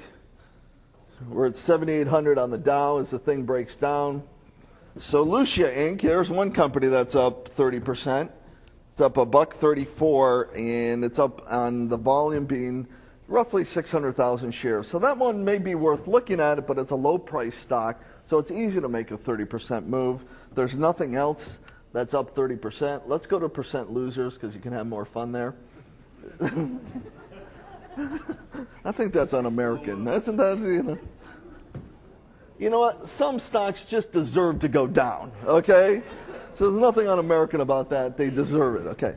Okay, here we got a couple stocks. Titan Pharmaceuticals is not doing real well. It's down 50%. Williams Company, wow, it's down $2, which is a $3 stock. What's the problem with doing both of those? They're too. What am I going to do at this point? They're $2 and $3 stocks, so I need to pass. The next one down is not a 30% mover, but it's down $3. Bell South is down $4. Endzone is down $4. Okay, so on a 30% mover, on pure percentage, there's really not one I'm going to do because the two that are down 30% are too low priced. What good is it buying a put, you know, on these things? I'm going to go to pure dollar losers, net change losers. And this one will give me, look for stocks that are down $5 or more. These could be possibly ones to look at. Oh, close, but no cigar. Bell South, Alltel, Verizon, they're all down in the $4 to $5 range. Okay, so right now those are, if any of them, in fact, we can, you know, use Advanced Get later on and take a look at those. What I would do is take this information, you put it on something like Advanced Get, you take a look at the trend. If the trend on Advanced Get is sell, you can put on a good bearish trade here, like we saw yesterday with a lot of the stocks we were looking at. So these are not down $5. If one was down, it's close. Bell South and Alltel and these, obviously the sector is getting hammered. If it was one that came up, you could go to the chart. In fact, if you can look at the chart here, just hit the chart. You can create the chart of what Bell South looks like. All right? And wow. That is really ugly, isn't it? You can, here's the interesting, if you go further down, you can put on moving averages, okay? You can put on whatever, the 50-day moving average, 200-day moving average, like we said. You can compare it to another index, etc. You can do a lot of things actually for, you know, obviously for free on our website, which are pretty good, but it's not going to give you obviously buy and sell signals. But I mean, this looks pretty, I'd have to change those colors, but that looks pretty ugly, doesn't it? That is the Niagara Falls effect. And when you see that, you should be buying out of the money cheapo puts, okay? And if I looked at, BLS is trading at 22.85. We had a sell signal on that. Oh, you had a sell signal 30 days ago. Tom says he had a sell signal 30 days ago. That's what Tom says. Okay. All right, anyway, yeah. So, I mean, it's one of those that we had a sell signal earlier, but it's just an ugly stock. If you are going to play this thing, what you need to do is you can go to the catalyst, go to the news, you can go to the charts, you can read the news, and within the news, what you can do is you got to read the thing carefully because they'll try to sugar the news up a bit. Oh, we're doing good, we got this, we did this, we got sales are up and this and that, and then the word BUT comes up, but, right? You know, we regret, there's a good word, regretfully, you know, things like that. Basically, what I would do is just look for some out-of-the-money puts on these things, and what happens is when this is what I do. I mean, I'll just hang it up. A stock's got this effect, right?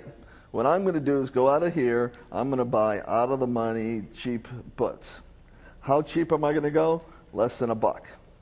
Buy 2 or greater. When they double in value, what do? Sell half your position. Let me tell you, it's a good thing. It really is a mind-clearing thing when you've taken your money. Ooh, Dow's down 211. Okay, it's very good when you clear when you clear your money, your mind because you've taken your money out of the market. It feels really good, by the way, because now you've basically cleansed yourself of any risk, and you can just sit there and you can take whatever, you know, you can take the position as far as you want to go. What you should do is have 2 types of stops in there. One's a mental stop as to how much money you feel comfortable with. Is, you know, hey, if I make $1,000 on, you know, this position, I'm out of here, $500, whatever it is. And the other one could be a time stop. I'm going to take this with a couple weeks expiration or within the last 30 days and I'm out. okay?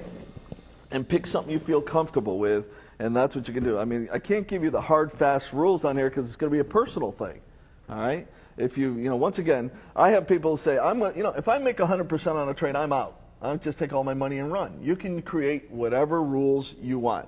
Instead of selling half, they say, I'll take all my money. What the heck? Every time you make 100% is a good trade. So, try to create whatever rules you're going to do, but using this 5-minute success formula, let me tell you, if you really pay attention to it, you can create incredible momentum portfolio. Okay, from basically you follow these things, and they can make a very high return on your money very quickly. The fastest I've doubled my money is in 10 minutes. Okay, which is a pretty good return on your investment when you annualize that, by the way. So my average holding period is probably 9 days when I did my analysis on this, which is a very short period of time to do these things, and it's really a great way to find momentum. And in this kind of market, it's just there. Let me give you another exit rule that I use to do these things. The next thing is, if a thing's breaking down, I bought 2 of these things. They double in value, I sell half. What I also like to do is use an exit, which is a 20% off of new lows. Okay, so the stock is breaking down. All of a sudden, it makes a 20% move from that low. Is a good time to just get out of the trade, take your money, and you run. Don't worry, be happy. Take your money and you run. Let me tell you, if you're doing it to the upside, but you know how I feel about the upside, okay? If you're trying to catch the ones to the upside, then what do you think I'm going to do to the upside? A 20% off of new highs. Whether you're in a bull or a bear market, the downside makes more money than the upside. Have I stressed that enough? Okay? Okay, and I'm just saying that's just part of, it's just the reality.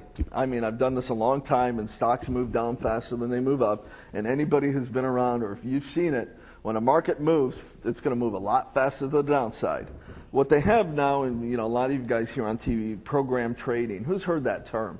What program trading is, and they put restrictions on, is there's a group of traders that years ago, that's been around for a long, long time, since the '87 crash has been there. And before that, all it is people who've programmed the computer that could hit a button to buy a group of stocks on one basket, it's called. Basically, buy these 100 shares as fast as you can on whatever exchange. And this computer will throw out all the orders out, and then they come back in and you see filled. And you're filled on your 100 shares. And what they're doing is playing the futures against the stock. Okay, that's what program trading is. If the futures get out of line with the stocks, then what happens, eventually they have to be equal each other at expiration. And program trades sell futures, buy stocks, buy futures, sell stocks, and they keep trying to keep everything in line to lock in a small percent return. We're not talking about a big percent return. We're talking about a small, what they call a risk-free return. You guys can't do it. It's too sophisticated, and there's a lot of risk, and it takes a lot of capital. But that's what program trading does. But that's what causes a lot of the markets to move this fast. If the market's moving down fast, what people are trying to do is they're selling stocks, buying futures. And this is why these markets go, they oscillate so quickly. And that's why in the New York Stock Exchange put in program trading curves. Because what they don't want you guys to do, they don't want the smaller investor to be hurt by these guys hitting these computer buttons. Because if they didn't put a curve or a restriction on that, people could just keep hitting sell, sell, sell, sell, sell, sell. By the time you got home from work, the market is down 7 million points, and you couldn't do a thing about it. So they put these restrictions in there, which I think is a good thing. I've always understood restrictions to the downside. I never understood them to the upside, really, because don't most people want to go to the stocks to go up? So, I've never understood that. So the bottom line is that markets are going to move fast. The 5-minute success formula is an unbelievable way to do this. If you want to watch the stocks and create your own watch list, all you got to do is follow exactly what I just did. Market data, go to market data on our thing. Let me just repeat it again. You're going to just click on the market data tab on our website. What you're going to come up with is this list of stocks. You're going to have volume leaders that's going to come up first. I usually don't care about the volume leaders, but you know what? If you want to know when I'm trading, look at the volume leaders. Typically, these are the volume leaders that I'm trading. I go to percent losers, click to get the info. I get the info here. Anything down 30%, Two of them are down over 30%. One's down 50, one's down 42. The problem is they're too low priced at this point. You know, $3 stock and, you know, a $2 stock. Nothing else is down 30%. If it was down 30%, you go to the chart, you go to the news, which gives you the catalyst, and then you can go to the options chain, which you can see right here. This options chain here is I believe we have, what, 20-minute delayed on it? And what you can do is you can get the options chain, which are the prices of the options.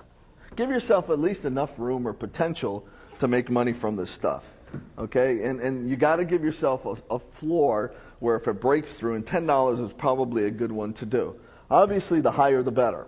And when the internet stocks were breaking down, this was just, I mean, you were having a field day with this stuff. They were just breaking down so fast that you could have done these all day long. And but right now is still a great market for it.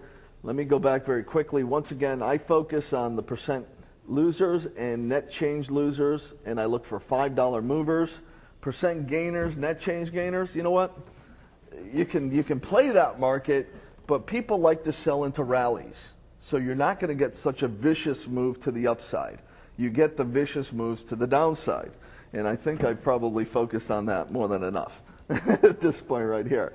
And then what were my exit strategies? You can have a time exit, which means that, you know, within the last 30 days, be out of this position. I've got my 20% off the new lows if I'm going short or I have a position that's low. And I have my buy at least two, double your money, sell half your position, and then use one of the other stops. Okay? Altel. Okay, well, let's take a look at Altel. Bet it looks just like Bell South, doesn't it? So Altel is just at $5. All right, let's take a look at it. AT is the symbol.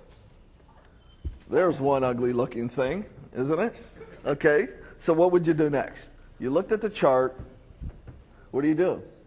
You got to read the catalyst. What do you think the catalyst is? Catalyst is that the market's falling apart. There's probably not any specific catalyst. Well, let's take a look. I will go to the news. Yeah, I mean, it's got to be WorldCom's, you know, filing and stuff. We can go to the news, see if there's any specific news to Altel today.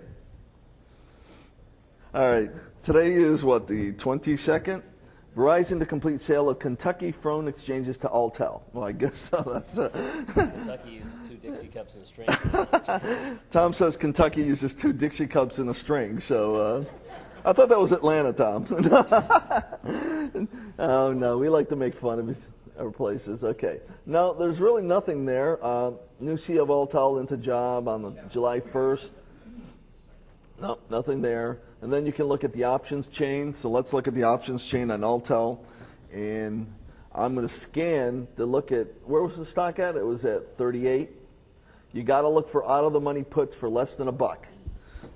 August, you can see there's one, the August puts. The August puts are $1 for the 30s, the 30 strike, what strike? The 35 strikes. And that one there's probably a good investment. The only problem is it's in the last 30 days. So I'd probably go a little further out and see August, September 35s are $1.90. They're paying a little too much. I'd rather have something a little further out that's like a, you know, $25 strike or $30 strike. So I may have to wait till tomorrow sometimes for these strikes to be created. Okay, sometimes if something moves too fast, they're not creating enough strikes below it until the next day, even though on the floor they might have created it. You just don't know about it. How often these prices change on the option chain? I think every how often, do you know, Tom, how often this will change? Every 20 minutes, I think. Yeah. It changes real time, but it's delayed 20 minutes. Oh, okay. It changes real time, but it's delayed 20 minutes. So 20-minute delayed. But, you know, once again, if you see something good here, if you structure your trade, the next thing to do is call your broker up and say, hey, I see these prices. Can you give me what the market is right now? And believe it or not, the prices on the broker screen is probably not even what's on the floor anyways in some cases. So they have to call the floor and get the prices of what's on the floor. Because as prices get disseminated, as Tom was mentioning yesterday, it takes a time sometimes to get back to you, believe it or not. You know, so, yeah. When you place the order on the internet, it is much cheaper than doing by phone. When you place the order on the internet, it's cheaper than do it by phone. You know, talk to your own brokers about that. You know. Oh, it is. Oh, it probably is because you don't need to use a human being. And So you want to avoid calling the broker. no, why do you want to avoid calling your broker? Let me give you an idea. For those of you just starting out, having a real person on the other line is not a bad idea. Think about it, because they can save you from doing something stupid. You know, if your broker is a good broker, and I know Wall Street Access, they have a whole desk for our guys, Optionetics people. If your broker understands what are you trying to achieve, well, I'm trying to be bullish. Well, you know, I want to buy some puts. You know, the broker says that's not a bullish strategy. It could, by the way, it could save your butt, by the way. So there's nothing wrong with, in fact, I urge people to have the mechanism where you can talk to a human being and basically deal with a computer. I like talking to a human being because, you know, I know on the other end I get to talk to somebody, and I'm building a relationship, and they understand what I'm doing, they understand what I'm trying to achieve. A computer, isn't it very easy to hit the wrong button? You know, it's very simple. Has anybody here ever done that? Hit the wrong button on the computer and you get a fill? I mean, so me personally, I like talking to a guy, hey, I'm looking to buy these. Hey, I think Intel's going down. I want to buy these puts. You know, let's say I lost my mind one day and I call my broker and I say, hey, I think Intel's going down. I want to buy these calls. You know, hopefully the broker will say, what are you, stupid? you know, basically, and I want you to understand that, okay? Let me just show you, and we're going to take a break in a bit, but I want you, for those of you who go, you know, if you got a job that you got to go to, whatever, we'll use the 5-minute success formula to identify opportunities. You can still do it the next day because some of these things just keep going and going and going and going. They keep going and going and going. That 50-cent option that we did at one seminar once, it doesn't, you know, the thing basically just kept falling apart for months. I mean, it'll fall apart for months. The volatility index, which you see on our screen here, is called $VIX. This is called the volatility index on the OEX 100, which is the biggest 100. You can also do the volatility index on the NASDAQ VXN. Okay? That's the volatility index on the NASDAQ. What people say is that when volatility is too high, it's time to start to buy stocks because the market is crashing. All of a sudden, people are panicking. It's time to have a reversal. Let me show you what a volatility looks like on the VIX. Just let you write that stuff down. And you tell me, this is supposedly going to be an indicator of a reversal. Supposedly, I say, because you never know. Okay, this is volatility index on the OEX, the biggest 100 stocks. Obviously, September 11th, you can see what happened after September 11th. Those are the big peaks right up here, the big peaks. Then volatility, when people, basically what they say is when people are panicking, it's the people who don't know what they're doing. Therefore, most people are buying put options at the wrong time. So right here, they're buying at the wrong time. They're very expensive options because volatility is so high. Volatility comes down, they lose money just because of the volatility dropping. So basically what happens over time is volatility will have ebbs and flows. And actually here, this is a 50-day moving average and 200-day moving average of volatility, just like on the stocks.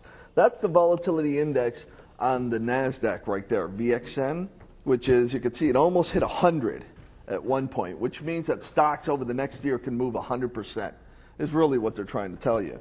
Okay, then the VIX, $VIX, this is the volatility on the OEX, which you can see is hitting higher and higher and higher, which means options are getting what? More expensive or cheaper?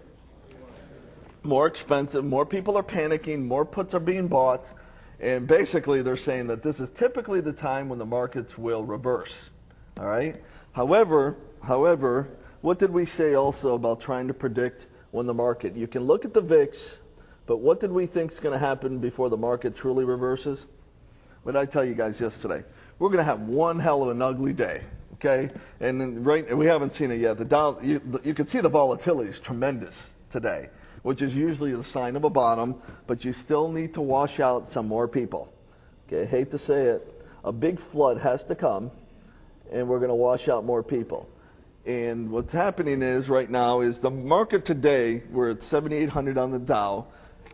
How low do you think we're going to go? Take a guess. I mean, it's not, I can't hold you to this, but okay. What's that? We've been down already 200-something points, so we've been down below 70. It looks like we've probably been down already below 7,800, I would think. George, when you talk about low volatility, what number on it? Well, just look at the charts. I mean, we're at high. We're hitting 50s. The volatility is going to be high. When you hit low, just look at just like any stock. You have to look, you can put a moving average on it, and that'll give you an idea as where it is. I mean, take a look, let's go back very quickly to the VIX. You tell me what looks low. 20s, right? Yeah. The 20s look low, the 40s, the 50s look really high. We're starting to get into those areas or whatever. And then typically, if you really want to look at the VIX, you can tell when the market was crashing, and you can tell when the market was going up. Market was crashing whenever the VIX is high, market is going up during these periods, market is starting to crash again. It's an inverse relationship. Volatility gets high as markets start to break down. Okay? We're at a point now where people are panicking, a lot of options are getting overpriced, and people are going to say, we're getting close. I mean, it's coming soon. It's just a matter of, there will be a point coming soon where the market is just going to get hit really, really hard. Okay? So, and it's just a matter of it will bounce. And then hopefully someday we get confidence back in the market. But you can kind of see, and I'll keep an eye on this, you know, while Tom's speaking today. But I mean, this market is not looking really pretty today either. You know, we've already hit on as the low. I mean, the question is this a good time to be doing credit spreads like a bear call spread? Yes, it is, yeah, because the volatility is at high levels. If volatility just drops, you can make money off of those things, okay? So bottom line is, yeah, this is a good time. You can kind of see how bad this is looking. We've taken out those lows of September, right? Now we're going to have to find out what the next stop is to the downside. There'll be a point at which, what do you guys think the next point of support will be? 76? 0. How about 0? Zero's got the greatest support ever, you know? That was a joke, by the way. So what typically happens is every 7,500 will be the next one. It'll be 7,000, 6,500. Every 500 points is going to be a point of resistance typically. They try to look for pretty strong, firm numbers. Like 8,000 you can kind of see was a point of resistance. If you get to the 1,000 levels, that's the support and resistance are the highest. The middle levels are even lower. The 250 levels in the middle will be even lower. So that's a good thing. I mean, you guys are going to learn this thing as you go over time. You're going to learn how to do it. Let me take a look at AOL for now. This is AOL. How's that look? Yeah, it's a good skiing slope, you know? Okay, you can see it's 200-day moving average is the blue line. The 50-day moving average is the red line. It's not even close to the 200-day moving average. A lot of people think AOL is going to go back below 10. What's a good strategy? Tell me. Just doing a little test. Buy a cheap out-of-the-money put. How about that for a strategy? Just like we did in the 5-minute success formula. Just buy some cheapo puts on AOL. Let's take a look. What's available on AOL? Just doing a little test here. You could do a bear call spread too, right? October, September, you know? Buying a September $10 put, you know, it's $1.10, $1.20 is probably not a bad idea. For the 7.5 puts, will AOL get the 7.5? Does it have to get to 7.5 to make money? No, it just has to fall. And those things could double in value easily. I mean, if I were to do something in AOL, I'd buy some of those. Which I already have, but my disclaimer, have to add disclaimers in there. But yeah, I've had AOL puts on for a long time. I mean, and you know, you'd be amazed how many times you can do this, or if you use something like an advanced get and you've got an idea stock's going to get pummeled, you can buy options. And I know I bought options recently for less than $10 a piece that have been sold for hundreds of dollars a piece. You know, just because of the way the thing goes. And I give myself enough time to be right. But, you know, one thing we do is we balance our buying. You know, I balance the longs and the shorts. I have some long positions on AOL, but over what time frame are those going? Longer term, okay? Shorter term, I'm doing the bear side of the trade. All right, so I want you guys to understand that there's a lot of opportunity in both directions, and you can actually manage your positions both from the long side and the short side. Over the long run, probably AOL will bounce. A lot of this stuff will, but you got to decide what's a cheap way to do it. You could put on a bear call spread, couldn't you also, on AOL in September? What would that entail? What would be a bear call spread? How would you structure one out? Okay, a bear call spread. You sell the 5, buy the 10s, something like that. How much would that cost you? If you sold the $5 calls, you get $6.60. You bought the $10 calls, it could be roughly what, $2.50? So you would have a $4.10 credit, okay? Which means your risk will be how much? So you guys, this is a review. What was the bear call spread? How do you do? 90 cents. So, I mean, if you did a trade in AOL right now that looked like this, which would be a good trade in AOL given what it's doing, is an AOL, sell to AOL, September $5 calls, buy two AOL September $10 calls for a 410 credit. Your risk is 90 cents. The difference in the strike prices minus your credit.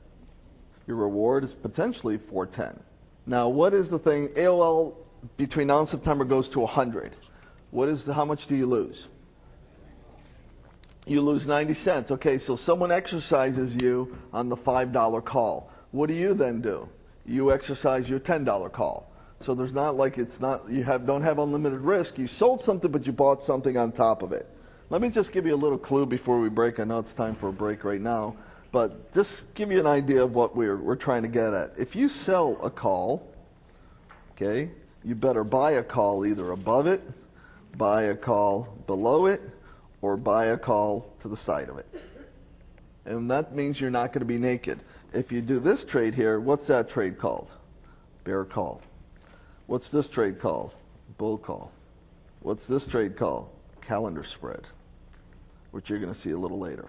It's the same thing on puts. Just change this to puts. Well, we'll do the put side now, so I'll let you write that down. So you can see where you place things and how you place them relative to each other creates a different trade. All right, let me go do the same thing on the put side. I see people still writing, so I'll let you write. Okay, on the put side, just as a review, if you were to sell a put, you need to buy a put above it, buy a put below it, or buy a put to the side of it. If you buy a put above it, anybody want to tell me what that's called? Bear put spread. You buy a put below it, what's that called? Bull put. Buy a put to the side of it, calendar spread, which you will see after lunch, calendar spreads. Okay? So in essence, in review, the ratio back spreads, you can create a pretty cool portfolio, but not right now. You got to wait for volatility to come down. 5-minute success formula is just a great way to look at potential opportunities. Okay, it's another way to spot opportunities with all the other ways we're giving you. To look at the risk graph of any specific trade, as well as the Greeks, including how vega or volatility can affect profits and losses, simply enter the trade in the Create a Trade box at the Optionetics.com Platinum site. You can also use the Optionetics website to locate high or low volatility stocks, which comes in handy because ratio back spreads are best placed in low volatility markets. In addition, George introduced his 5-minute success formula. This form of momentum investing can provide you with a daily blueprint for locating promising markets. Simply start by checking the headlines or surfing the net to scan for stocks that are up or down 30% since yesterday's close. You may also want to take a look at percentage gainers and losers, or just call your broker to find out which stocks are really moving.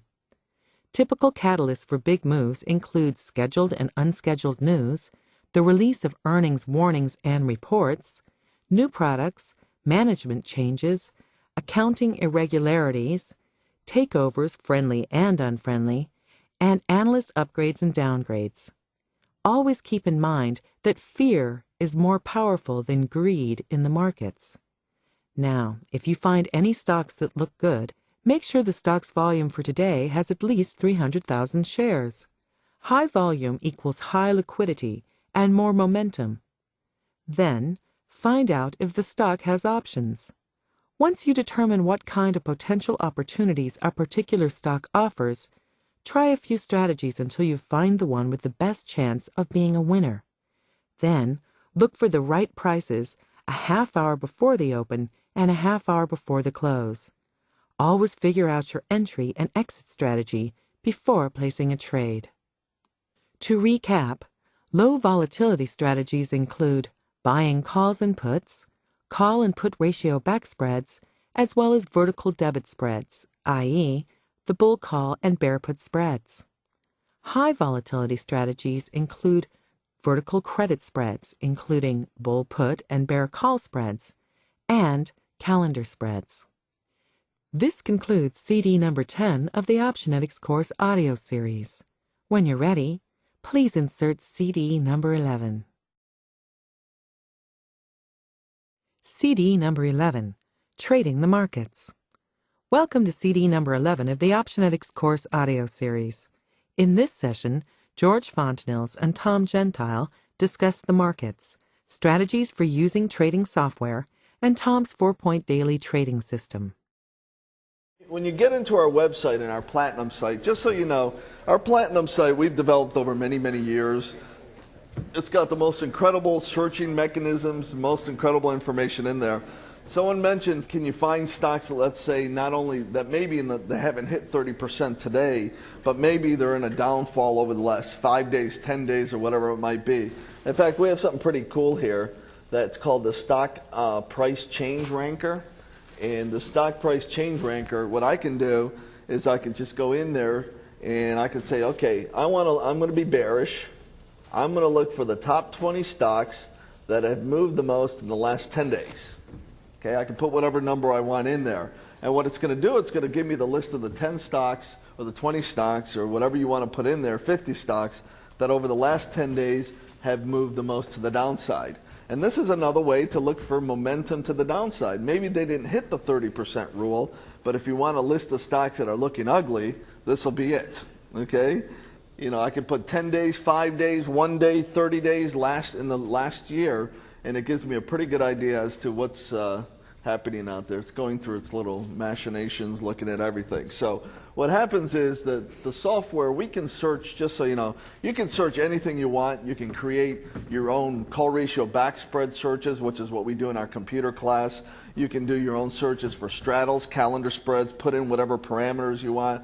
We basically, what we did is we create a database, and it allows you to do whatever you want to do. And right here, these are the stocks, just so you know, over the last 10 days that have done the worst. And RETK is down 69% in the last 10 days, so that's not doing real well. NOVN is down 56%. ICN is down, 55%. GAS was previously a $46 stock. It's now trading at $22. There's one that might be looking good for like a bearish play, because it's still a very high price stock. It's still $22 stock. And you can go through this list and look for the stocks that are still like in the $20 range and above, and these potentially could be good stocks to be going to the short side. Okay? If you wanted to do to the bullish side of this thing, let's see what's been up over the last 10 days, and we'll get a ranking on that. Once again, I mean, the bullish stocks, once again, it's not where I make my money. I make it more on the downside. Whether we're in a bullish market or we're in a bearish market, you make money faster on the downside. It's just the reality of the way people trade, okay? So it's just, remember, stocks move faster to the downside than do to the upside. And I think I've stressed that enough. So I just want you to know that our software gives you an incredible amount of ability to search. And if you use just 10% of the power of our software, you'd be amazed. Okay, just 10%. Forget, using more than that. But, we've developed a whole class on that just because a lot of people asked us to do that. So, all right, let me hand this over to Tom. All right, good morning. I had a couple trades for you this morning I wanted to cover real quick. First one is FBF, First Boston. This is and these are all bearish plays too. I wonder why. This is buying the FBF January 20 puts. I put this order in to do at $1.75 or better this morning. I've got FBF. My target on FBF is, I'm looking at it between, say, $13 to $17. Let's call it 15 as a mid-range, but it could go I think the target could go as low as 13 for that trade. Okay, again, buy FBF January 20 puts. Now we talked about it's just above 20. It's a little bit above 20. Everything I'm giving you is an at the money or slightly out of the money put. It's right there. Okay, second trade is MMC, Marsh McLennan, buying the October 40 puts, paying $275. Marsh McLennan's trading at 41 right now. The stock is. I've got it going down to just below 30. So I've got it going to around 29 for support. And again, that's buying October 40 puts. Here's one more for you, too. This is Weiland. Symbol is WYE. Looking to buy Weiland October 30 puts for 3. This stock's trading right around 30, so it's at the money. And looking for it to go to 15. So that's a good almost a 4-to-1 return if it meets the target projection. So I wanted to mention that with you. I'm going to get into brokers a little bit later today, but I wanted to make mention of something that because there's just the room is so big and there's so many of you in here, don't know whether you realize this or not. We do have one of the brokers that's on our website as one of our top 10 brokers in the room, and that's Robert from Wall Street Access in the back. Just a quick thing that I wanted to mention to you guys. Although we don't get any commissions from any brokers, we invite Robert and the guys from Wall Street Access here because they are a good brokerage firm. All their options brokers are options representative. They've all been trained in floor trading and options. They know all the strategies that we do. Some of the things they offer for Optionetics students, which is kind of nice, is they do no minimums to open an account. Basically, they've pretty much scratched the minimum opening, which I believe is $10,000 for a regular customer. For Optionetics students, it's nothing. In fact, he was just telling me, he said, if for anybody that wants to open an account, he can have an account open for you and ready to go tomorrow if you were looking for a brokerage firm to fill out today. The other thing they do is they have they have no minimum fees, they have no annual fees.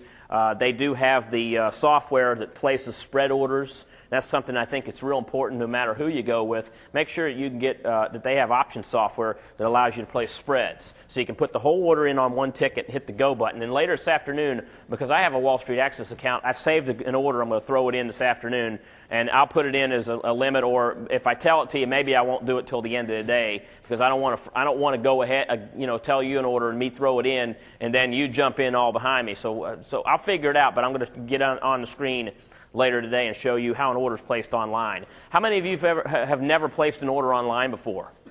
Okay, you want to see this happen in action? I'll do that. I'll do that with you. I'll do it with a calendar spread, which is something I'm going to do this afternoon. So these are 3 trades. I got a couple more I'm going to give you, but they are more non-directional. So I'm going to get into those here shortly. Last thing I wanted to mention about Wall Street Access too is that someone asked a question about IRAs. And there's a lot of brokerage firms out there that will only let you do basically 2 things in your IRA, and that's covered calls and naked puts. Okay? Yeah. Go figure. The 2 strategies you don't want to be doing, they allow you to do. And the reason they allow you to do this is because obviously it's easy. It's really 2 of the easiest option strategies that people can learn. I think the easiest option strategies is buying a call and buying a put myself. But the firms, the way their margin requirements work is, it allows them to do those 2 things in your IRA. So the other thing I wanted to stress with you is that with Wall Street Access, their IRA, they'll let you do anything that we're teaching in here so long as it offers limited risk. Okay? End of that discussion. If you want more information on that, you can see Robert in the back. The other thing I wanted to get into with you is kind of do a little recap of what we talked about yesterday. We talked about buying calls, buying puts, bull call spreads, bear put spreads, those are debit spreads. We talked about bear call spreads and bull put spreads, those are credit spreads. George has talked about ratio back spreads this morning. All of these have directional reward. Now, ratio back spreads are a delta neutral trade because they have non-directional risk. When you put the 2 trades together, you actually get you can get your deltas to neutral. Now, I'm going to talk about delta neutral trades pretty much for the rest of the day. But I want to do a recap on directional trading, and then I'm going to move forward. Yesterday, as I talked about how I trade, we talked about a couple of systems. We talked about the dogs of the Dow. We talked about the VIX system, which both are very good systems. They don't offer too many trading opportunities every year. The other thing I do is I trade a system called the Elliott Wave. And I wanted to recap the 4 trading types that come up so that you can see what it is that I'm doing. And type number 1, and you know what? I did some scans on these this morning to take a look and see what was available. This one is not available, and this is the one that The chart has to be doing that. Okay? There ain't a whole lot out there doing that right now, meaning it's getting higher highs and higher lows. So what I'm looking for is, this would be what's called a type 1 trade, where you get a 1, 2, 3 to the upside. You then get your fourth pullback. You're looking for what? You're looking for oscillator to pull back. And then what I'm trying to do is trade this last final fifth wave here to a target. All right, so that's one area that I like to trade. That's called a type 1 buy. I call it an extension buy because we're trying to buy into the extension, the trend extension. Okay?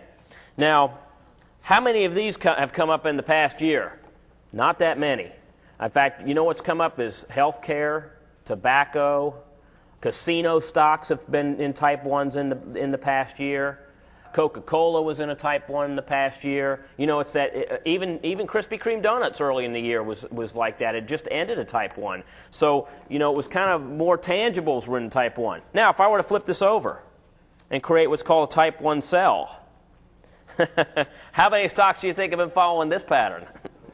98% of the stocks out there are following this pattern. And, this is basically the pattern that we're in. Some are still making this pattern.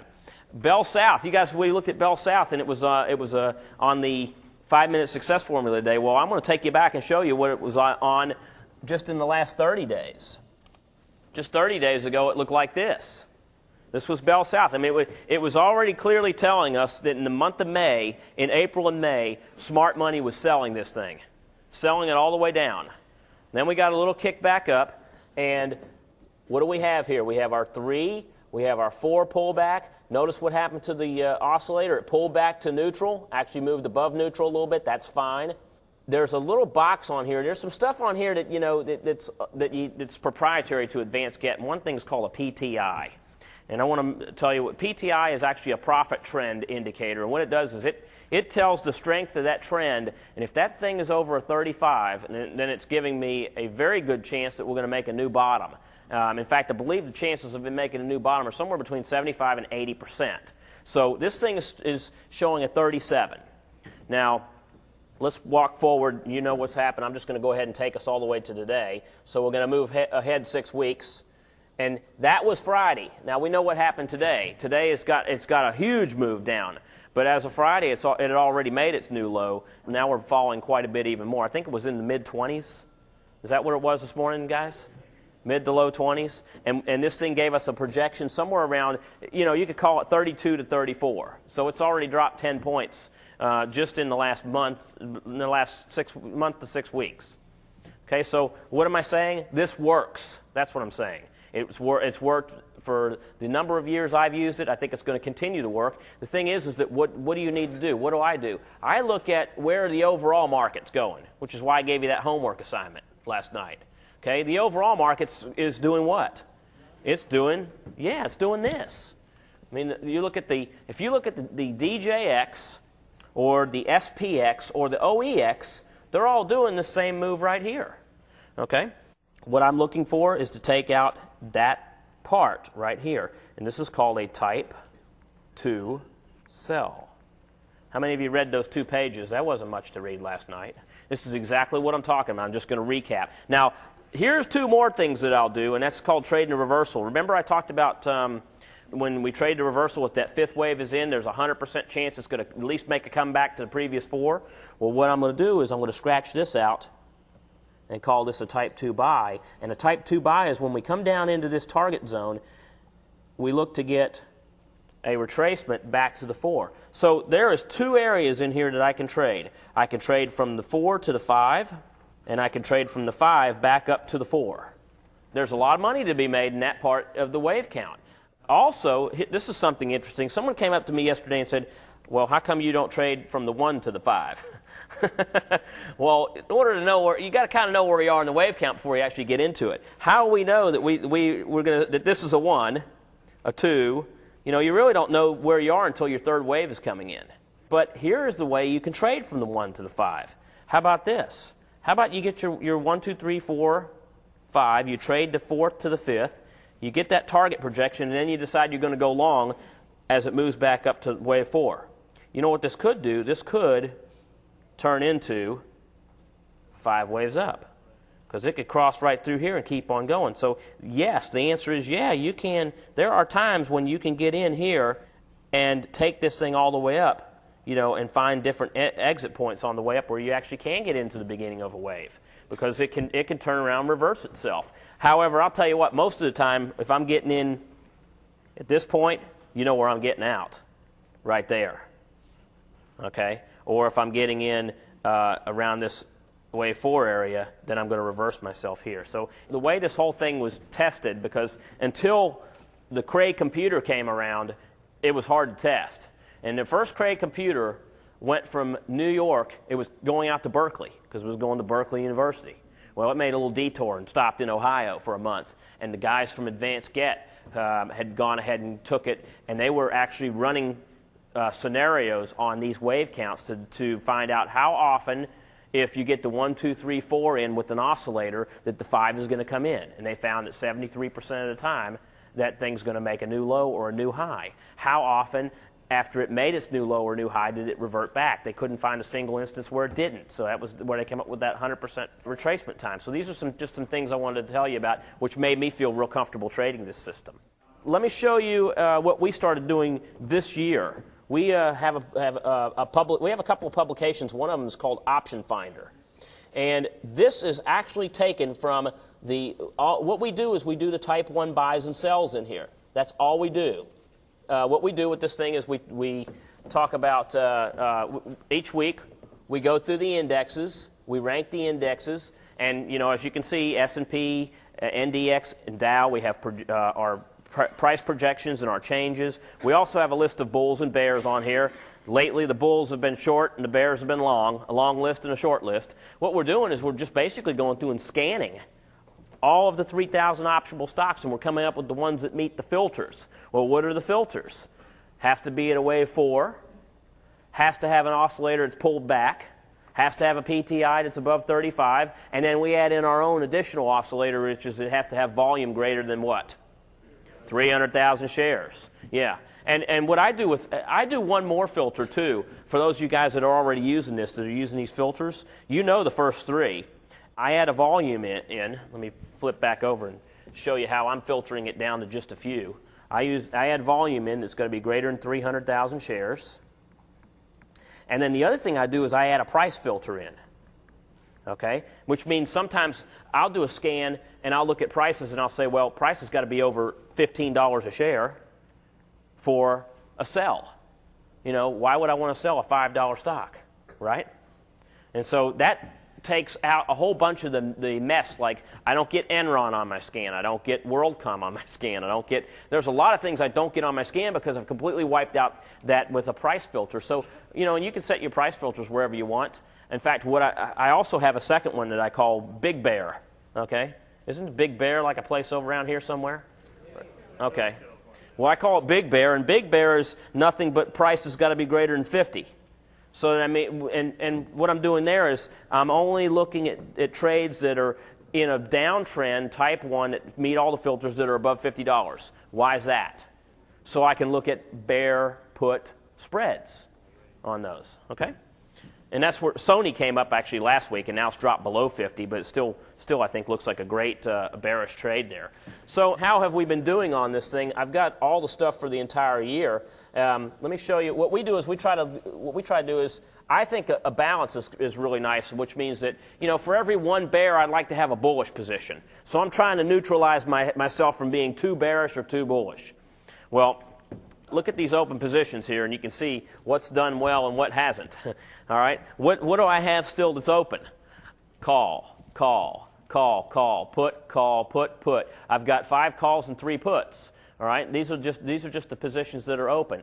Right here, I've got, if you look at these, I've got first exit at 5 points. That means we've already taken a 5-point exit on this. In fact, these ones that have arrows on them, these ones that have arrows on, we've already got out of half the trade, and we're looking to get out of the other half. The ones that have a first exit and a second exit mean we're still looking to get out of that trade. Sony's already at this particular trade we did back on June 27th, bought the October 45 puts. Now, what was going on a month ago that's different than today? Well, volatility was a lot lower, right? So it was easier to just go out and buy puts on Sony. Now you actually got to put a spread on to get a good risk to reward trade. And those are trading for about 450 today. We've got a couple other ones on there where you see if it doesn't have an arrow out to the side, we haven't taken our first exit. But you know our exit strategies. Get out of half of it when it doubles, and then if it's a spread, you get out of the other half when it reaches 80%. If it's just a put or a call, you get out when you reach your target price. Okay, so that's kind of where we are there.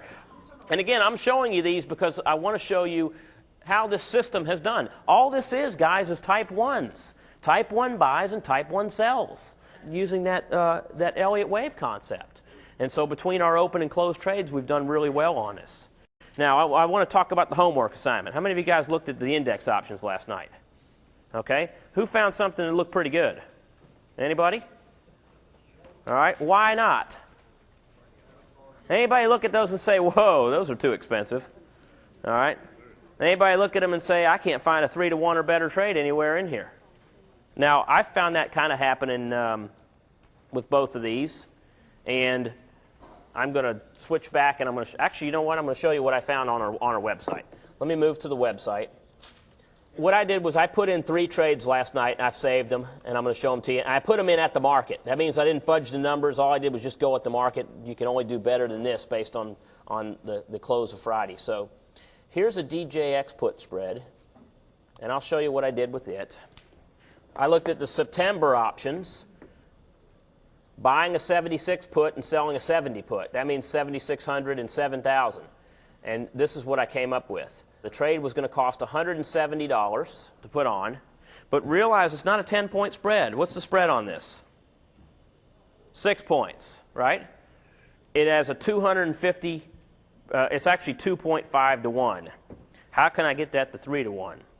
Well, if I put a limit order on at $1.50, then it becomes a 3 to 1. So if I pull myself back by 20 cents, what I can do is I can look at buying the September DJX 76 puts and selling the September DJX 70 puts for $1.50 debit, and now I've got a 3 to 1 trade.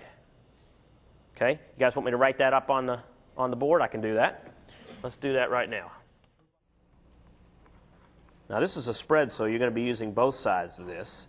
What are we going to buy? We're going to buy DJX September 76 puts, sell DJX September 70 puts. By the way, you could have done this for $1.50 in the morning because the Dow was up this morning. Did you guys see that? The Dow was actually up close to 100 points just from all the movement it got this morning. And these went down below $1.50, and of course they're above $1.50 now. But you know, and that's the importance of looking at looking at the morning, afternoon, and evening on the markets. Something that doesn't get filled in the morning can get filled in the afternoon. You know, I gave you an example. Baxter Communications. You know, we did a trade in Baxter last week, and it did really well. But I didn't get filled Monday morning. I got filled Tuesday. If I would have put the trade in Monday and it canceled at the end of the day and I forgot to put it in on Tuesday, I wouldn't have a smile on my face, would I? Especially since the thing's trading at near $10 now. You know, you got to put your orders in every day. Sometimes you'll get them filled, sometimes you won't. Unless you put in what's called a good till canceled. How many of you guys use GTC orders in here? Okay. I used to, I don't anymore. I don't like GTCs because for me it's a good till I remember the order. Which basically means this. How many of you put an order in, you forgot to cancel it, and you put another order in, and then you got filled on 2 of them?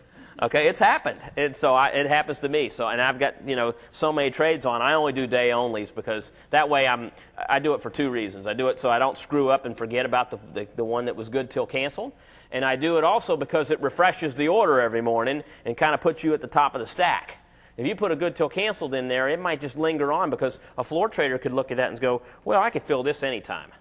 But you keep persisting with a day only order, you're gonna get, that broker's gonna have that thing fresh in his mind every day. So putting this on is obviously a spread. We wanted to do it for $1.50, even though the market price was $1.70, $1.50 debit. So it would be $1.50 to make how much? A maximum of $4.50. Because it's a 6-point spread. Okay? Where do you get out of your first half? Remember, we're exit strategies. How do I get out of my first half of this trade? I reverse the order, and then I'm buying what I sold, and I'm selling what I bought. And I'm doing it for a credit of 3. And that's where I get out a half of when it doubles in value. So we talked about, let me go through the other two. I looked at, here we go. Let's see what you got. All right. See, now that's nice. Color printer, right off the Platinum site, got himself a risk graph, got everything you need there. This is great. I'm going to give you an A today. You can come sit right up here by me. You don't want to do that because I'm going to hand you the mic then. I'm going to write this up here, and you know what I want to do? Then I'm going to ask you to comment on it because this was your trade. Okay, so let me just write this up. I'm not going to say anything. What happened here is this gentleman used the Platinum site to do the exact same thing I did, but he found a December option. And this was December, DJX. I'm going to put DEC. Now, you know, when you call in December orders, guys, December and September sometimes kind of sound the same. So, you know, what I do is I say December, Christmas. That's what, if I call an order in, I'll say December, Christmas, and the broker on the other end will know it's December and not September. Or you can say December, okay? But try not to say things, and this is another thing. Do not ever call in an option symbol. I want to buy the DBECCs, and I want to sell the DBEBBs, okay? Now, you're making a phone call from California to New York, and it's a fuzzy line, you know, he might get that confused, and he'll feel, yeah, we filled you on the DBCBBs, and you sold the DBCCCs. No, I wanted the CDs. What? Okay, so option symbols make very good sense when you're putting it online because you have to have them, but they don't make any sense at all if you're going to call them in. You call in the option type, the month, the strike, and what you're going to pay for it. You don't call it in by symbol. All right, this is December, buying December 68 puts, selling DJX December 64 puts. And this was done for 85 cents to make $3.15. So there you go. Richard, now why did you choose December? Why did I choose December? Because it was the cheapest price. Okay, but you know what? And the only thing that I have, one thing I have to question on that is that look what you're selling. You're selling a 64. That means the Dow would have to go to 6,400 to see a big increase. However, now upon looking at this thing will double in value, as I'm looking at the actual sheet you have here. This thing will double in value easily if we hit 6750, which was my target on the Dow. So that's something that option software is going to tell you that you may not know if you don't have it, is that, you know, what I'm looking at is the colored lines. And the color lines are telling me if we go down to 6750, that this is going to double in value very quickly. He has a few more of them there, and I'll try to get to those a little bit later, and if I can, I'll do them right after lunch. But once again, the whole concept that we talked about yesterday, and I'm going to wrap this up right now, is we talked about number one is, you know, trading a system. Actually, I'll give you the steps, exactly how I pretty much follow my daily trading routine. And I had some more things I wanted to show you, but I'll try to get to them a little bit later in the session. But, you know, how do I trade each day? All right. Basically, this is how I trade each day. Number one is I'm getting my scan. I'm taking a scan. I'm looking at my system, and I'm scanning for stocks that fit my bull and bear profile. Right now, I'm getting more that fit a bear profile than I'm getting to fit a bull profile. And that's just because of the type of market we're in. Number two is that, you know, using a filtered list, I'm going to look at option spreads on each. I'm going to go ahead and get my risk and reward on each trade. Number three, I'm going to place limit orders on each trade.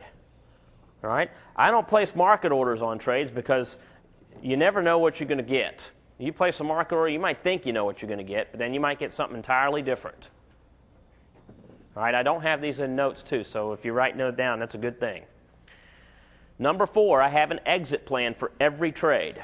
Now, some exit plans are a little tougher than others. I'm going to show you, this afternoon we're going to talk about sideways markets. That's going to be a tough one for exits because it includes more of a time stop exit than it does a price exit. It's hard to do a price exit when you're doing options that have different months to expiration. I'll get into that and I'll explain that after lunch. But for every trade, including the strategy I'm going to do before lunch here, which is called a straddle, there are specific exit strategies based on price, okay? Which means we have specific price targets we want to get out on.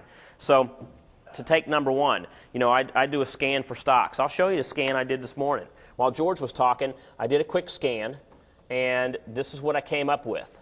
For bulls, I got Norfolk Bank Corp., I got TRW, and I got United Healthcare. All right. For bears, I got Goldman Sachs, Envision, Micron, Silicon Laboratories, and ST Microelectronics. Now, from there, you know what?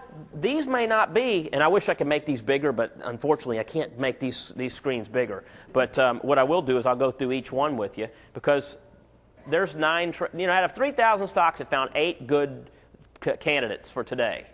All right.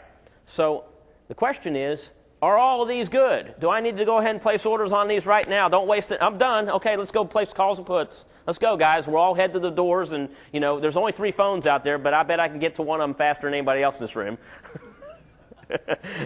But the thing is, though, is that you gotta take the next step, which is, okay, I've got a list. Now what do I need to do? How many of you would say, maybe we need to look at a chart on every one of these things and confirm what we see up here? Huh? I think so. All right, well, let's look at a chart on these. So the first chart I'm going to look at is, I'll look at the 3 bulls we got there. The first chart will be Norfolk Bank. So I'm going to double-click on Norfolk Bank. Okay. Well, you know what? Taking out that big move down here, I would have said this looks pretty good. It's still valid. All right, the stock's trading at 36. Where's it going to go? I'm going to click on my little MOB button, and I'm going to click on the number 3, and it's going to tell me that this stock is capable of going to about 43. Well, it's at 36 right now. All right, so I'm going to write that down. I'm going to write down, all right, NFB 36 to 43. All right, then I'm going to do it again. TRW. 84 PTI is fine. That's the profit trend indicator. As long as it's above 35, it's valid. All that PTI is it's something within Advanced Get that looks at the entire wave structure from 1 to 2 to 3 to 4, and based on the strength of that, it's telling you how strong it is going to be to make a new 5 high. Now, here's another one. This is TRW, and TRW is trading at 49.92. It's being bought out. As of today? Oh, well, that doesn't look like a stock that's being bought out to me. Usually when a stock's bought out, it goes up, right? We're going to take a look at that one a little bit more. But is it being bought out for cash? I don't think so. Okay, it's a share. Okay, Northrop Grumman's buying. All right, you're right. So I should have known that. So what we'll do is we'll move on to the next one. Actually, I got Northrop Grumman already as a sell.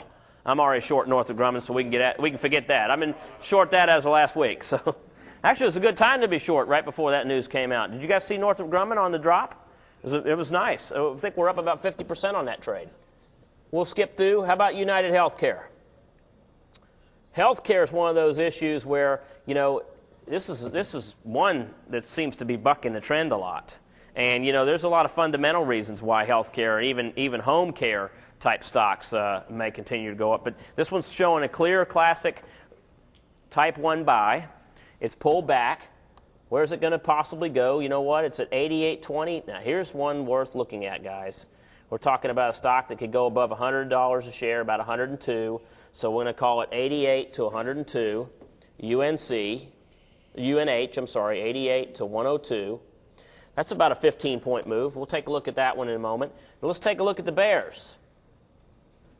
Now, any of you guys watch Saturday Night Live reruns at all? Remember the Bulls and the Bears?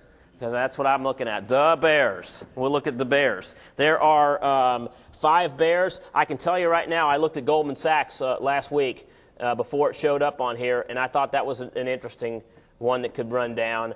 The stock's trading at 77, and it looks like 67, so you're talking about 10 points. So GS, 77 to 67. You know, what I'm doing, guys, is I'm creating a list, and then what am I going to do? I'm going to go look at options on these. So that's the whole point of the system, is that, you know, I go from one to the other, and I might try to find maybe just one that really stands out. Here's Envision. It's going from 25 to, say, 13. And that's INVN, 25 to 15. All right, I got to move a little quicker here. Micron Technology. All right, Micron Technology is at 22. Let's call it 22 to 14. MU, 22 to 14. I'll tell you what, the bears are actually starting to look a little bit better to me than these bulls. Silicon Laboratories is at 27. Target price, 17. And that symbol is SLAB, SLAB. SLAB, slab. Slab is going to go from 27 to 17. You know, and remember, I mean, it'd be nice if all these would do exactly what we expect them to, but, you know, the running rate that I'm getting is about 75% of them are going to go the direction that I'm hoping they'll go. 24 to 20, and that was STM. Now, STM is only, you know, 24 to 20 is only a 4-point move. So I'm all of a sudden thinking, that's not real good. So I've got 8 stocks here. Which one has the biggest point move? Just a moment, please. Which one has the biggest point move? UNH. What's the point move there? 14. Now, if I looked at all these charts, some are going to have better looking setups than others too, because, you know, the really important thing to look at is not so much the chart, but it's the piece below it. It's the oscillator. And so, you know, what I do is when I go back, I look at the chart, I look at the oscillator. If the oscillator's really screwy, meaning that, you know, if I'm looking at something that, let me see if I can find one that might have not looked real good. Micron Technology is not bad. Goldman Sachs is okay. Yeah, Goldman Sachs looks really nice. The thing I'm looking for is I'm looking for an oscillator that's really whipping back and forth above and below the line. And if it's telling me that, then it's probably is not a pretty chart as one that looks like, say, look at Goldman Sachs here for a moment. I'm going to raise this up a bit. It's actually started to diverge, but this is its 3 move. It's pulled all the way back, and now it's looking for another move down to reach that 67 area. So step 1 is what? What's step 1? I scan for stocks that fit my bull and bear profile. Step 2 is I'm going to look for options on each. And what I'm going to do is I'll just take one of these to save some time. I feel like Martha Stewart up here. Here's a turkey. And, oh, by the way, here's a cooked turkey. All right? So I'm going to cook this turkey real quick and find something in here of this bunch that I want to look at. You know what? We'll take UNH because it has the biggest point move. So what I'm going to do is just basically go over to the website. I'm going to go plug in UNH. You know, I operate from the sitemap because there's a couple ways you can do this. You can go to what's called a standard start, which is for people getting started. There's an advanced start, and the sitemap just gives you everything. So I'm going to type in UNH, click on Quick Create a Trade, and I may select, this is going to be bullish, so let me go ahead and select January 03. You know, I'm moving faster than I normally would like to, but I'm a little pressed for time. Look at a call vertical spread, and we'll click on edit, and we'll see what it's saying. Okay, buy the 90s and sell the 100s. You know, I think probably 95, 105 might be more to the target than I'm looking for, just above the target. So click on analyze, and see this one's 370 to make 630, 170% or 1.7 to 1 return. That's not really that good. Now, also what I can look at is I can look and see, you know, if I could simply just buy a call option that's going to make three times what I paid for it, and the answer to that in this case is also no. So where can I go next? Well, let's try something else. Let's back up. Let's look at one of the other stocks. I'm going to change to MU, Micron. Now, here's the problem I'm going to run into, guys, which is someone said bear call spreads and credit spreads, and that makes a lot of sense when you see a volatility chart that looks like that. And that's kind of what's happening with most of the stocks out there, so it may be safe to look at shorter-term credit spreads. But I'm going to take one more, MU, and then I'm going to move into straddles. Here's Micron. also fitting that description. Let's look at October and bearish. And what I'm going to do is just going to go down here and I'm going to click on, I'll just buy a put first, and I'm just going to click edit. And I want to see what the put's going to cost me, and probably maybe look at a put spread. So it's telling me to do the October 20 put, and MU is at 22. So let's analyze the October 20 put. It's trading for $2.95. Now, I got this thing going down to 14. If I buy the 20 put for $2.95, what's it going to be worth at 14? 6. So it's a 2-to-1. So what can I do to try to maybe make that better? Sell a put below it, sell a 15, and do a 20-15 spread. Okay, so that's what I do is basically is number one, I'm scanning for bulls and bears. Number two is then I'm going in and I'm trying to find the right option to trade, the right spread that gives me that 3-to-1 risk reward. And then step three is when I see that, I'm going to place my limit order. I'm going to go ahead and place my exit strategies on these trades. Last thing I want to get into, because I had a lot of questions on this, as I always do, is with advanced get, and I tried to answer as many questions as I could in the quickest amount of time. This is an award called the Reader's Choice Award. This company won the Reader's Choice Award every year since 1993 and 94, and you don't see 2001 on there, but they won it for 2001 also. 2002 we're in. They do these things at the end of every year. There's a difference between a Reader's Choice Award and a Editor's Choice Award. Anybody will know the difference between those two? Yeah, Editor's Choice Award is who advertised the most in my magazine. All right, Reader's Choice Award is the one you want to keep your eyes on because that's the important one.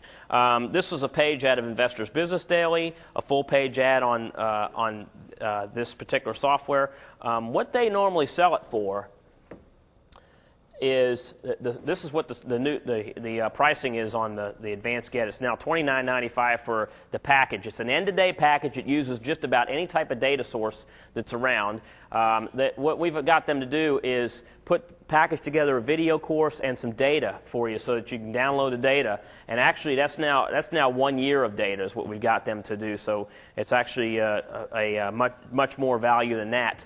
The package price on this with the data and now 1 year's of data and the video is somewhere close to $4,000. We have it. We've been able to do is have them arrange special pricing for our Optionetics students. If you want it, you can get it here at the seminar. I believe the price of it is $24.95. Which is the entire package. It does come real time, but let me tell you, I don't think you need real time. Real time is a lease, which means you don't own it. You lease it every year for somewhere around that $2,000 to $2,500 a year package. I use the end of day. The end of day does scans. Real time that software they have for right now does not. The end of day you can go into training mode. You can teach yourself. And what I've been doing, and I'll do it here today too, is everybody that's gotten this through us, we've created a special mailing list, and what I've been doing is I've created a new publication which I do in my own time, which I send out. It's called Wave Finder, and what it is it's something I send out every week. It shows you where I think things are going. I usually spotlight the index markets, and what I'm doing is I'm just trying to teach you how I use the software so you can get up to speed on it real quick. Who's getting that Wave Finder thing from me in this room? I know there's a few of you. Is that thing worth sending out, or am I wasting my time? Okay, good. Yeah, let me tell you, that's a Friday night thing. I'd rather be sitting on the couch, with the dog and hanging out watching Cartoon Network. but I'm doing this. I'm going to continue to do this for the year. And for any of you guys who sign up, I'll make sure you get on that list as well. The stuff that I've put in there, I tell you what, it really makes believers out of people that have the software because you'll see what I'm doing and you can do it too. The other thing we did was we had them put together a 30-day trial, which means you try it, you don't like it, box it back up and send it back. Try doing that with a piece of software you buy over at CompUSA or Micro Center. Ain't going to happen. Okay, so usually you buy it, you own it, but with them, we've gotten the ability to do this because you know what? There's going to be some times where, like an example, we had a person try to put it on a Macintosh. Okay, it now works on Macintosh, but it didn't then. So that's reasons why we had the 30-day trial, and it doesn't take much longer than 30 days, I think, to really learn how to use it. And later today I'll just start from a blank chart and show you how to go from a blank chart with about 2 clicks. You can get what I got. That's about all that I have. I want to get into straddles. I'll take a couple questions back here. Yes, sir. It can take TC2000 data. And I just ordered TC2000 data for the first time in my life last week. So I have even no idea what I'm getting. I understand it's like 8,000 stocks. So I'm interested in seeing how clean that data is. I understand it's pretty clean. But yeah, what happens is it will basically go through and it'll source your TC2000 data and it'll display it right on the advanced get chart. So yes, it'll take ASCII data if you know what that is. You know, if you like to program your own data and it'll read anything. Yes, sir. Oh, what is the difference between this and our Platinum site? Very good question. Our Platinum site is an options trading software. There's a huge difference between options trading software and a charting software that predicts patterns of stocks. One does stocks and the other does options. I think they complement each other real well. If George and I could have figured out how to create a software like Advanced Get, we would have done it. But we're not that smart. There's no way we would have been able to figure out how to do that. It's something that, you know, I own a lot of pieces of software. That's the best software that I've seen in the last 10 years, and by far. I really enjoy it.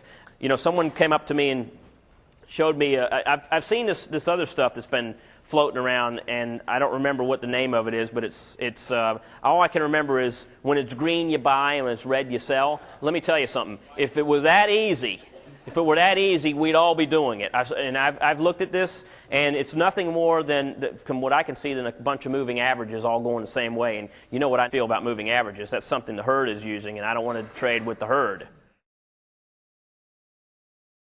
This completes CD number 11 of the Optionetics course audio series. Let's review some of the most important points covered on this CD. George and Tom reviewed the current state of the markets and possible strategies for taking advantage of specific stocks using a variety of trading software, including Advanced Get and the Optionetics.com Platinum site. Next, Tom Gentile discussed his 4-point daily trading system. Let's go through it. Number 1. Scan for stocks that fit your bear and bull profile. 2.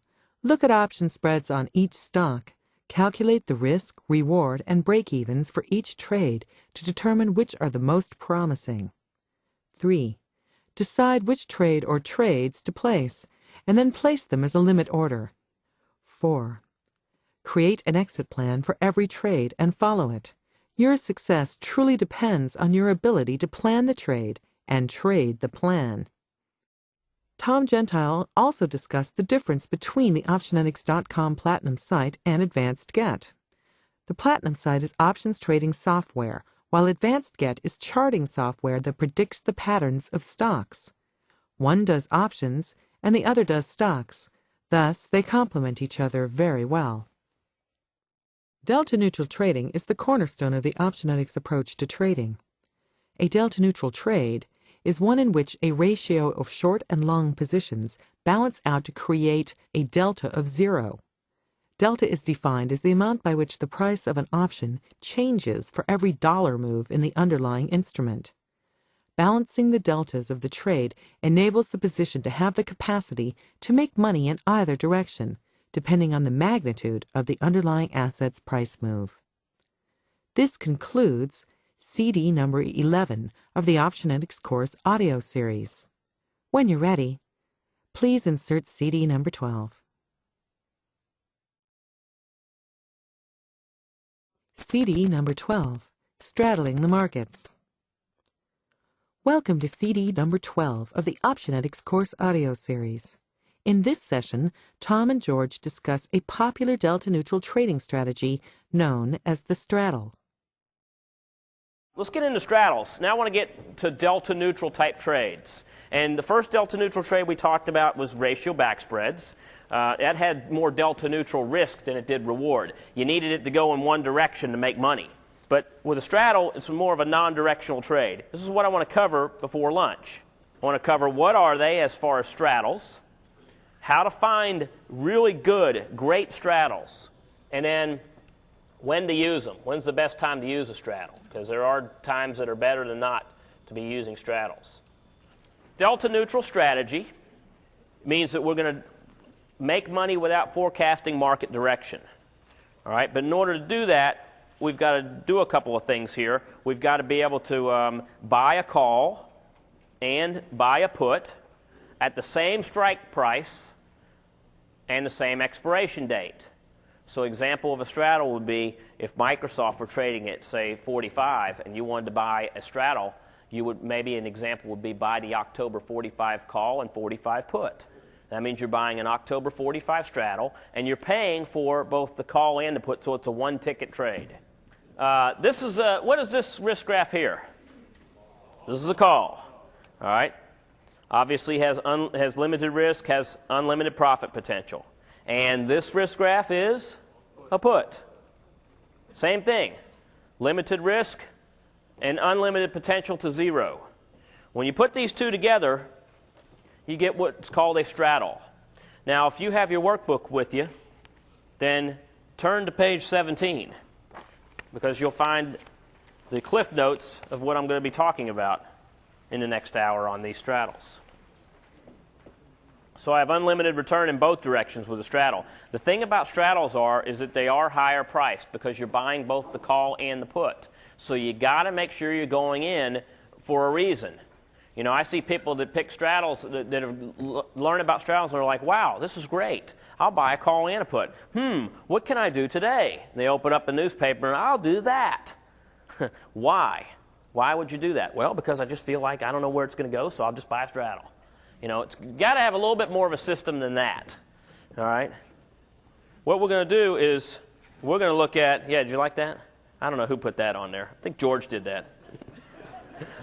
That's our smile. That's what a straddle is. It's a smile graph when you put it on. It has a curve. It turns into a V by expiration, but we never stay in the trade that long. Okay, so we're usually trading on the smile. All right? There are entry rules for a straddle. The way that I like to do them is I like to look and these are actually 3 systems, and you can put them together as one. You don't have to have all of them together to make a good straddle. Any of these systems make a good straddle, but if you put them all together, it actually makes them even better. Consolidation is a system, and I'm going to talk about what consolidation is. Just using straddles with cheap options makes a good system. I found cheap options on a company called Kroger. I talked about Kroger yesterday. Kroger, symbol KR.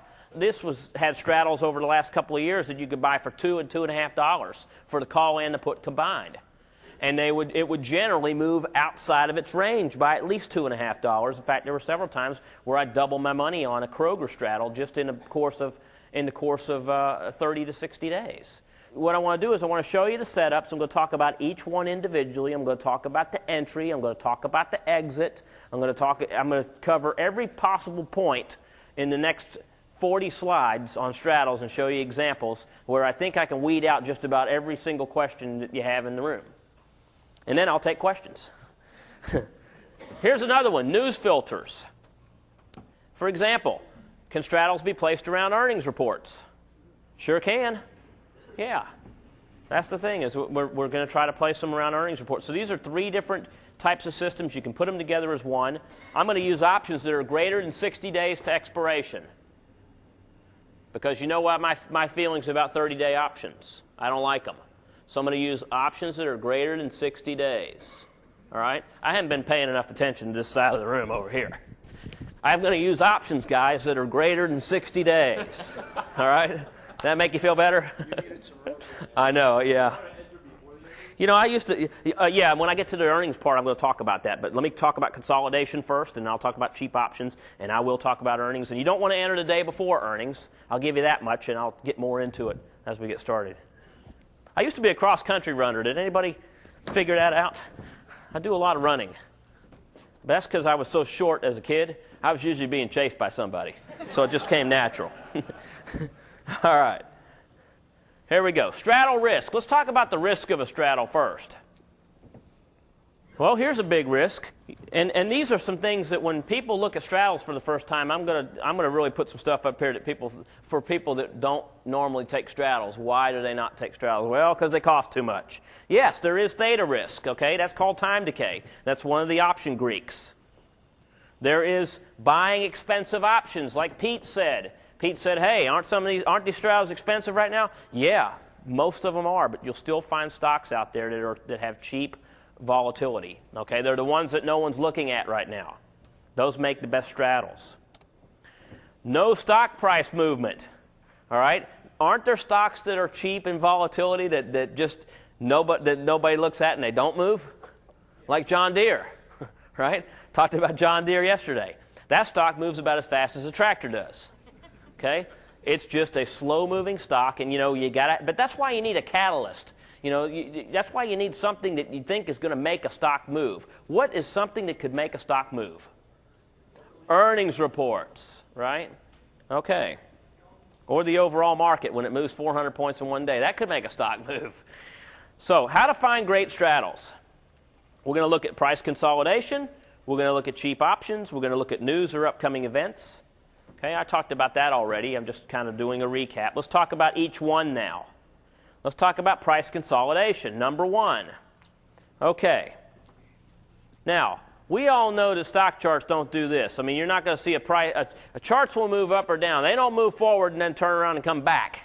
Okay, that just isn't going to happen on a screen, on any charting screen. But what these are patterns to look at in the markets that make good straddle indicators. These are called triangles. They're called pennants. They're called wedges, and they're probably called about 15 other things that I don't know that someone who's seen this for the first time decided they were going to call it their own type of pattern. I call it consolidation because that's what it basically is. If I were to take this, and I'll put this screen back on in just a moment, but if I were to take this and give you an example of what a triangle looks like, it could be a market that's moving down, then it makes a rise up, makes a lower high, moves down, makes a higher low, moves back up, makes a lower high. And what's going on here is you're getting a triangle or a wedge.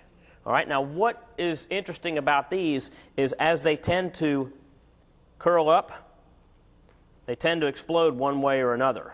Okay, it's kind of like coiling up a spring. If you take a spring, a slinky, and you coil it up, and then you let it go, it tends to pop out in one direction or another, but you really don't know where it's going to move.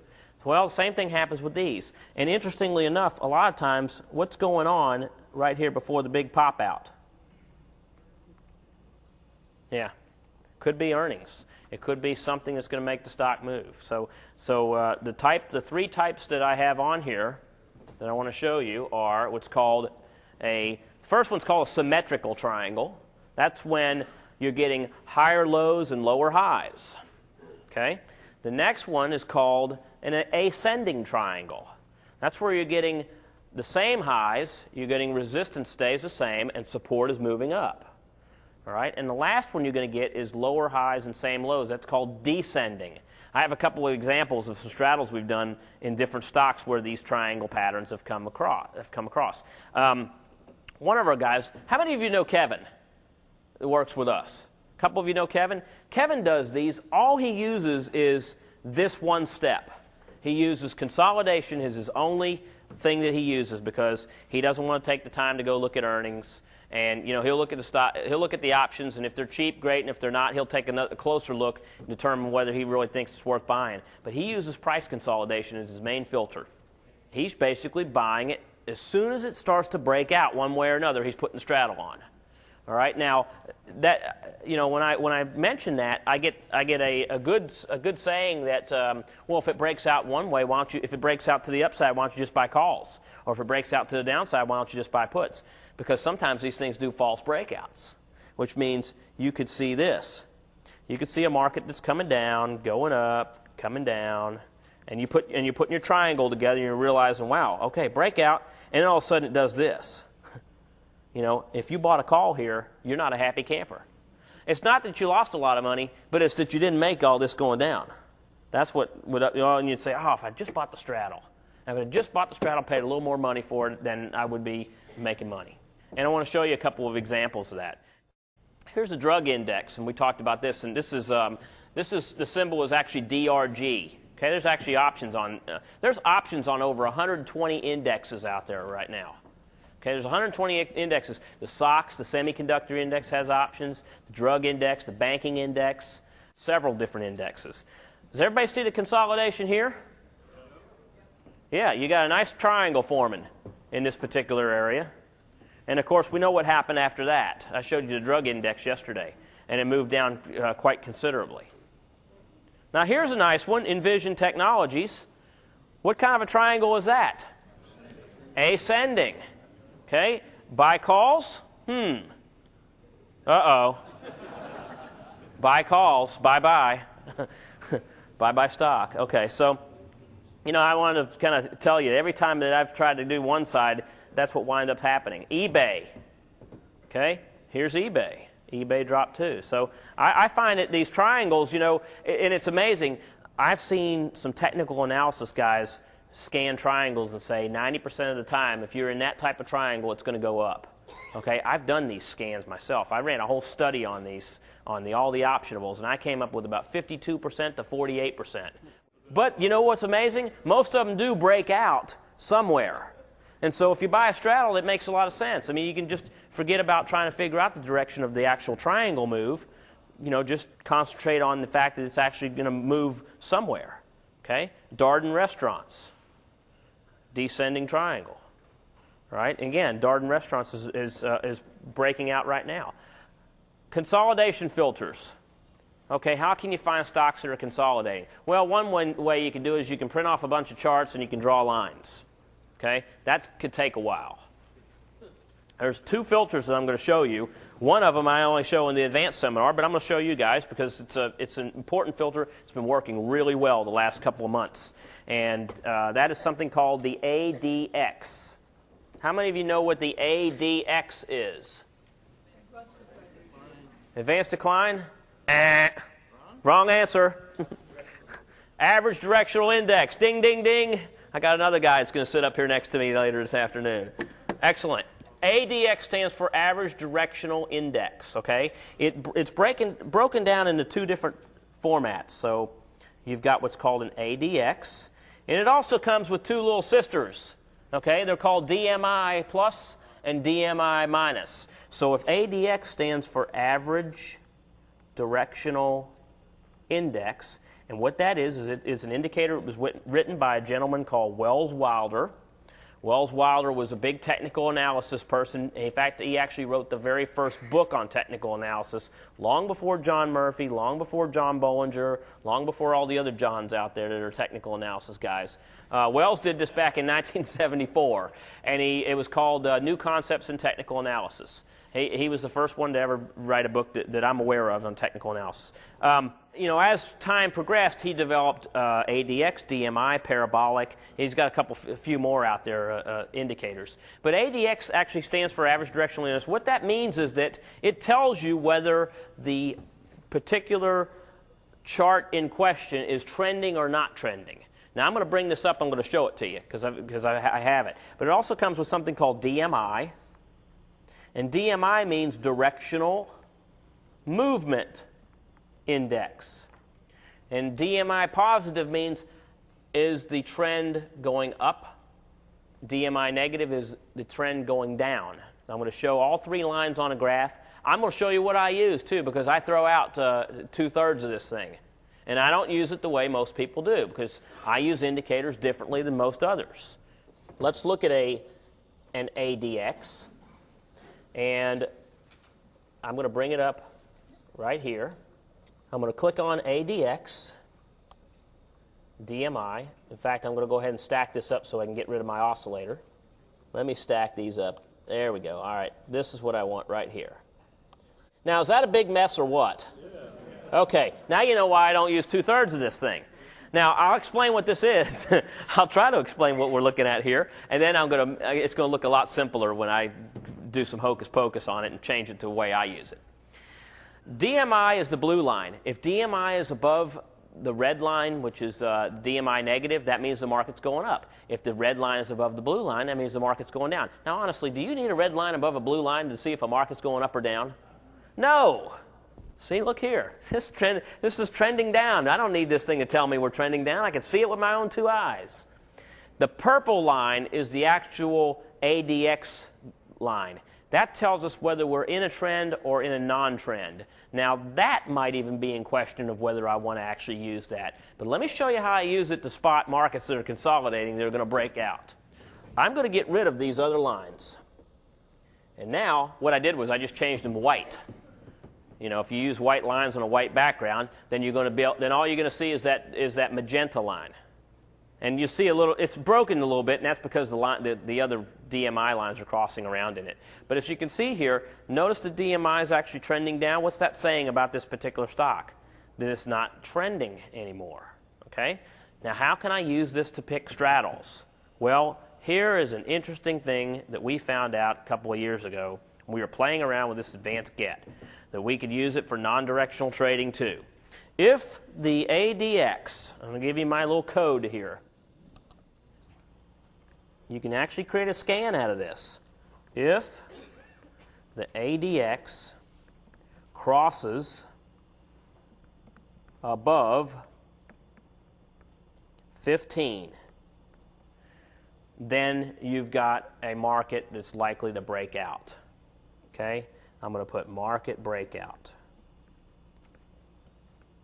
If ADX crosses above 15 and market breakout. Why is 15 such an interesting number? Well, when an ADX goes below 15, the market's consolidating. It's pretty much flatlining. It's coming into a triangle. When it pops above 15, that means something happened that make it break out of the triangle. Now, what I can do is I can go in and actually scan for these. And let's see if what I have here that's ready to go. I don't have the scan, but I'll show you how it works. We're going to create a scan. I'm going to go in here and I'm going to bring up my ADX straddle scan. I'll even show you what it consists of. The ADX straddle scan is basically this. What I'm doing is I'm looking at ADX and I'm looking at price range. I don't like buying straddles that are below 20.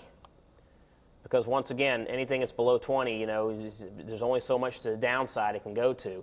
So I have a filter in here that I want to look for straddles between $20,000 and $10,000 a share. There's only one stock I know of that isn't going to make that scan to the upside. Yeah, Berkshire Hathaway. But it doesn't trade options anyway. And if it did, can you imagine what a straddle would cost on a Berkshire Hathaway stock? That'd be a tough one. That'd be a tough one to trade. All right, so the other thing that is more important is the actual ADX. And when I click on ADX, I can put in here, click in crossed above, and I can put a value in of 15. And so what I'm going to do is basically go in and I'm going to run the scan. I'm going to put in here my parameters. I'm going to click ADX straddle. I'm going to set it in my parameters. I'm going to click on the play button. And that play button is going to come in and it's going to give me straddles. Now, that looks like a lot, but it's only looking at the range parameter. When I click on all parameters, now it's going to only bring up stocks that are in that qualify for both parameters. And remember earlier I told you we can do scans for Elliott wave buys and Elliott wave sells. That's the same thing. You put in your parameters and it only bring up the stocks that meet the scan. And I've got a couple of those. So I'm going to let that run for a minute or two, and then I'm going to come back to it and see if we came up with anything. Here's some points about consolidations. Wedge consolidation is best found within an average of 3 months. You know why? What happens every 3 months?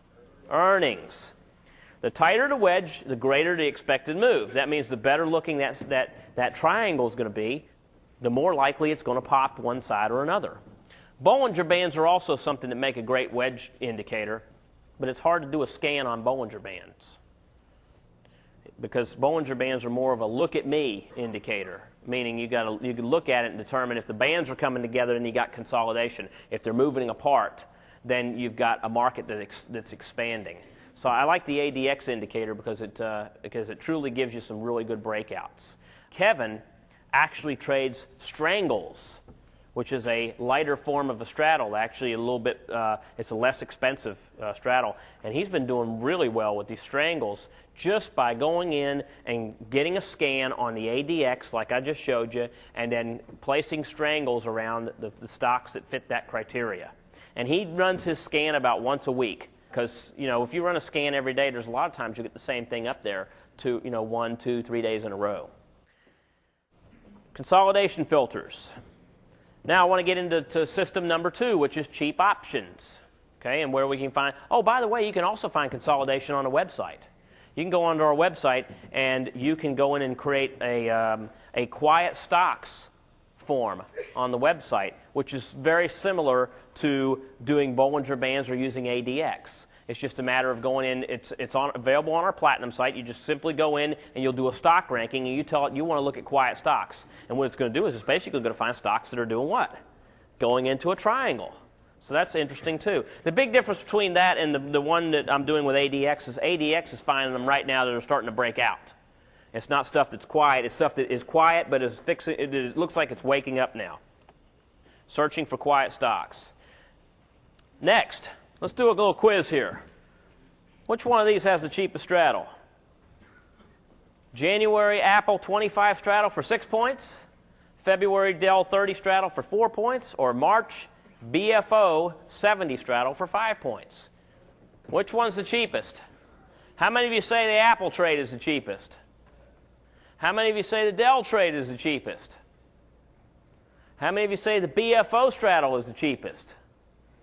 How many of you need to go back to math class? All right. Well, you know what? In points, the Dell straddle is the cheapest. But if you look at the number of points over the stock price, which one really does look the cheapest? BFO. BFO is a 5-point straddle, and it's a strike price of 70. Okay? Apple clearly looked like it was the most expensive. All right? But really, what is cheap and what is expensive? That depends on how a stock has done, what a stock has been doing over the last year or two in terms of its options premium. Okay? For example, last week, Johnson & Johnson was a cheap option. This week, Johnson & Johnson is an expensive option. Okay? Why did it go from cheap to expensive? What happened? Yeah, we had a volatility rise because stock price dropped because we had a news announcement that was very unfavorable for J&J. Same thing with a lot of other stocks. You know, Enron at one time was a cheap implied option, and then it got real expensive. Now it's cheap again, right? There isn't any options that trade on Enron anymore. That's why they're so cheap. Okay? One way of looking at cheap options is, and this is the way we do it, is you can look at, I'm going to show you a couple ways. You can do a rank list on our website, and you can just say, give me the stocks that have the cheapest options right now. All right? And what it'll do is, this one obviously wasn't yesterday. This was a couple of months ago. But if you look at this, it's doing a rank list, and you see Intel, Microsoft, GE, Nextel, et cetera, et cetera. And what it's showing you is the first column there is the stock price. The second column is called highest IV. That's implied volatility. That's option premium, the highest option premium level. And for Intel, over the last year, it was 81.20. Now, remember where the VIX was? We talked about the VIX being at 40. Okay, Intel's at an 80. All right, well, you know what that means? I mean, well, that was its high. That means that Intel is trading a lot more in terms of movement than the average of what? The S&P 100, or the average of all the stocks that make up the VIX. The lowest it traded in the last year was 44.10. Okay, now based on this graph, let's just for a moment think that this is today's chart. If it said, okay, the highest is 81.20 and the lowest it's ever traded in the year was 44.10, and yesterday it closed at 47.7, is it on the low side or the high side compared to itself? Low. And same thing with Microsoft, and GE, and Nextel, and AWE, and OpenWave, and Dell. These are low implied volatilities. Another way you can do this is, and I'm going to pull through here, this is my 1-year high, this is my 1-year low, this is the current volatility. Okay? Here's a picture of volatility. This is IMClone. This I shouldn't even be showing to you. You guys all know that IMClone is this high or low? It's high. Look at where was the low at? In November and December. The high was just recently and on this particular chart. High volatility. QQQs. At the beginning of the year, look where they were. They were dropping. They were dropping all the way into May, but they were low. Microsoft, beginning of the year, low. So a picture's worth 1,000 words in terms of volatility. Okay? We can look at volatility of each stock and determine whether they are high or low. What I like is this. I like to find stocks that are in the bottom 20% of their range. That makes a good straddle to me. So I'm looking for stocks that have options, implied volatility. That's just basically a fancy term for premium. Okay? In the lowest 20%. That means, I guess, the bottom quintile, right? Lowest 20% of its 1-year range. So what I'm doing is I'm taking a look at where volatility has been on the stock for the entire year, and I'm looking at the range, and I'm looking at where it was yesterday. And if it's in the bottom 20% of the 1-year range currently, then it's cheap. It qualifies for me. Step 3, here's another filter. It's called a news filter. What we can do is we can take steps 1 and 2, and we can find our stocks that are consolidating and cheap options. We can look for an earnings report date. That's our news filter. And then what we want to do is we try to find a straddle that's 3 or 4 weeks out before the earnings date. There was a question in the room. How far do I put this trade on before an earnings date? The answer is this: 3 to 4 weeks before the date. Okay, you can fudge on that a little bit as long as the volatility is still low. I've put them on 1 week before an earnings date, and it was simply because the volatility did not go up. I looked at it, and people just thought, hey, you know what? They're not looking at this stock, so the options weren't getting touted as much, so they were still cheap. But normally 3 to 4 weeks. Okay, let me back up there a second. I think I moved that too fast. So again, I'm looking at steps 1 and 2, trying to find an earnings report date, trying to find a straddle 3 to 4 weeks before the date. Are we going into earnings report season now, or are we coming out of earnings report season? We're coming out. Okay? In fact, just in the last 2 weeks, 60% of the stocks on the S&P 500 reported earnings. Now, what's going to happen is some of them might re-report, right? We might get this re-report because of the SEC thing with the August 14th deadline. Even though we're coming out of earnings, we might see a couple of other things pop up, and that's what's causing all this volatility right now. But when we go into August and September, we're going to be coming out of earnings. So what's going to happen? Where a straddle is going to really start making sense? After Labor Day. Because then we're going to come back into that next quarter, which comes into October as September, end of September through October is where you're going to get your calendar year and your fiscal year earnings quarter. And that's going to start to drive these things again. And this is a chart of kind of what earnings look like. If you were to get an idea, every 3 months you get a peak. All right, it peaks up, comes down, peaks up, comes down. Okay, so when do earnings mostly come out in? May, August, November, February. That's the peak that's happening currently. May, August, November, February. Okay, so we're going into August, so we're peaking right now. But the thing is as earnings are coming out, if I want to go 3 or 4 weeks ahead of time to put a straddle in, what's going to be happening 3 to 4 weeks from now? Nothing, right? So there are some earnings reports that come out around that. If you look at this, little calendar here, there's only one spot I see on here where no earnings came out, and that was the week after Christmas. There's earnings that come out every week of the calendar year, except for that one particular week that I can see. Where do you find earnings at? There are several sites you can find earnings at. You can go to our website, and if you click on market data, and then you go over here, there's this particular tab, which is called our market calendars. You can come down here, and we have what's called a stock point earnings calendar. And basically what it does is you type in the stock symbol, and it gives you the next earnings date. It'll either give you the next earnings date or it'll give you the previous earnings date. Now, someone help me out here. If I can't find out what the next earnings date is, but I have the previous earnings date, is that a problem? Yeah, if today is what, the 22nd. If I bring up XYZ and it says June 15th as an earnings date, and I go, well, gosh, June 15th. July 15th, August 15th, September 15th. There's how you find, we don't have to be rocket scientists. We don't need the exact day for earnings. We just need an idea where earnings are going to come in. So that's how I use the earnings filter. Yes, ma'am. Dividends. What about dividends? Do you have anything on the Optionetics site that will give you the timing of dividends? There's an economic calendar. I believe there's a dividend calendar built into that area too. It's on the website. And if you have any other questions on the website, I'm going to do a little demo this afternoon on it. It's going to be a little bit more broad. Just try to keep your questions to straddles right now. Yes, sir.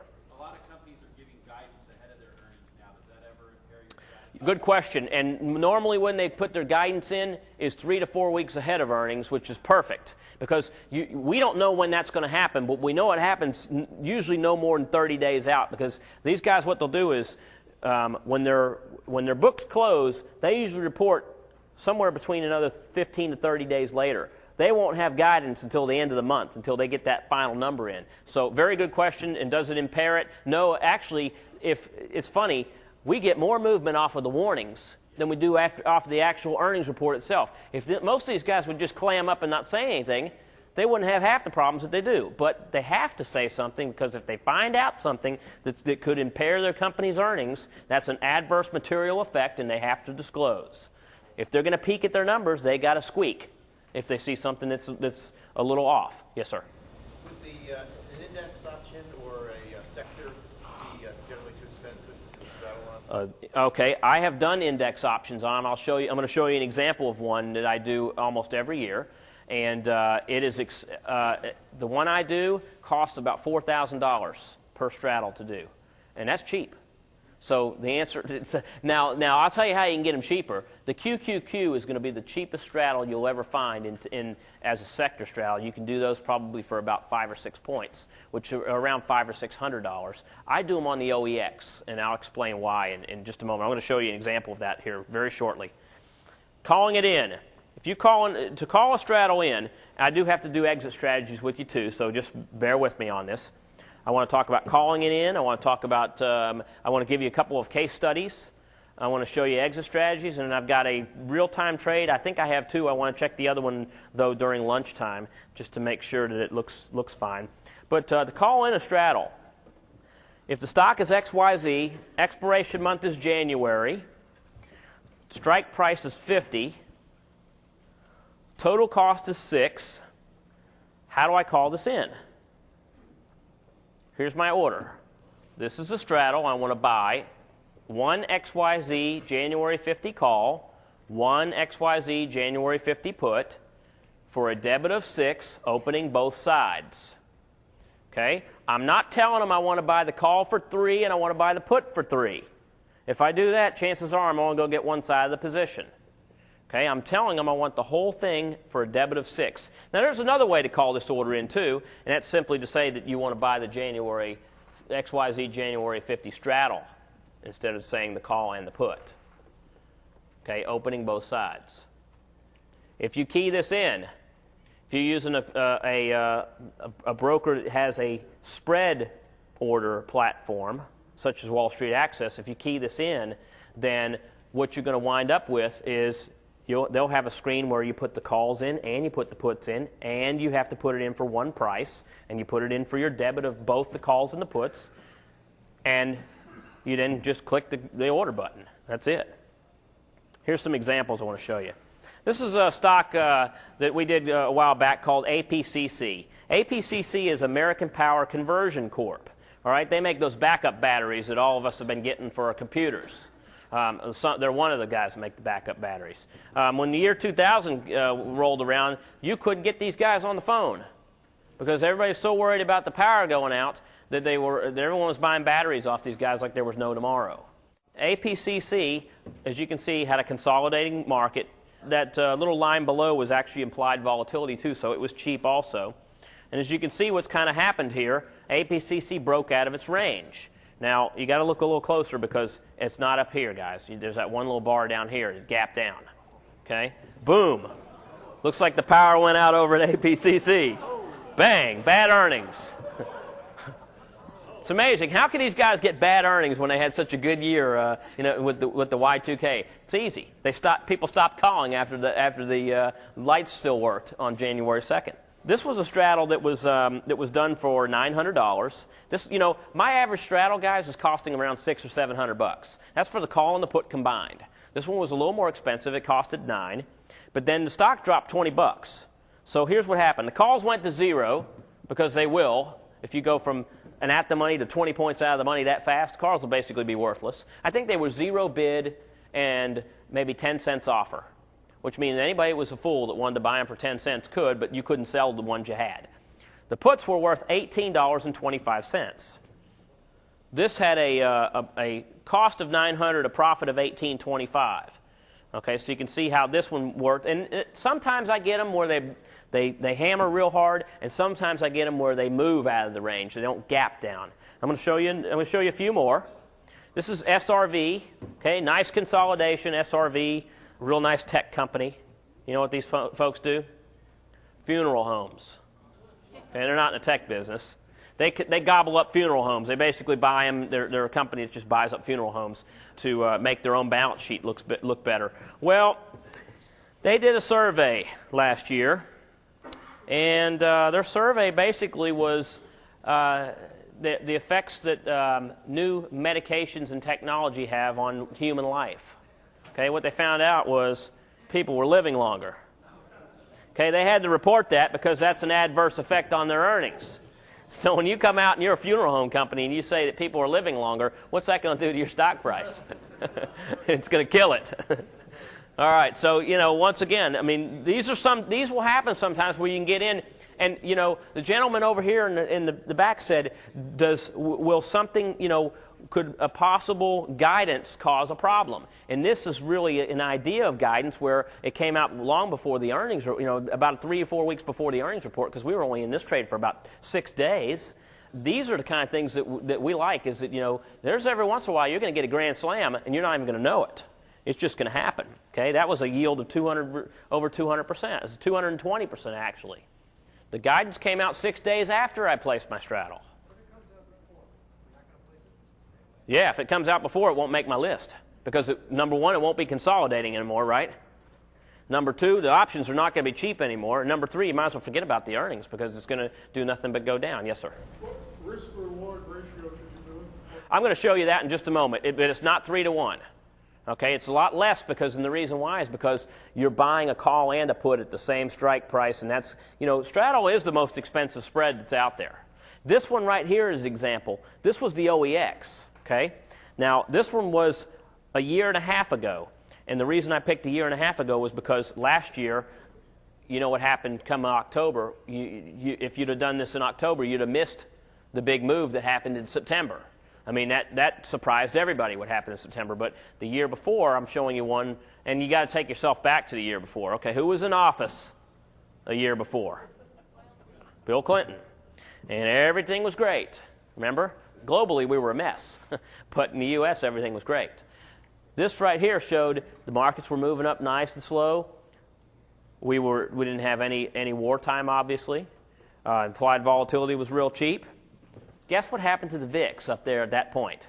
The VIX went where? Below 20. So instead of deciding to buy a puts or buy calls, we went in and just bought straddles, and that was the result. Boom, right back down. Now, I'm going to tell you this. Where do you think we got out at? Down here? No. I got out somewhere around here. I missed half the move on. I got out as soon as it stopped moving down because it hit an exit target. My exit target is I want to get out with a 50% profit.